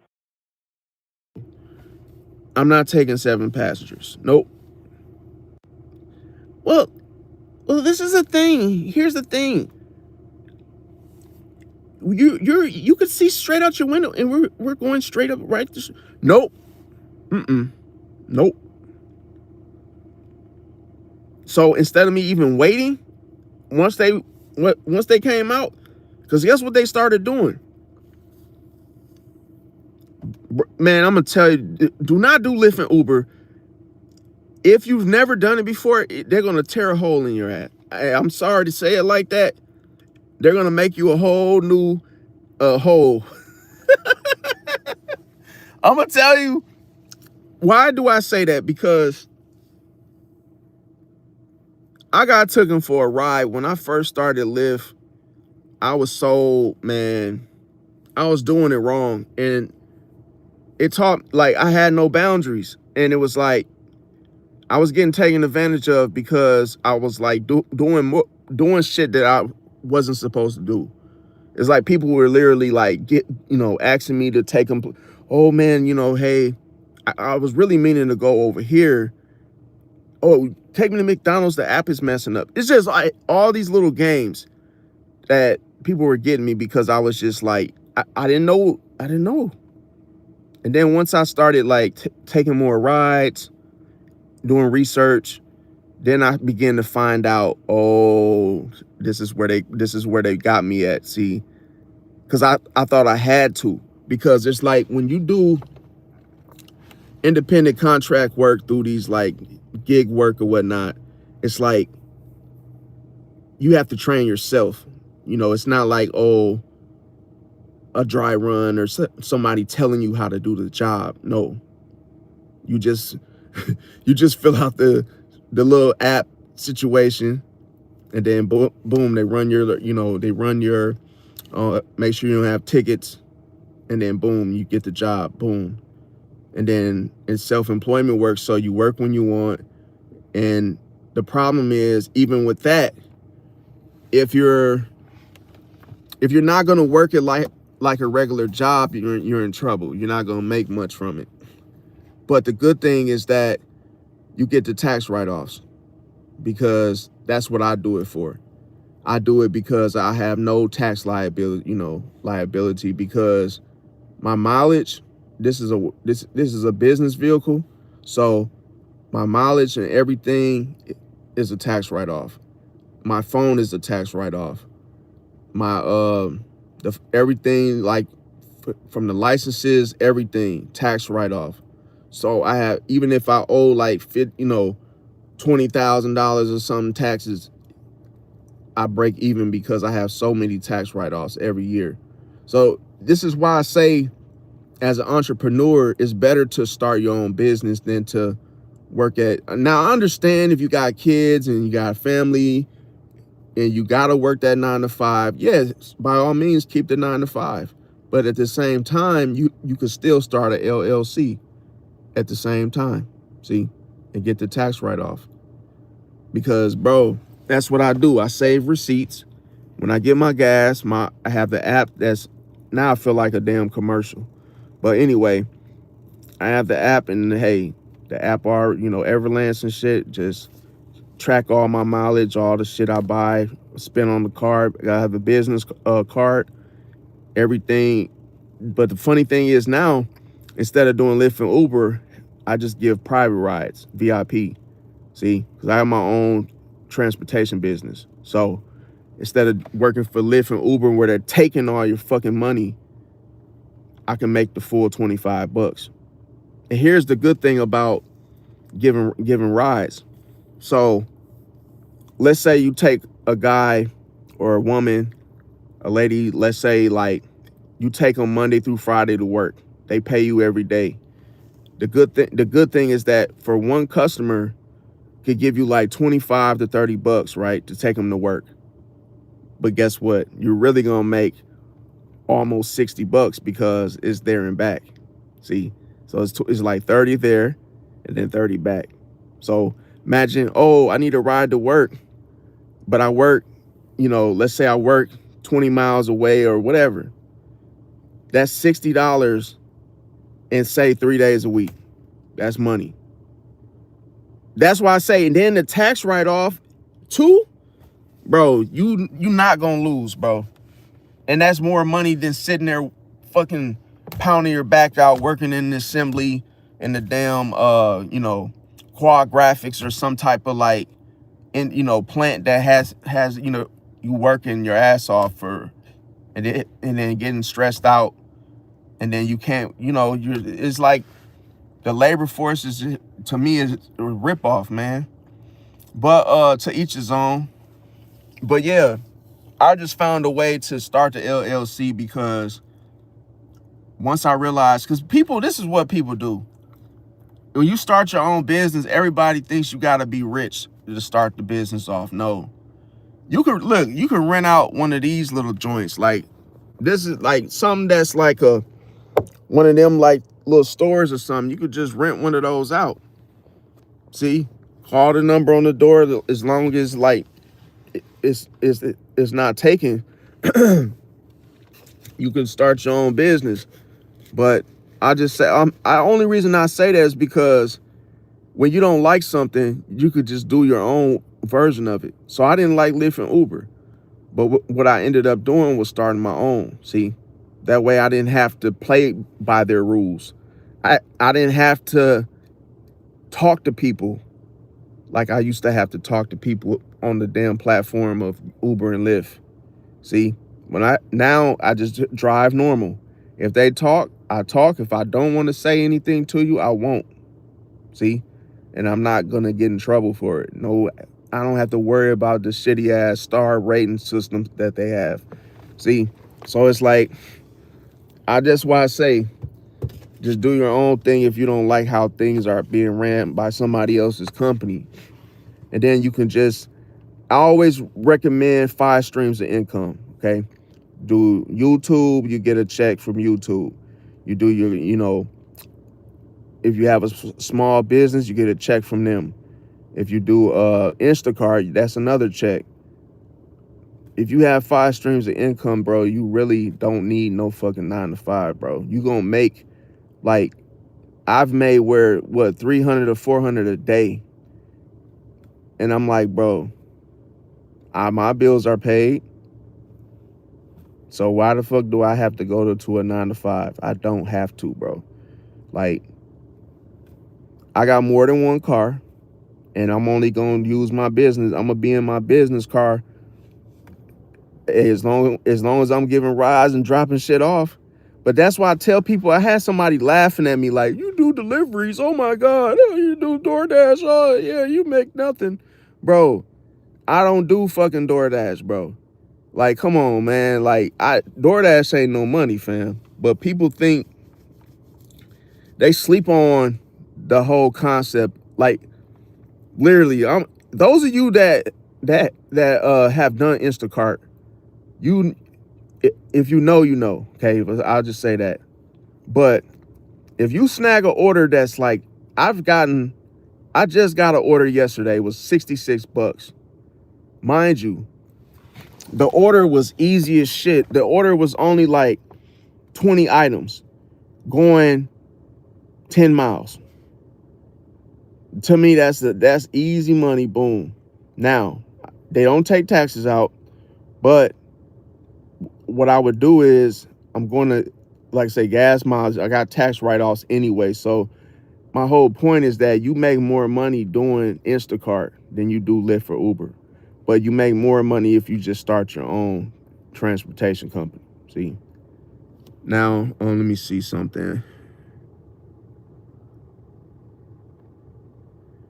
Oh, you said it's hard to accept, which is why I need to listen closely. Yeah, I know.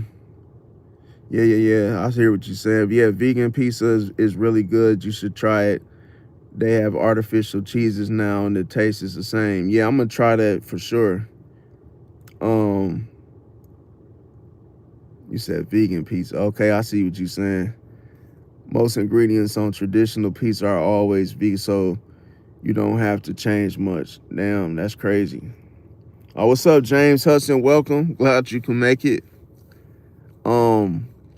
Yeah, so I know I was kind of yapping about my personal shit, but yeah, it's I only said that to those of you that may be interested in, like, starting your own.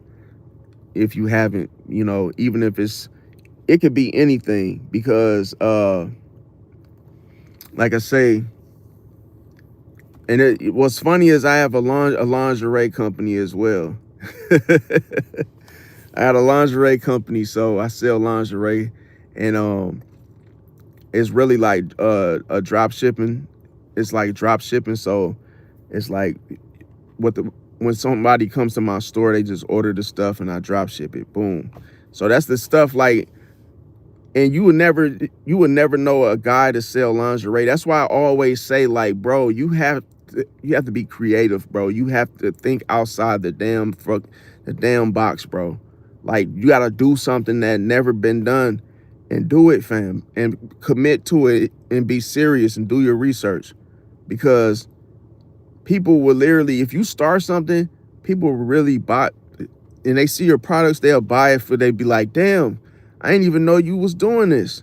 Like, because that's why I be saying, like, bro, you could come up with some bad ideas and literally, like, just start stuff, like, boom, boom, boom, and you build up your money, like, just blocks, like, boom, boom, boom, boom, boom. And that way, if something fails, guess what? You got something to fall back on. You don't have to have backup plans, but at the same time, it's only when something happens outside of your control, and it's like, oh, I can't do that anymore. Like Lyft and Uber. Once I got shot at, I stopped doing them. I couldn't do it no more. Nope. That was the ending right there, because it's like, now I'm getting shot at for doing Lyft and Uber because I can't freaking avoid taking the people. Excuse me, y'all. I'm doing a lot of stuttering today. I can't take the people in the bad areas. See? So with Lyft and Uber, you have to. That's the problem. So when you get shot, if I'm getting shot at, it's like, damn, I can't work this type of job if this is happening. See? But sometimes, I ain't gonna lie, I would say when I was in the hood picking up people, Milwaukee, Wisconsin, RTV. When I was picking up people in the hood, like, cause I'm the type of person where I don't live my life in fear. Even if I'm afraid, it's not the same. It's like I'm just uncomfortable because I'm unfamiliar with the area, but or the people. And I remember at one time I picked up a group of guys from a sketchy neighborhood, and they all got in the car, and I was uncomfortable, but because I was high, I wasn't really like I wasn't really nervous. I was just more or less like aware. And the guys, they got in the car, they was like getting in the car slow, and that's what was making me feel like something was gonna jump off. But when they got in the car slow, they was like looking at me weird, and then they was asking me for stuff like, "Oh, you got a lighter? You got this?" I was like, "Nah, you can't smoke in the car, bro, because I got more customers." They like, "Oh yeah, I feel that, feel that."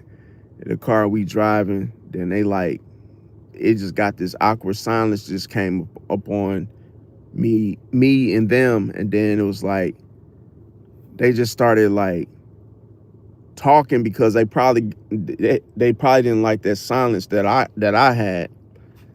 And then like I don't know why when you pick up like people from shady areas, they get in your car real slow. Like I have my foot on the brake, and once the passenger gets in the car, it's like they'll be probably putting. See, I ain't never forced them to put their seatbelt on because remember I said you don't want to say too much because you don't want to startle people. So what I would do is just like, oh, it's obvious, like, oh man, you might want to put your seatbelt on just in case something boom, happens. And then all of a sudden, all the dudes was like literally tuning in on my energy, and I'm like, cool, because if I could keep y'all captivated with my energy, the duration of the time of this ride would be over with by the time y'all decide to start talking. Then when I dropped them off, it was like they was just like, oh, thanks, bro.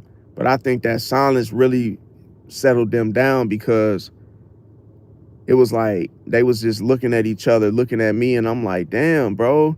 Why see, that's the only thing when you do Lyft and Uber, is that people like literally, they're really like on you to where you can't even like, if you chewing a piece of gum and it gets too damn quiet, people are gonna hear you popping the gum. It's like I had to learn. That's why I said I couldn't do it sober. I just couldn't do it, bro. Because, bro, you would literally snap when somebody get in your car. Sir, um, I don't know anything about your maps, but you could take 76th Street will take you all the way there, and then I'll tell you when to make a left because you're gonna have to make a sharp left, but don't take the highway. Just do what I'm telling you. I'm like, no, that ain't how it's gonna go. You gonna set your ass up, sit in the back, put your seatbelt on, and sit back, and I'm gonna take that damn highway. See, but I hated that because people would get in your car and they'll try to tell you what to do, where to go, like turn a left here, turn a right here, and I'm like, nah, that backseat driving shit. That's what causes accidents. But yeah, let me see. Appreciate everybody that subscribed and hit the like button. Jay Hudson said, real, I have a friend whose birthday is coming up March 15th. My aunt's birthday just passed February 28th. He said, what's the difference between a February Pisces and a March Pisces? Well, first, that's a good question, Jay Hudson. So with so when you're dealing with a March Pisces, you gotta understand. Okay, you gotta understand this closest to Aries. Okay, and excuse me. Oh my God, hold on one second, y'all. Okay, so when you so if you a Mars Pisces, you could be a little bit more detached. Okay, when you're a February Pisces, it's like I say, it's like how can I say? No, I said that wrong. When you a February Pisces, you could be more aloof, more detached emotionally because of the you know, it's near Aquarius, okay, season or whatnot. And when you're a March Pisces, you're a little bit more impulsive, you're a little bit more active. So that's why you may find a February Pisces to be more more relaxed. They might not be as rowdy or impulsive as a March Pisces. Because a March Pisces is more quick to like crash out, if that makes sense. Because Aries is like right, was it like March 30? Was it, wait, yeah. So it's like with Aries energy is like right there. And it's like that's why you get that explosive reaction, because one thing about March Pisces is they are the ones that will actually crash out. They'll crash out in such a way that the February Pisces be like, damn, bro, you just went off.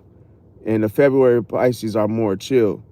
See, they like to have fun, but they're more chill. March Pisces are a little bit more isolated. They're more independent. They like to be to themselves. And a lot of time they might have like their own crib. They might stay alone, or they might have kids, but they're like, they would rather be, you know, by themselves than have a whole crowd of people or friends or whatnot.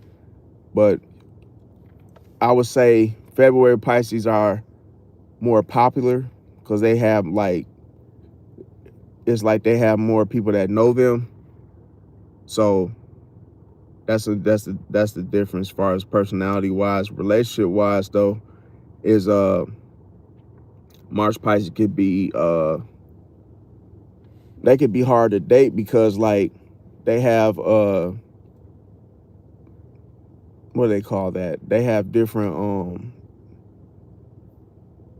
they're very selective, and like I say, I know some that's like they're very selective and picky over who they decide to get with. But February Pisces are more like I say, they go with the flow. They're more like, yo, yeah, they're more chill. That's the difference.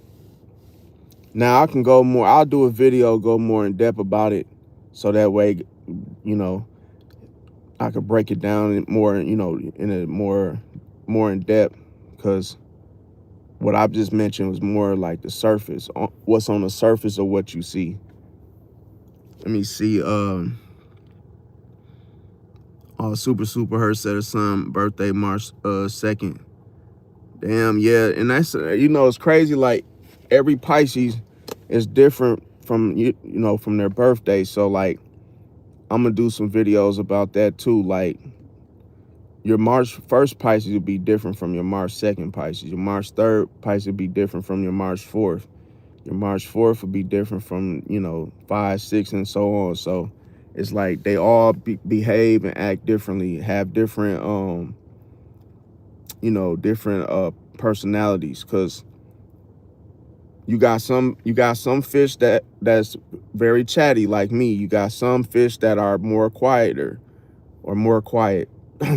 You got some fish that are more flexible, like to more outgoing. Then you got some that don't like to go anywhere. It's just they're all different. Let me see. Shout out to Locked Up too. So that's fast. March is more mature though than February. Definitely. And that's another thing. Sometimes February Pisces don't feel comfortable in certain environments. Like they definitely are very intuitive. They can read a room and know. I say it like this. A February Pisces can, for example, they could go into a job, and then they're so intuitive that they'll pick up on whether or not they really want to work there. Like they'll say, oh damn, I don't like, they'll notice the very thing that's happening in the job, and they'll say, no, this ain't it. Like, and it'd be like, damn, they'll actually leave too, and be right at the same damn time. Let me see. Locked up to say, yeah, because I got a lot of air sign in my chart. Yeah. An air sign is cool. It's just that um they just communicate different from water signs. Like they express different, and they care about different things. So that's why, like, when you're dealing with a Libra versus Aquarius and Gemini, they have one thing in common, and that's communication. But you got to be careful, because with air, you gotta, it blows in different directions, so you don't really know the direction, see, of which it's coming from.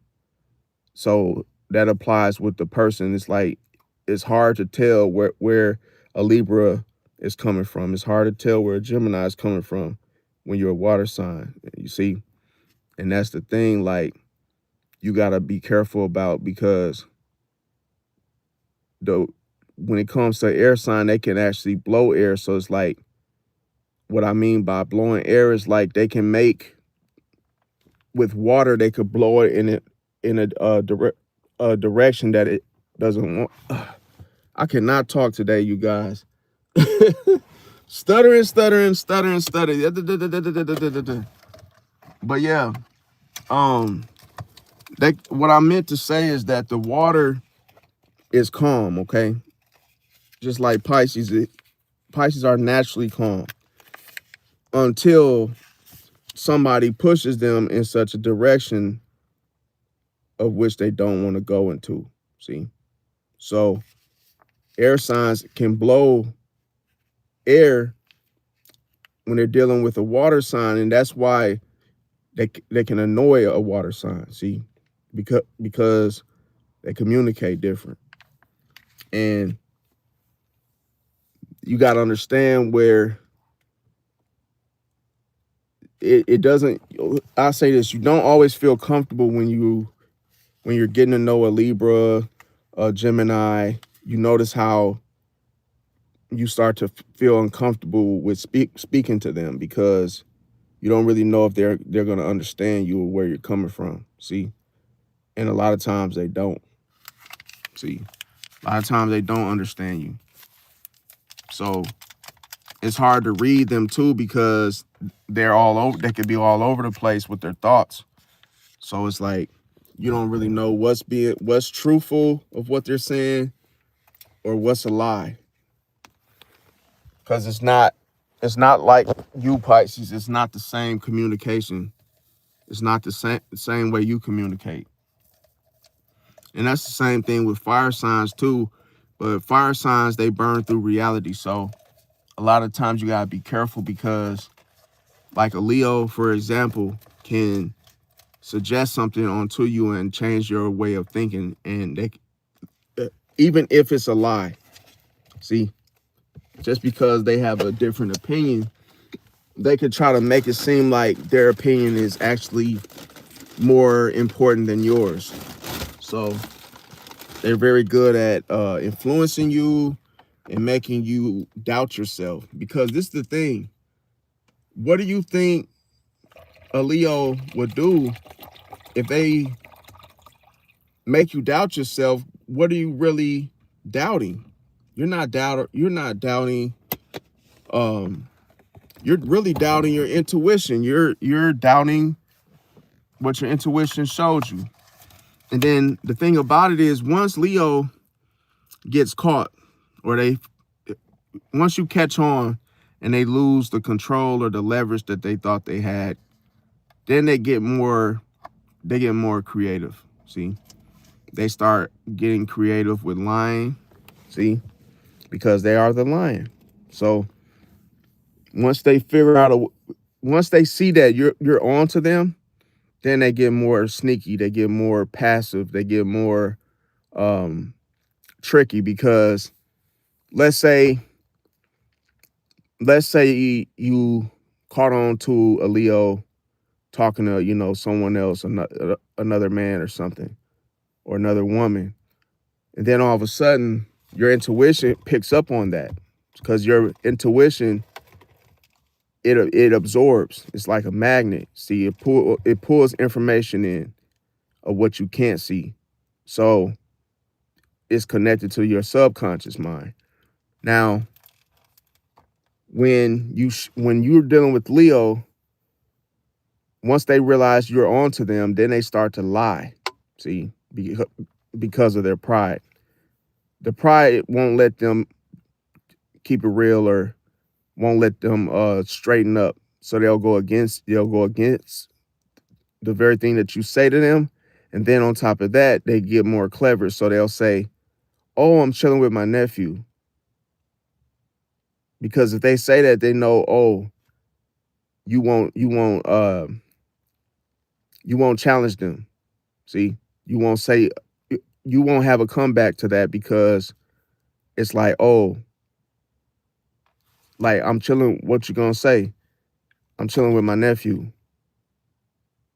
And before they didn't even tell you they had a nephew or that he even comes over. But you got to be careful because a Leo will say that because now she knows you're on to her. So now she starts lying even more. See, because now she wants to throw you off.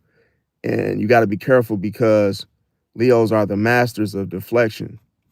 See, they're the masters of absorbing the light and then putting it elsewhere. See, so you gotta understand that even if they want the light on them, they still want to be in control of the light, if that makes sense. So it's like if you catch them doing something, you got the light on them, but then they could actually push it aside and say, okay, what you said you saw me doing, they can try to twist the narrative. See, so you got to be careful because you almost need a tape recorder or a video camera when you catch a Leo doing something, because they'll lie and then they'll try to change the story and say, oh, but they'll try to make it seem like it's your fault. They'll try to gaslight you with using deflection.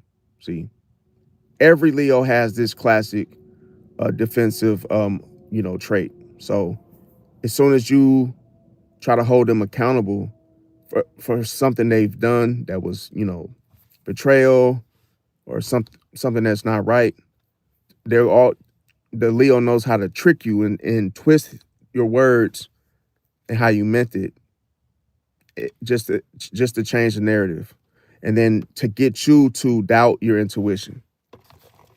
See, because they'll say, "Oh, you're wrong. You're wrong. How did you know I was even going in the first place?" "Oh, my intuition told me." And then they'll say, "What intuition?" "My intuition that's in my stomach told me you were up to no good." And then the Leo will say, "Well, your intuition is shit." That's what they'll say to you. "Oh, your intuition is shit because if you knew about what I was doing, why didn't you say something?" So you gotta be careful with Leo, because when you do catch them, they're going to try to flip the script, try to overthrow the tables.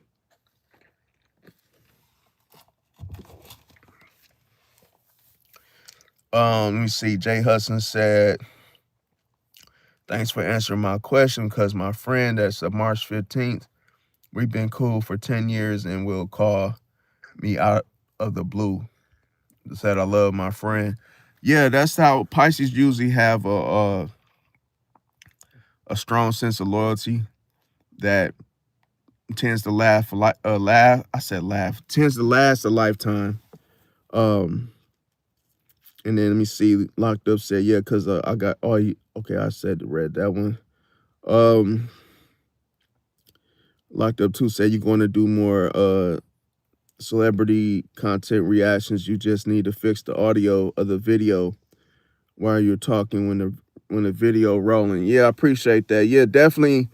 I'm still doing reaction videos. I just got to get a new camera. I got a shitty ass camera from my my webcam on my OBS studios on my computer, because I got to get at least a 4K camera, quality one. So yeah, But in the meantime, until I get the camera, yeah, definitely gonna do some more reactions because I want to get into reaction videos too. But I'll still be doing the regular videos too as well. It's just that like I want to do a reaction off of what's his name? The Pisces that passed away. His name was Lil Papa. And that was just weird that he passed away the way that they said that he went out. But it's just like he could have committed suicide because they said he had self-inflicted wounds, but to the head or whatnot. But remember I said you got to always ask yourself why. Why did it happen? So he probably, who knows, it kind of looked like maybe he was Sacrificed in such a way.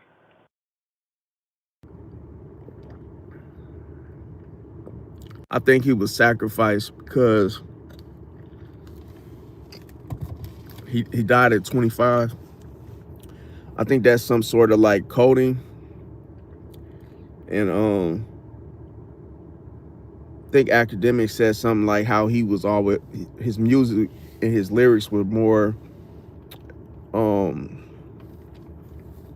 more related to his music, as far as him doing songs that were more like him being in his feelings or something like that. Now but I'm not sure of the story. But here's the thing, I just dropped some music, you guys. I dropped a song with, it's a zodiac, me rapping about zodiac signs or whatnot. Dropped a single, it's called Evil Within. And also I just did a diss track that I dropped. And that's a good song as well. Um but but the beats, I basically use the type beat, so I can't really post it without, you know, I had to turn off the bells and the whistles in order for me not to get a copyright claim for the song, because I basically, the beat isn't mine, but the song I wrote the song myself, just the beat isn't mine. But yeah, let me see. Locked Up said, oh yeah, Lil Papa, yeah, I thought he overdosed on drugs.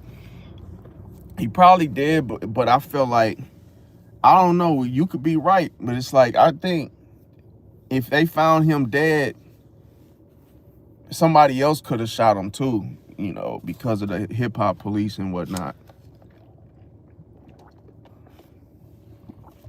That's how them sacrifices be like kicking off, is because it's like a miraculous, you know, not a miraculous, but just um, a death that's pretty much unexplainable, to where nobody knows what happened. That's just, you know, the fake hip hop police. They basically handle a situation in such a way. But yeah, I want to thank everybody for coming out to the live tonight. I love y'all. Smash the like button if you like the video, and I'll catch y'all tomorrow with the new content. Thanks for watching.